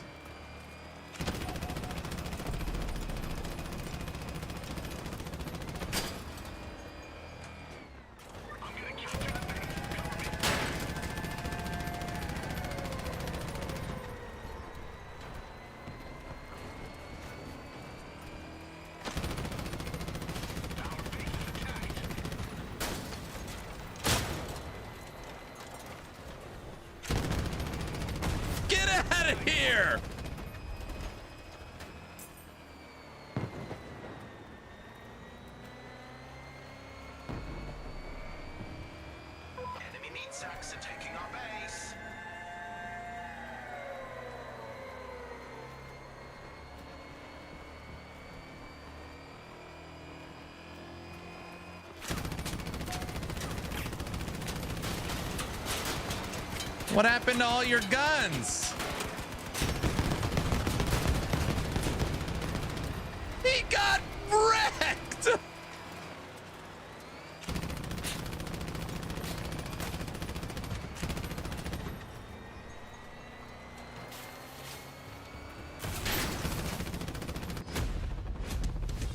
Mission completed. Well done, guys. Top on our team. There you go. There's an 18K match.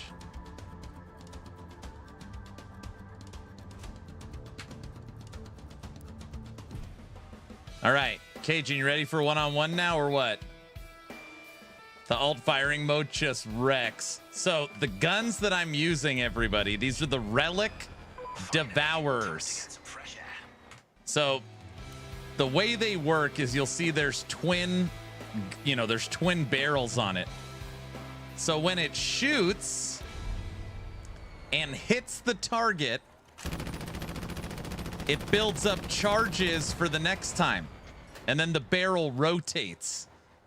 And when the barrel rotates, then you have like the super shot. It armor pierces, it cools.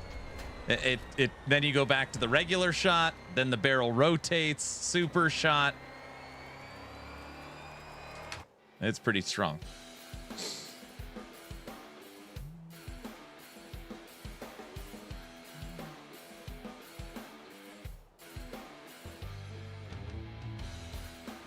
I have 1 or 2 more games at most, then I'm ready.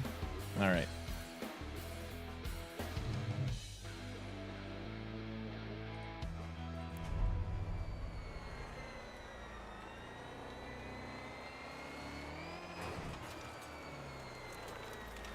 Yeah, playing at 18K can be crazy.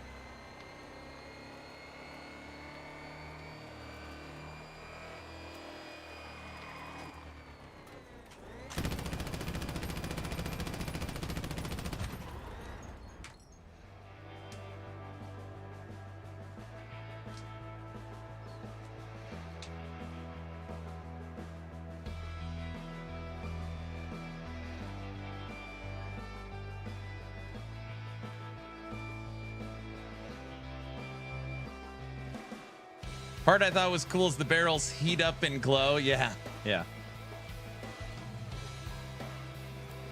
I wish I had 2 more of them so I can have upgraded relics.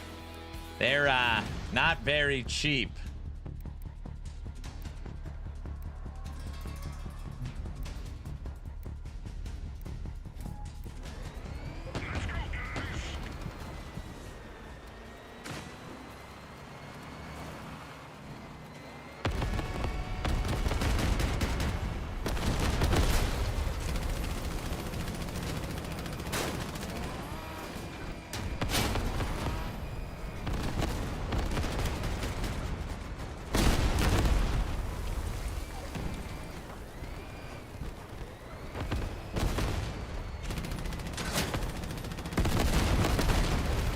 Don't fall off. Oh, crap.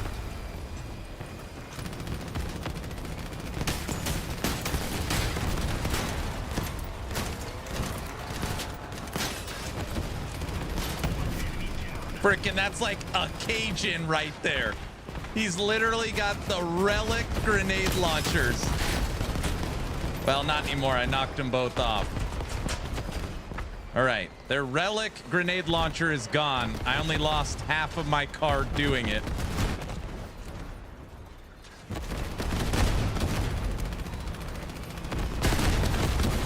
Oh my gosh.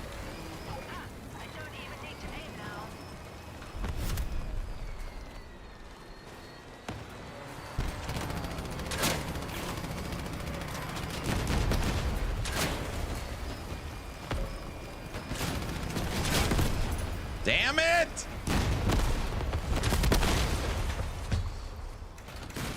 My future just three years away. Dude, I could take some serious damage.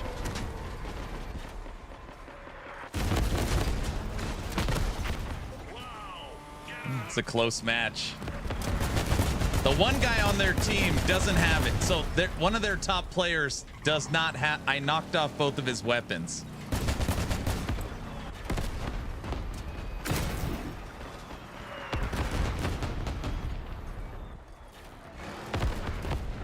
This guy's got dual scorpions.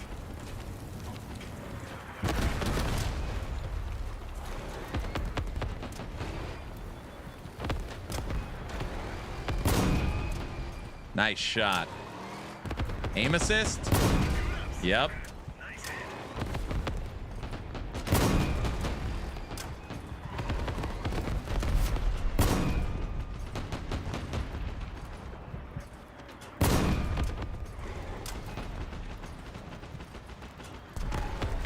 It's a dub.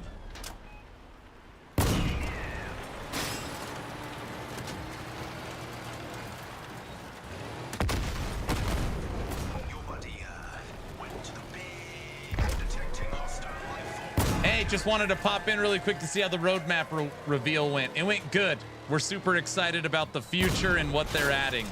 We think they did a good job.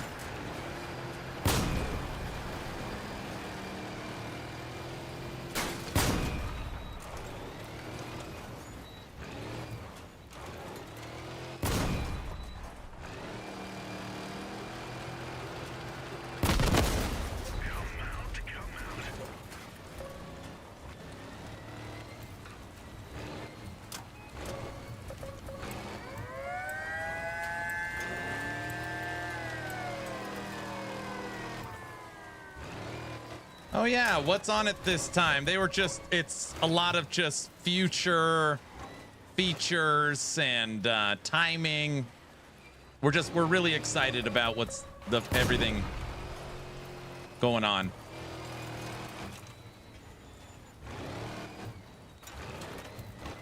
I like the guy on fire, just wants to waste everyone's time.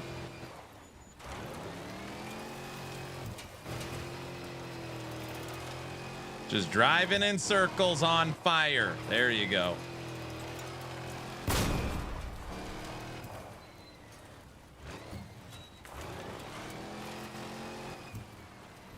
Just crazy. Just insanity.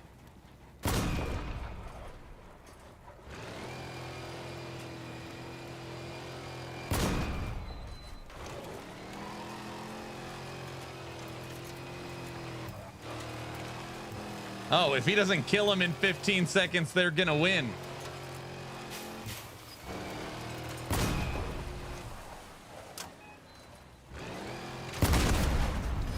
Oh my gosh. I like the quality of life features. Yeah, me too.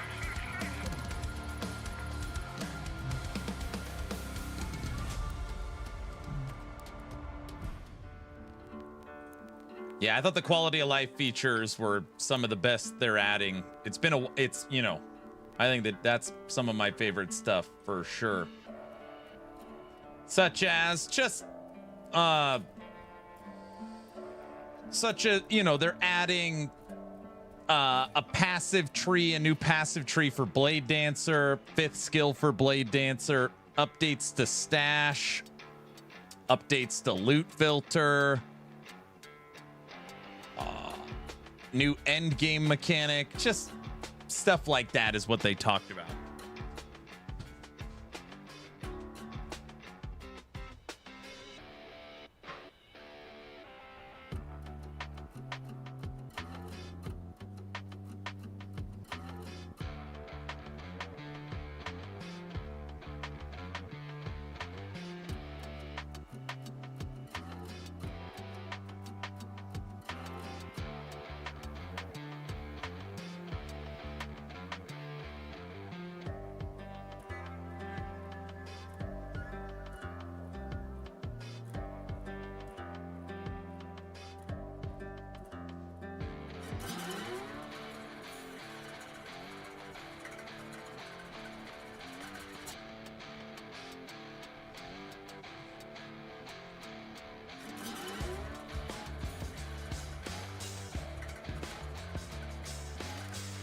Farva, what are you doing? And Slider, let me guess. You guys were playing Fellowship. What would you say you do here? You were playing Fellowship, and you're like, oh, we're required to play Crossout tonight.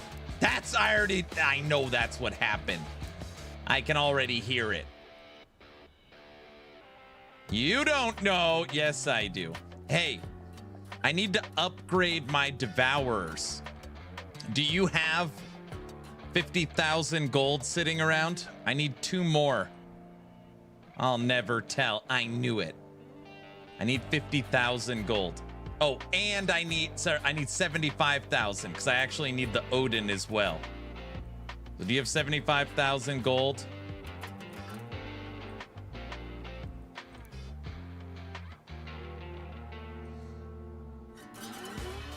I do not. Come on, dude.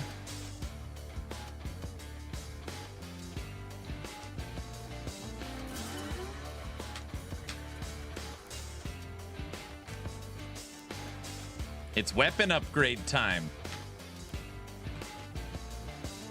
It's a weapon upgrade event right now.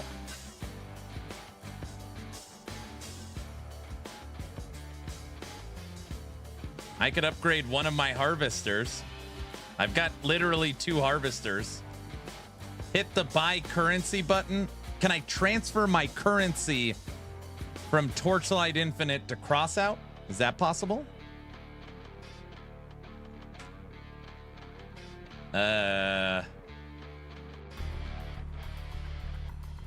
Farva, if you want to have fun, you could come play at 18,000.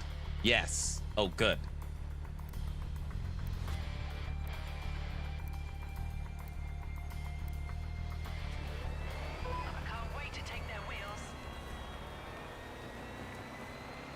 What?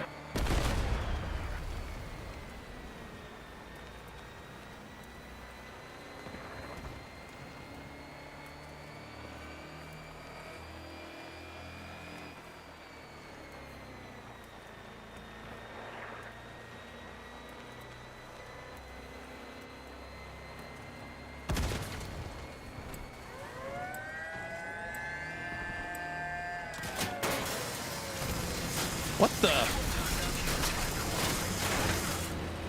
I got num-nummed.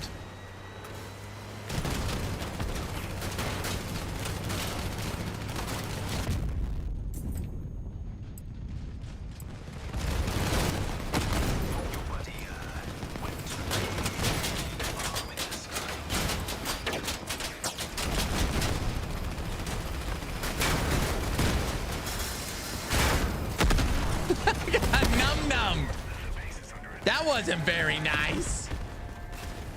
Those guns are cheating. Dude, you should have seen 2 matches ago. I was MVP in a 20,000 match tech. I got num-nummed. Eat 'em. Yeah, after this one.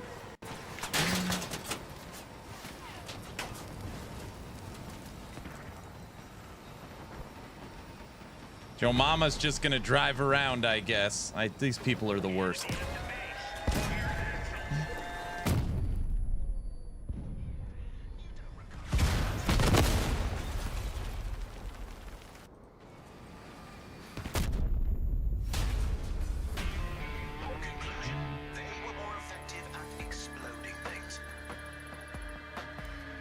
$472. What'd you say about my mama? Was that a Don't Be a Menace reference?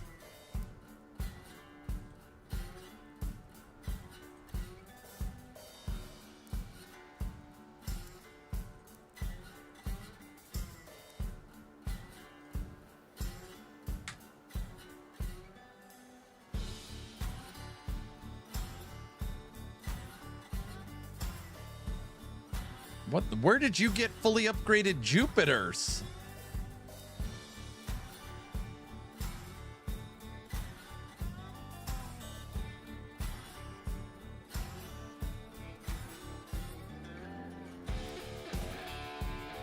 Yes, Farva has an Odin.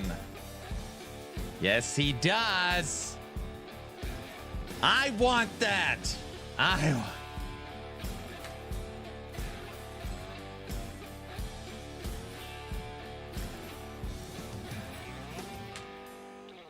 We talked about this.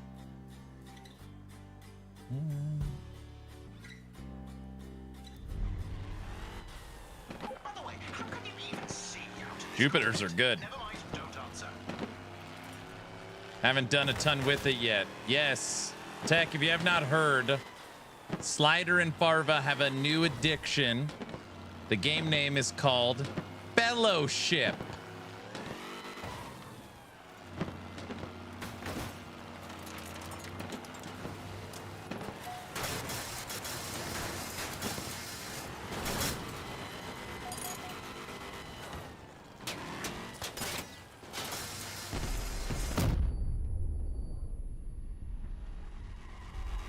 That one with the basic horse. Yep. Cajun, waiting on you.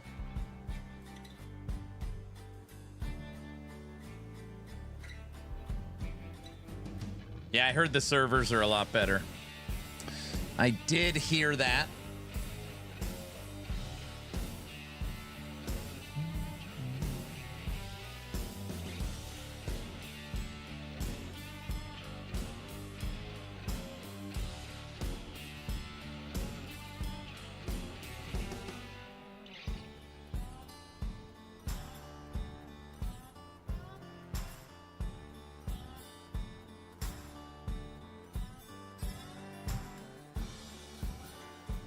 Time to watch the Num Num get taken out in Clan Wars.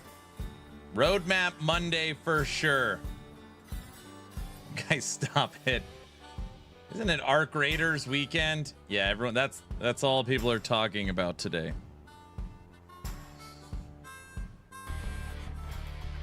We need another extraction game. I can't believe Farva's not playing that, actually.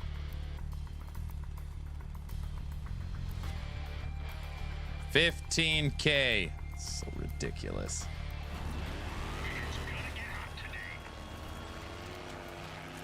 Tech, I just need to get one as the little car of the match.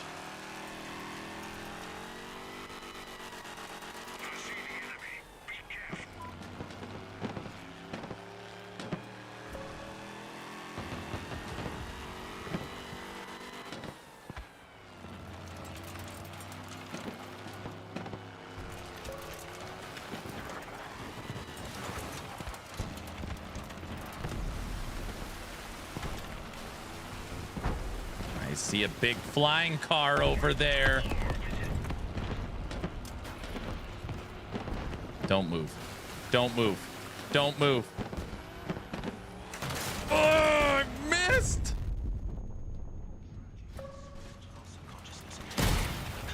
Get out of there.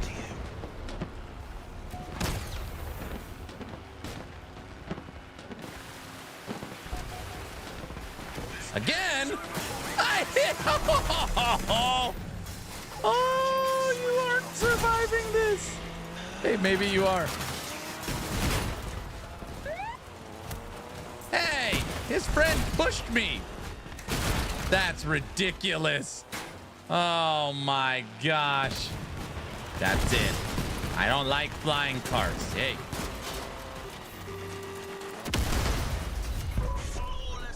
I had him and then the bunny ran into me. That was cheating. Everybody knows that.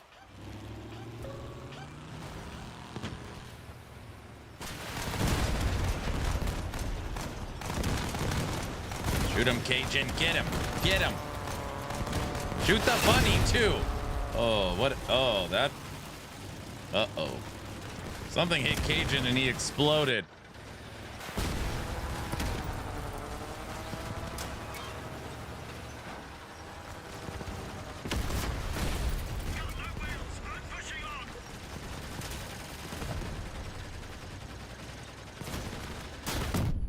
Uh-oh. Cajun's still in the fight.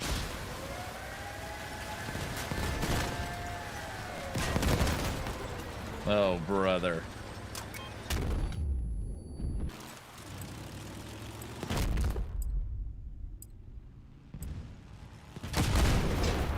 What is on that flying car, dude?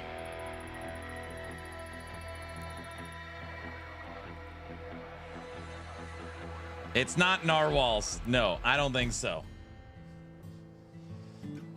Whatever it is, it's mean. Boom, boom.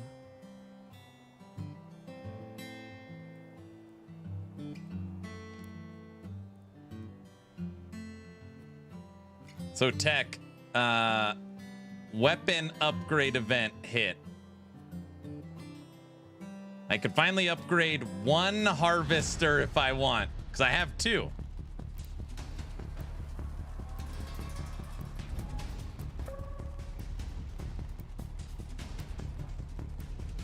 Just buy another one. Oh, brother.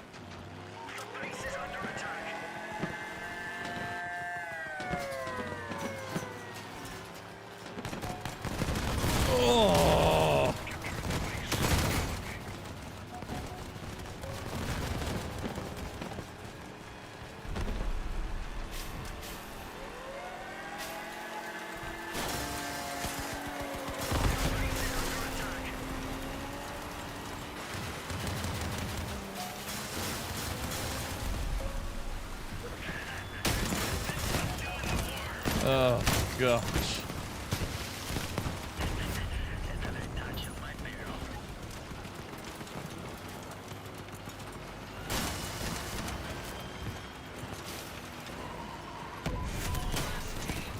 I don't like legendary grenade launchers.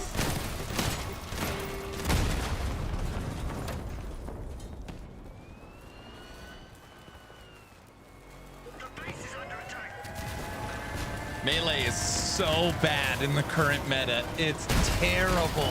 Gosh.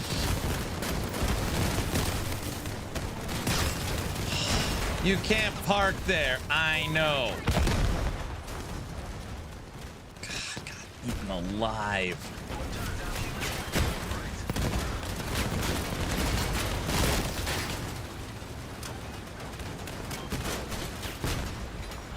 Come on, Slider, pull your weight. Oh, I got crushed-ified.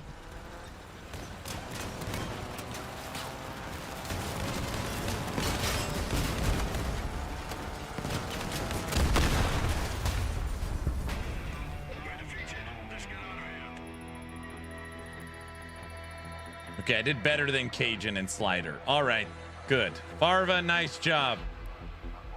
I lose. No, lose. This is how you do it. See?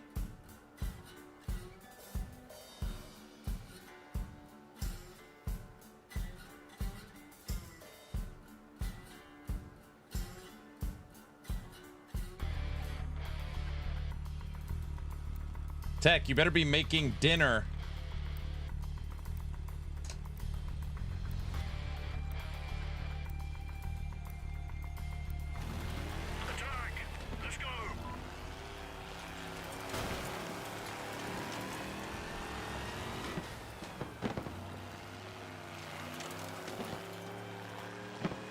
It's pizza night, pizza night.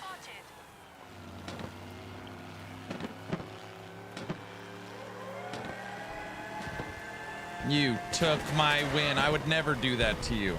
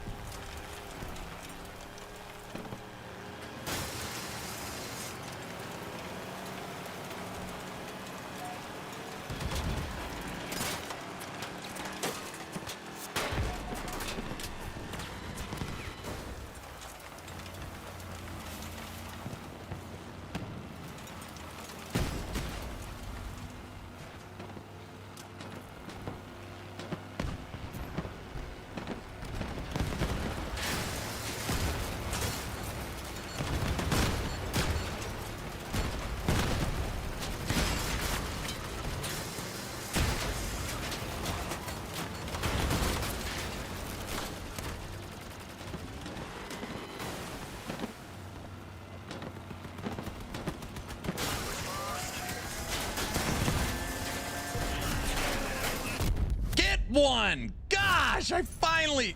Who's this guy?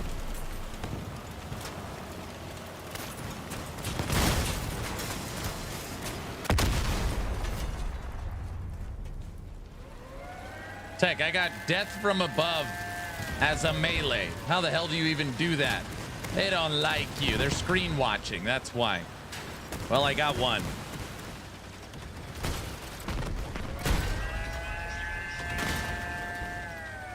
What do you know? This guy's got grenade launchers. I think. What the hell? Maybe it's not grenade launchers. What's he got hiding in there? What is that?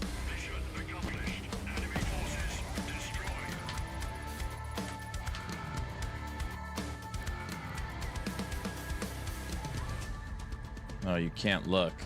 Rockets? All right. Look at that. Top 3. Farva, Slider, and me. Farva really did good. That guy was cheating for sure, though.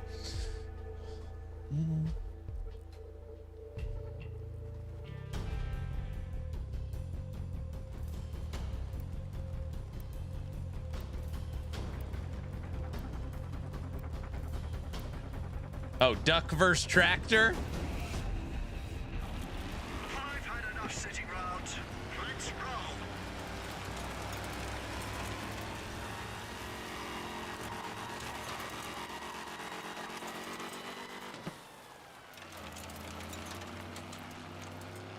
That was fast. So long, boys.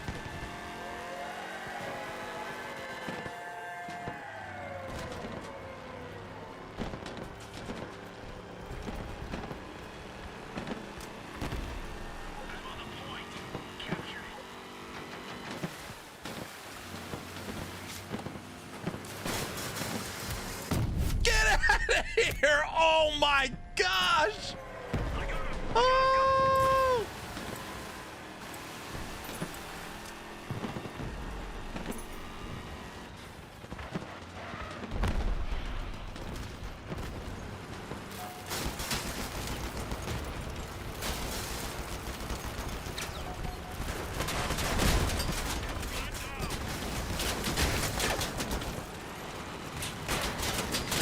Oh my. They knocked off my car jack.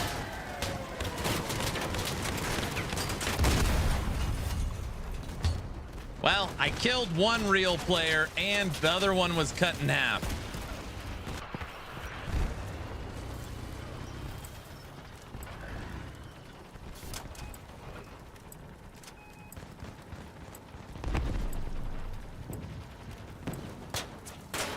What's this guy doing?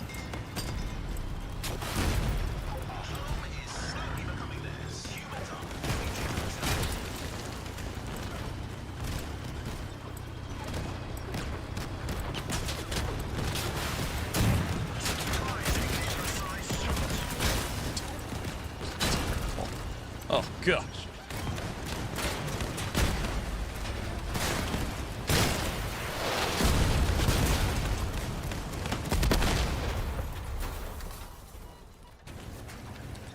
Dude, Farva, those shotguns are so, like, when they're well hidden, things are tough.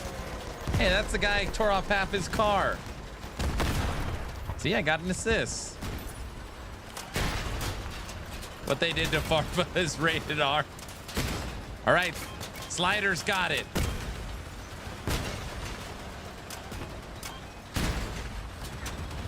He's out of drones. All right, just run into him with your track.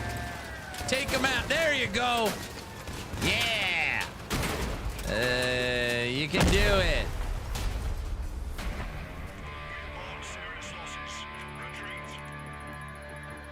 See, I got one. Farva, we didn't do very good.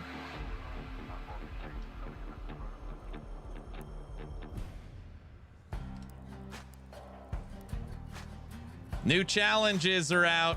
Here, let's go do this. Wait.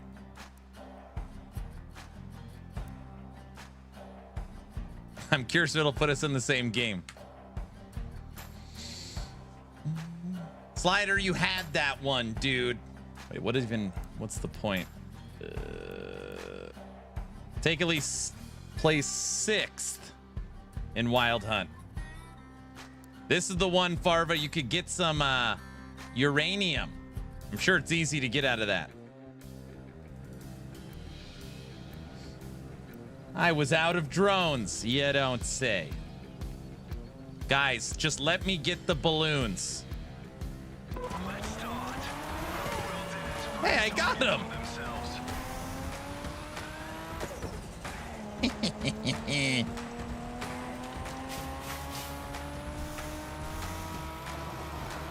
What the?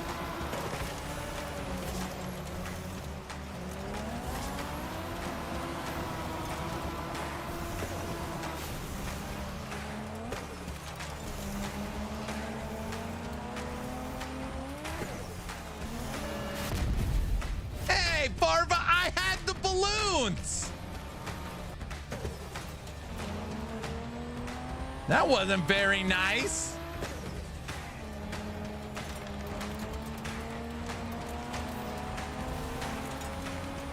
Cajun's got him.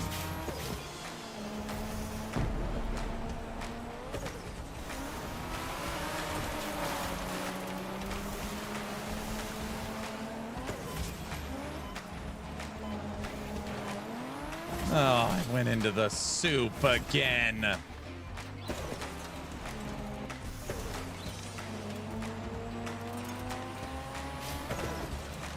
Oh, got him. All right.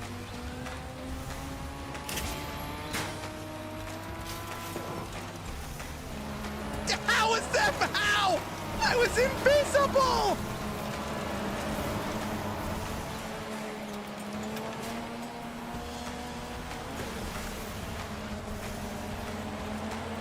Oh.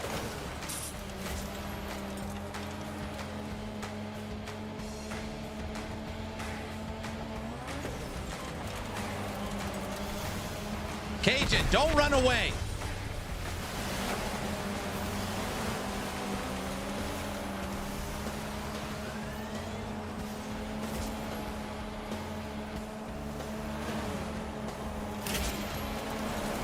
Fucking slider finally got it.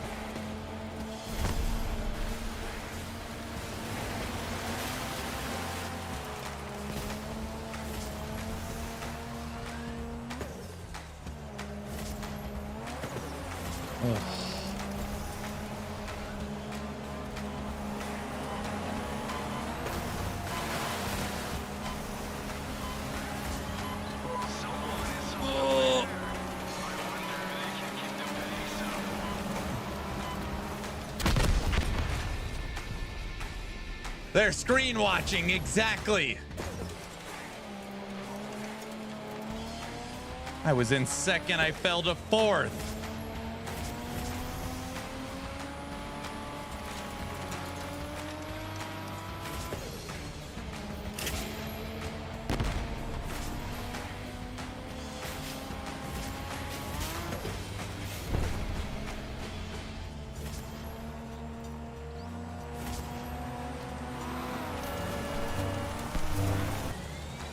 I got out!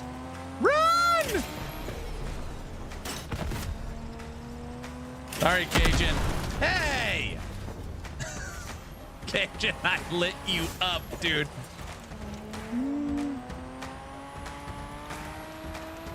Cajun got the balloon somehow.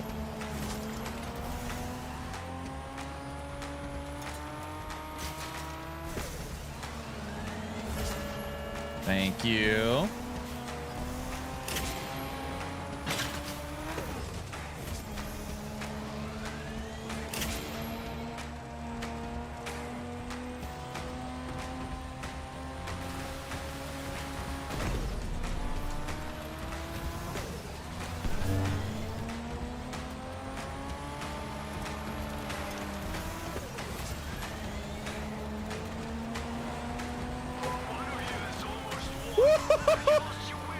No!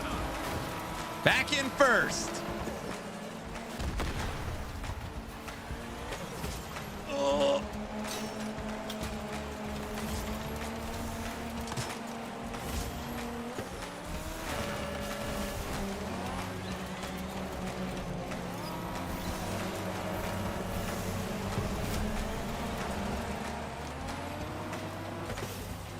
What do you mean, hacker?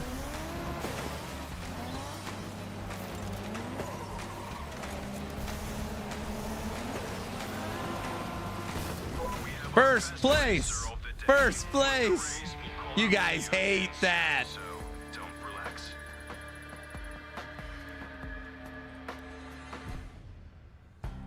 All right, Tech, what do you think? You think I should sell the legendary chest or should I open it? You know, you can't sell it. All right, guys. You want to see this uranium. Dude, if you actually hit uranium on this, that would be like hitting, what is it, 700 for 10? Hitting for 2100? Yeah. What do you think the odds are?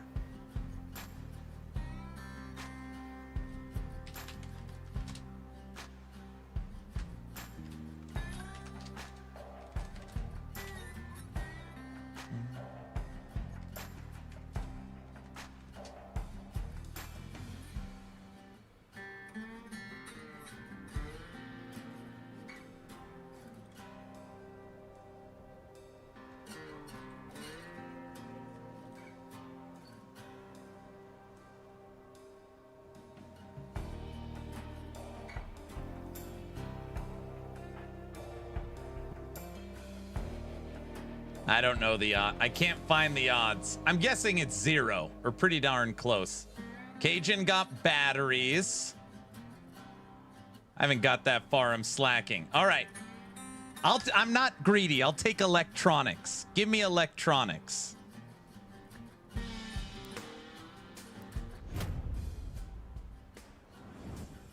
Badges. Thank you, honey. Thank you. All right, badges. Stinking badges. Right now, there's an event for badges, unless it's over. Yeah, you could actually trade your badges for 100 electronics, a crate that you could sell. That's what I've been doing. Just give me electronics for them.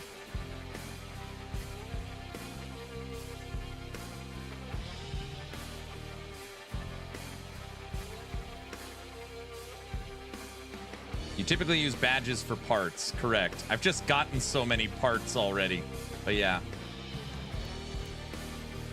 All right, hold on, guys. You guys, I'm going to give leader to slider.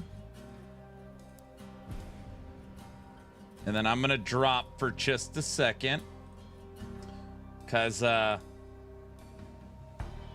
my wife's like, you're probably hungry, so I made you some fried rice and pot stickers. Ooh, you see the pot sticker sauce in that one? So, just...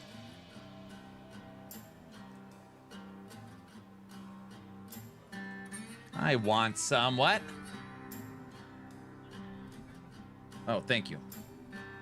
Love you too. And just some fresh ice water, you know. No, it's not a factor meal. Not this one. I'm out of factor. I gotta wait till Wednesday. You are spoiled. I'm not spoiled, dude. I'm not spoiled. Everybody knows that. Right? All right. What do we got challenges today? Earn patches. Earn patches, basically. All right. That's easy.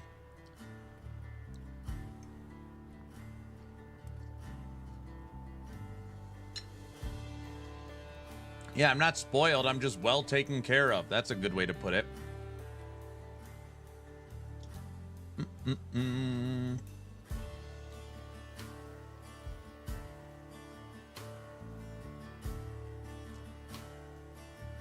Here, while we eat, we'll watch some Riker predictions. I don't know. YouTube just recommended this.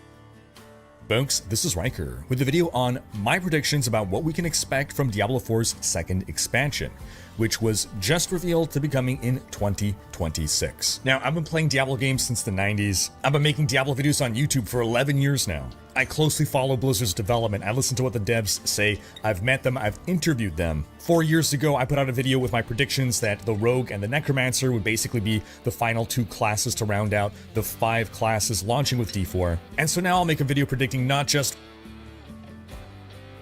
I am eating fried rice and pot stickers. What the next class is going to be, but what the entire expansion is going to be about. We're going to talk story predictions, where we're going to go, what kind of new features we might see. I'll even speculate on an actual release date. And then when all these details are revealed, we can always come back to this video and see how wrong or right I was. Now, Vessel of Hatred added a lot of new content. We got the new class, the Spiritborn. We got the new region, Nahantu. We got mercenaries. We got rune words. We got the new Undercity dungeons. We got the raid, the Dark Citadel. And if you're looking for an overview on all the new systems, I've got my beginner's guide to Vessel of Hatred on my website, Riker.com, which takes us to a word from this video's sponsor. I built my website using Squarespace, and I was able to do everything myself, quickly and easily, and with zero education in the field, all thanks to how easy Squarespace is to work with. Squarespace even has a new AI tool called Design Intelligence, which combines 2 decades of industry-leading web design expertise with the latest AI tech to empower you to build a beautiful-looking, personalized website made exactly for your needs and your unique identity. Tech, this is what we need for actionrpg.com, you know? Squarespace even has optimized SEO tools so that you can launch your website and start getting views as quickly as possible. Squarespace is flexible for any kind of website, with tons of design options to pick from. You can easily connect all your social accounts, and also upload your video content and organize your video library. You can sell products or services, and with Squarespace Payment, you have an easy way to manage your payments in one place. You're just a few clicks away from being able to receive payments through your website, all while offering customers popular payment methods like Apple Pay, ClearPay, Klarna, and ACH Direct Debit. Basically, if you want to build a website, I recommend Squarespace. So head to squarespace.com/Riker or click the link in the description to start your free trial and use code Riker to get 10% off your first purchase of a website or domain. That's squarespace.com/RHYKKER and use code Riker. So diving into the new expansion and what we can expect. Let's start off with the thing that I'm most confident in, and that's the new class. I am 99% sure that the new class is going to be something like a paladin. It might literally be the paladin, it might be a crusader, or it might be the Templar. We'll explore those options in a bit here, but it is almost a certainty that we're getting the paladin analog, the holy warrior with a shield. This class has been immensely requested. It has been the most requested class since the release of D4. Yes, there's a lot of love for the Amazon as well, but really, the paladin has been the number one. Every campfire chat, people are asking, paladin when? Paladin when? When the Spiritborn was revealed, while some people were hyped for a new class, a lot of people were disappointed that no paladin still. Is he going to mention also that the leaked material and data mines show paladin? So it's pretty easy to guess paladin when, you know, never mind. People are saying, I'm not buying the game until they add the paladin. And in interviews, different devs and Rod Ferguson, they've kind of alluded to, calm your pants down, paladin is coming next. With the Spiritborn, they were saying how they wanted to do something completely new because the previous 5 classes have been something that already existed, right? They were bringing back old classes. Again, 4 years ago, you can look at my analysis that allowed me to predict the Rogue and the Necromancer was all based on what classes previously existed. With the Spiritborn, they wanted to do something new, but it sounds like with the next class, they're gonna make people happy, give the people what they want, and that's gonna be the Paladin or Templar or Crusader. I think it's not going to be the Crusader, and I think they might not even call it the Paladin. It'll play like the Paladin, it'll make Paladin people happy, but it might be the Templar, because at this point, while there's a lot of nostalgia for the D2 Paladin, I think they've largely realized that the majority of their player base now is D3 players and new players, and there's not as much D2 fans left playing D4, so I think they're not going to care as much to cater to that nostalgia, and I think there's not enough nostalgia for the D3 Crusader, but you were a Templar, John Da. Cormac the Templar in Diablo 3, a lot of love for this character, for this hireling, and I think it's a good way to bring back this holy class in a way that still feels like a paladin, but has something new with it, and I think they can actually bring back a little bit of Amazon fantasy. The spear and javelins, right? Bow-wise, we got things covered with the Rogue, but nothing has spear gameplay. The Templar, your Templar follower in Diablo 3, his starter weapon is a spear. Yes, he can use a sword. Yes, he can use a mace, but he starts with a spear. So imagine the Templar class being this paladin that also has spear skills. Maybe you can spec into different things. You don't have to go spear, but it's again a way of capturing, because I don't think we're going to get an Amazon class. I don't think it's ever going to happen, because Amazons are lore-wise and just in people's mind very gender-locked, as they could only be female, and I don't know that they're going to do any kind of class that is just going to be one gender. Now, some issues with the Templar theory are that the Templar Order was immensely corrupted in the end of Reaper of Souls, and Cormac quit. He killed the Pope of the religion, the Grand Maester, I believe it's called, and he quit, and it was a fully corrupted order. Now, maybe he's going to reform the Templars. Maybe he'll form a new order and call it something else. But I think it'll be really cool if we see Cormac again. We've seen Lyndon the Scoundrel. We've seen Diablo 2 NPCs, so Cormac can certainly still be alive 50 years later, and I can see him as the new Grand Maester of the Templars, or maybe they'll call them something else, but he might be a key NPC as well in the story. At this point, they might as well bring a vampire class over from Immortal. Oh, geez. Story of the expansion. Now, region-wise, where are we going to be going? What we've seen with Expansion 1 Vessel of Hatred was they added the southern half of the eastern continent, the jungles of Nahantu, which are very much aligned with the Spiritborn class. There's this marriage of here's this new class and here's where he's from, and it all is thematically fit together nicely. And in my interviews with Brent Gibson, the game director, they basically expressed that that's what they like to do. They like to kind of make this complete package, ensure the content they're in is synergizing. So if we're getting a paladin type character, where does it make sense for this character to come from? Well, the Templar Order was situated in Westmarch. Westmarch being the capital city of the Kingdom of Westmarch. So if we go now west, because there's nowhere else to go on the eastern continent, we have it all, so we're going to be sailing west, in my opinion, to the western continent, to the region known as Honduras. Now, Honduras encapsulates a lot of Diablo 2. That's where we're going to find Old Tristram and New Tristram. It's where we're going to find Lut Golain.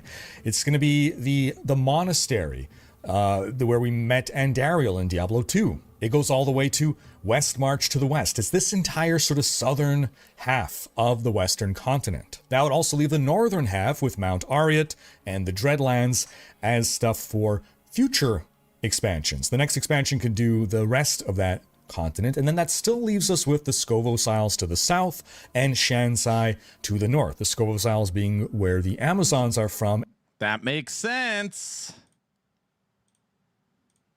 And Shansai being where the wizards are from. Now, it's possible we'll actually get to visit Shansai in Expansion 2 for narrative reasons, because they've established that Acolyte is from Shansai. Now that Acolyte is back, in a way, it is possible he's going to go on a pit stop to Shansai, and Shansai is certainly too small of a region to have its own expansion. But I do believe that Westmarch is going to be a key location in the next expansion. Now, we know that after Malthael reaped Westmarch, there's a great devastation there, right? It was an immense capital city.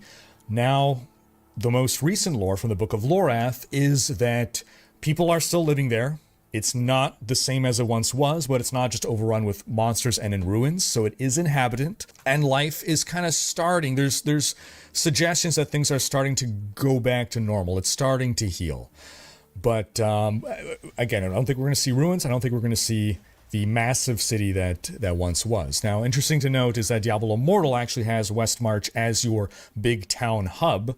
So I don't know if we're going to see a Westmarch being this massive town hub, or maybe there'll be like smaller regions within Westmarch. Maybe some of it will be in ruin, but I don't think it's going to be overrun with monsters. Nonetheless, it will offer some kind of new location visually and thematically and geographically to what we have experienced so far. We haven't been to just a massive city, a metropolis. We'll also likely get to see Kingsport, which is where Linden is from. That's more of like the scoundrel hub, but altogether. Now, imagine the Helltide possibilities in Westmarch, right? Bring back the Crusaders and the Witch Doctors. Now, even if the new class is not a Templar, if we're going to go with the classic Paladin, the Diablo 2 Paladin, so first off, the term Paladin refers to a number of knightly orders of faith in the light. And the Paladin from Diablo 2 specifically was from the Knights of Westmarch. And as it turns out, who else was formerly a Knight of Westmarch? Lorath Nar. There's just a lot of reason to think we're going to Westmarch. There's lots of tie-ins there for Paladins or Templars, all of which are from around that area, and for Lorath to appear in the story and be affiliated with all this. Now let's talk about narrative predictions here. We ended Vessel of Hatred with what? Mephisto has now giga-powered up using the pseudo-corpse of Akarat. He now has what is arguably the most powerful host body that any primeval has ever had. I believe he's going to be going west. Again, maybe he stops by Shansai, maybe not, but he's going to be going west, perhaps to corrupt, or try to corrupt, the Templar Order. Who knows? We have seen Mephisto do things like this in the past, where he Why isn't the guess that we're getting Diablo? corrupts the head of a religion. He did this, for instance, in where we are now, in Nahantu. The Church of the Zakarum was innately corrupted by Mephisto. This is what he does. So now he's literally coming back as the Jesus of this religion. So I believe religion and faith in the light and faith in Acolyte is all going to be a big part of the story, which again ties very well into having this holy class and even it being the Templars. You know, how many times do we hear the Diablo 3 voice lines, Akarat be praised and Akarat this? And again, this all synergizes together in a package that makes sense, which is what they seem to want to do. It's what they did with Vessel of Hatred, the story, the class, the region, all synergize and fit together. I think we're going to see Tyrael make an appearance. I think Tyrael will likely be a significant part of the story. Is he going to die? I don't know, but I think we're going to see him. Maybe he's going to be aligned with Cormac. I think angels are going to come into the picture somehow. Maybe. Tyrael Again, we is got my that favorite. teaser. I mean, first off, I thought angels were going to make an appearance in Vessel of Hatred, simply because in season 4 or 5, Blizzard added an item in the game, a new uber unique, a mythic, that makes you do more damage to angels and demons. So if you're adding this item that does more damage to angels, well, presumably we're going to have angels to fight at some point. So I thought we're going to see Tyrael and angels in Vessel of Hatred. I am now pushing that back to the next expansion. Now, how this takes place exactly could either be maybe Imperius, the archangel who was the head of the Angerus Council, the one who hated humans and wanted to exterminate us because we are all half demon and half angel. Therefore, we have innate evil in us. Maybe he's going to lead a charge of an angelic host down to take out humanity, perhaps even because of this insane perversion of the faith in the light that Mephisto has brought. So maybe we have this angelic host come down and trying to exterminate us, and so we are fighting angels that way. Otherwise, it would have to be somehow corrupted angels, I guess. That said, I always had in mind that the invasion from heaven would be an expansion unto itself, so I don't know that I really expect the angelic host to come down and invade just yet. Maybe more just a small cadre of angels. It could also be explained that Vessel of Hatred. Now, we're going to talk a bit more about tiling in a bit, but Vessel of Hatred has multiple meanings, and one is that we ourselves may be the Vessel of Hatred, we the main character, because we have Lilith's essence in us somehow. We have the blood and the petals and all that. So it could be that the angels sense that we are the Vessel of Hatred, and therefore they are coming to kill us and we have to fight them. And speaking of us being the Vessel of Hatred, I do believe that is going to play into our ability to defeat Mephisto. Again, he is giga-powered now, and we're just some schmuck. But we were seeing signs in the story of Vessel of Hatred of us, coughing up and whatever, struggling with whatever's inside of us. Lilith's essence is doing something within us, and I think she wants revenge against her Poppy here. I don't think Lilith herself will come back. I think if she would, that would completely undermine the wonderful story of the base campaign, which I adored. Her death would effectively be meaningless if she just respawned now.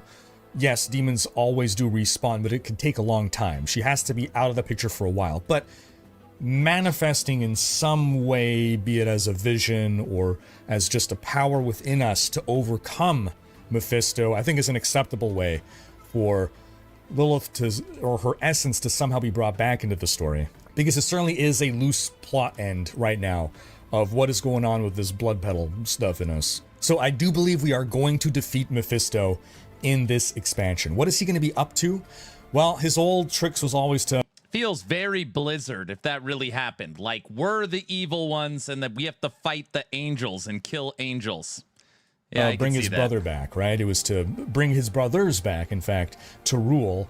And while I myself have not been one of the people to say, like, wow, the game's called Diablo and Diablo isn't even in it, I think with every expansion that passes without Diablo, people have more and more of a right to kind of complain about that. So I do believe that we will have Diablo introduced in this expansion, but we're not going to fight him yet. Maybe it's just going to be some kind of like teaser at the very end, but it's likely going to take the form of Mephisto trying to bring him back, which might also be why he's going back to... It could even be the cathedral ruins, who knows? That's where Diablo's soul stone was kept so long ago. It's how he corrupted Lazarus and plans set in motion by Mephisto. But what about being the powers? puppet That's master true. We do all need the to way figure across out from the powers. eastern continent. Now, we That's mentioned true. about the title. We're going to make a title prediction. It's unlikely to come true, but Vessel of Hatred, again, works in multiple ways. We could be the Vessel of Hatred.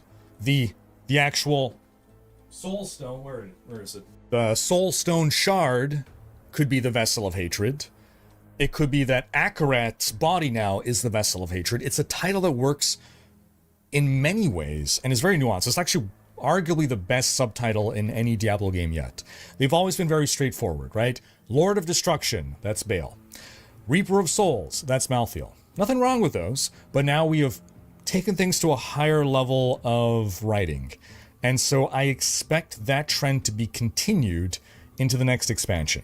So, using everything we know, this is going to be about religion. This is going to be about faith. It's going to be about Templars, Crusaders. What is their religion about? It is about faith in the light, right? We have Mephisto corrupting this faith in the light. Now, the titles have always been about villainy and bad things. So, what is a title that can work on multiple levels, that incorporates ideas of what is being conveyed here? Mephisto is going to be the big bad. We're not going to call it Lord of Hatred because we just said Vessel of Hatred. So, Diablo 4, Herald of Darkness. Darkness is opposite of the light, so it works on that front. Darkness is just, ooh, evil, bad things coming. Herald meaning bringer of. It could be a harbinger, it could be, you know, whatever. Harbinger is a little bit too wordy. Herald rolls off the tongue a bit easier. Mephisto is coming in as the bringer of darkness.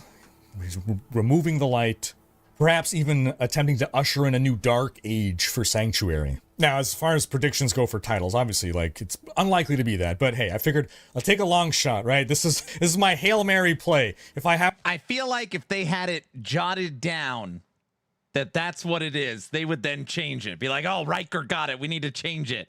Happen to call this, I deserve at least 2 upvotes on this video, okay? Now let's talk a bit about new features that might come with the expansion. So first off, set items. I think set items are a likely feature to return in the expansion. Why? 6 months prior to release, I interviewed Diablo 4 game director Joe Shelley and Diablo general manager Rod Ferguson. I asked them about set items, and they expressed that set items were important. They were going to come to the game, but after launch, that they had to find the right way to add them in. They were aware of the problems that set items had in Diablo 3 and did not want to repeat those mistakes. So, Diablo 4 Vessel of Hatred added in rune words, which was a feature that was shown in early development of D4. Didn't come at launch, came later. They finalized the system. I think we might see something similar happen with set items. If they can find an appropriate design space for set items, then they're going to come in with the second expansion, Herald of Darkness. I think we're going to get a new type of mount added, and I think it's going to be dire wolves. With Vessel of Hatred, we got the big cat mounts, the jaguars. I think with expansion 2, because West March is so affiliated with the dire wolf as its sigil, I think we're going to get dire wolf mounts. I think we're probably going to get some kind of new endgame mode. Maybe it'll be something wave-based, similar to Echoing Nightmares in Diablo 3. Maybe some kind of like tower defense type thing, just, you know, waves of enemies coming at us. Similar a little bit as well to the Infernal Hordes, but we might even get to fight angels in this mode. That's really just guessing, though. Some kind of new game mode is the safe bet. What exactly? Yeah, who knows? I think every class will get a couple new skills, new passives, new Paragon boards. I think the level cap will be raised to 70, and I think we might even get some new clan features. This is a gamble, but we saw with Vessel of Hatred, they added a party finder, and they added a raid. So they're focusing on social features, so maybe we're going to get something like some kind of guild housing. I think that'd be really cool. Now, base Diablo 4 had the Altars of Lilith. Even though they weren't a very popular feature, the expansion added Tenets of Akarat as their version of Altars of Lilith. They added them in a... Oh my gosh, the video recommended is 7 months ago. Oh my god, you guys are dying. This video is 7 months old and nobody noticed. I am dying. And a more We watched 20 minutes of it. YouTube recommended it. That is hilarious. A little outdated. Here is the link. You did? Here's the link to Riker's video. Give him a like, share, sub. That is hilarious. That was still good. I just said nothing. Why do you guys always got to say nothing?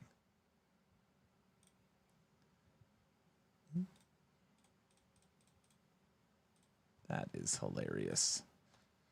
All right, I knocked out all my dailies while watching Riker's 7-month-old video and eating dinner.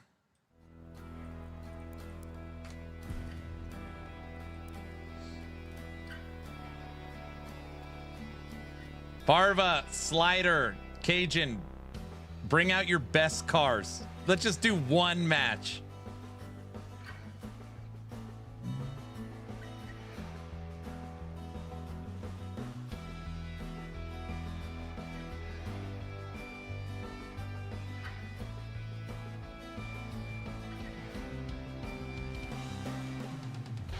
I don't know what's going on. Everybody knows that.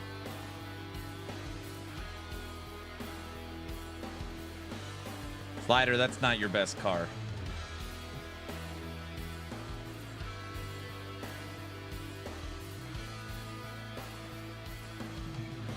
Cajun, your best. Is that your best? Cajun, I thought you had like a 12 or something. This is my best. All right, Farva, switch back. I'm not going to bring Cajun into a 20K match. No, let's just do just one. All right, we'll bring him into one.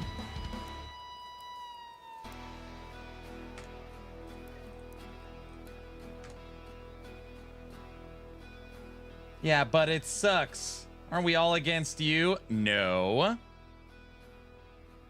18K, huh?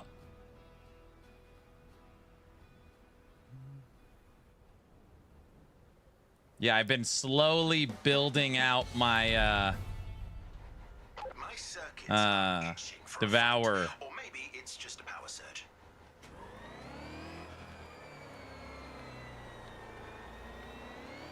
Enough durability to be considered 2 vehicles. My durability is 4,300. I don't have an Odin, so I have a terrible I need an Odin so bad. I only got 8,200 gold.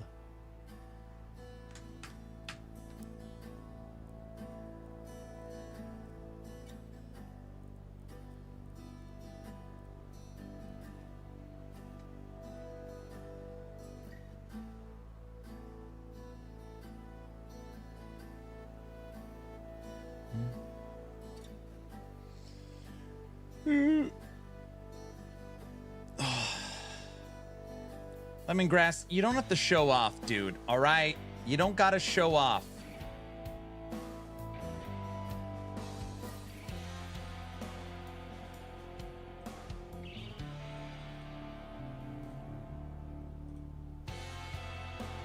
Let's see if we even get a match.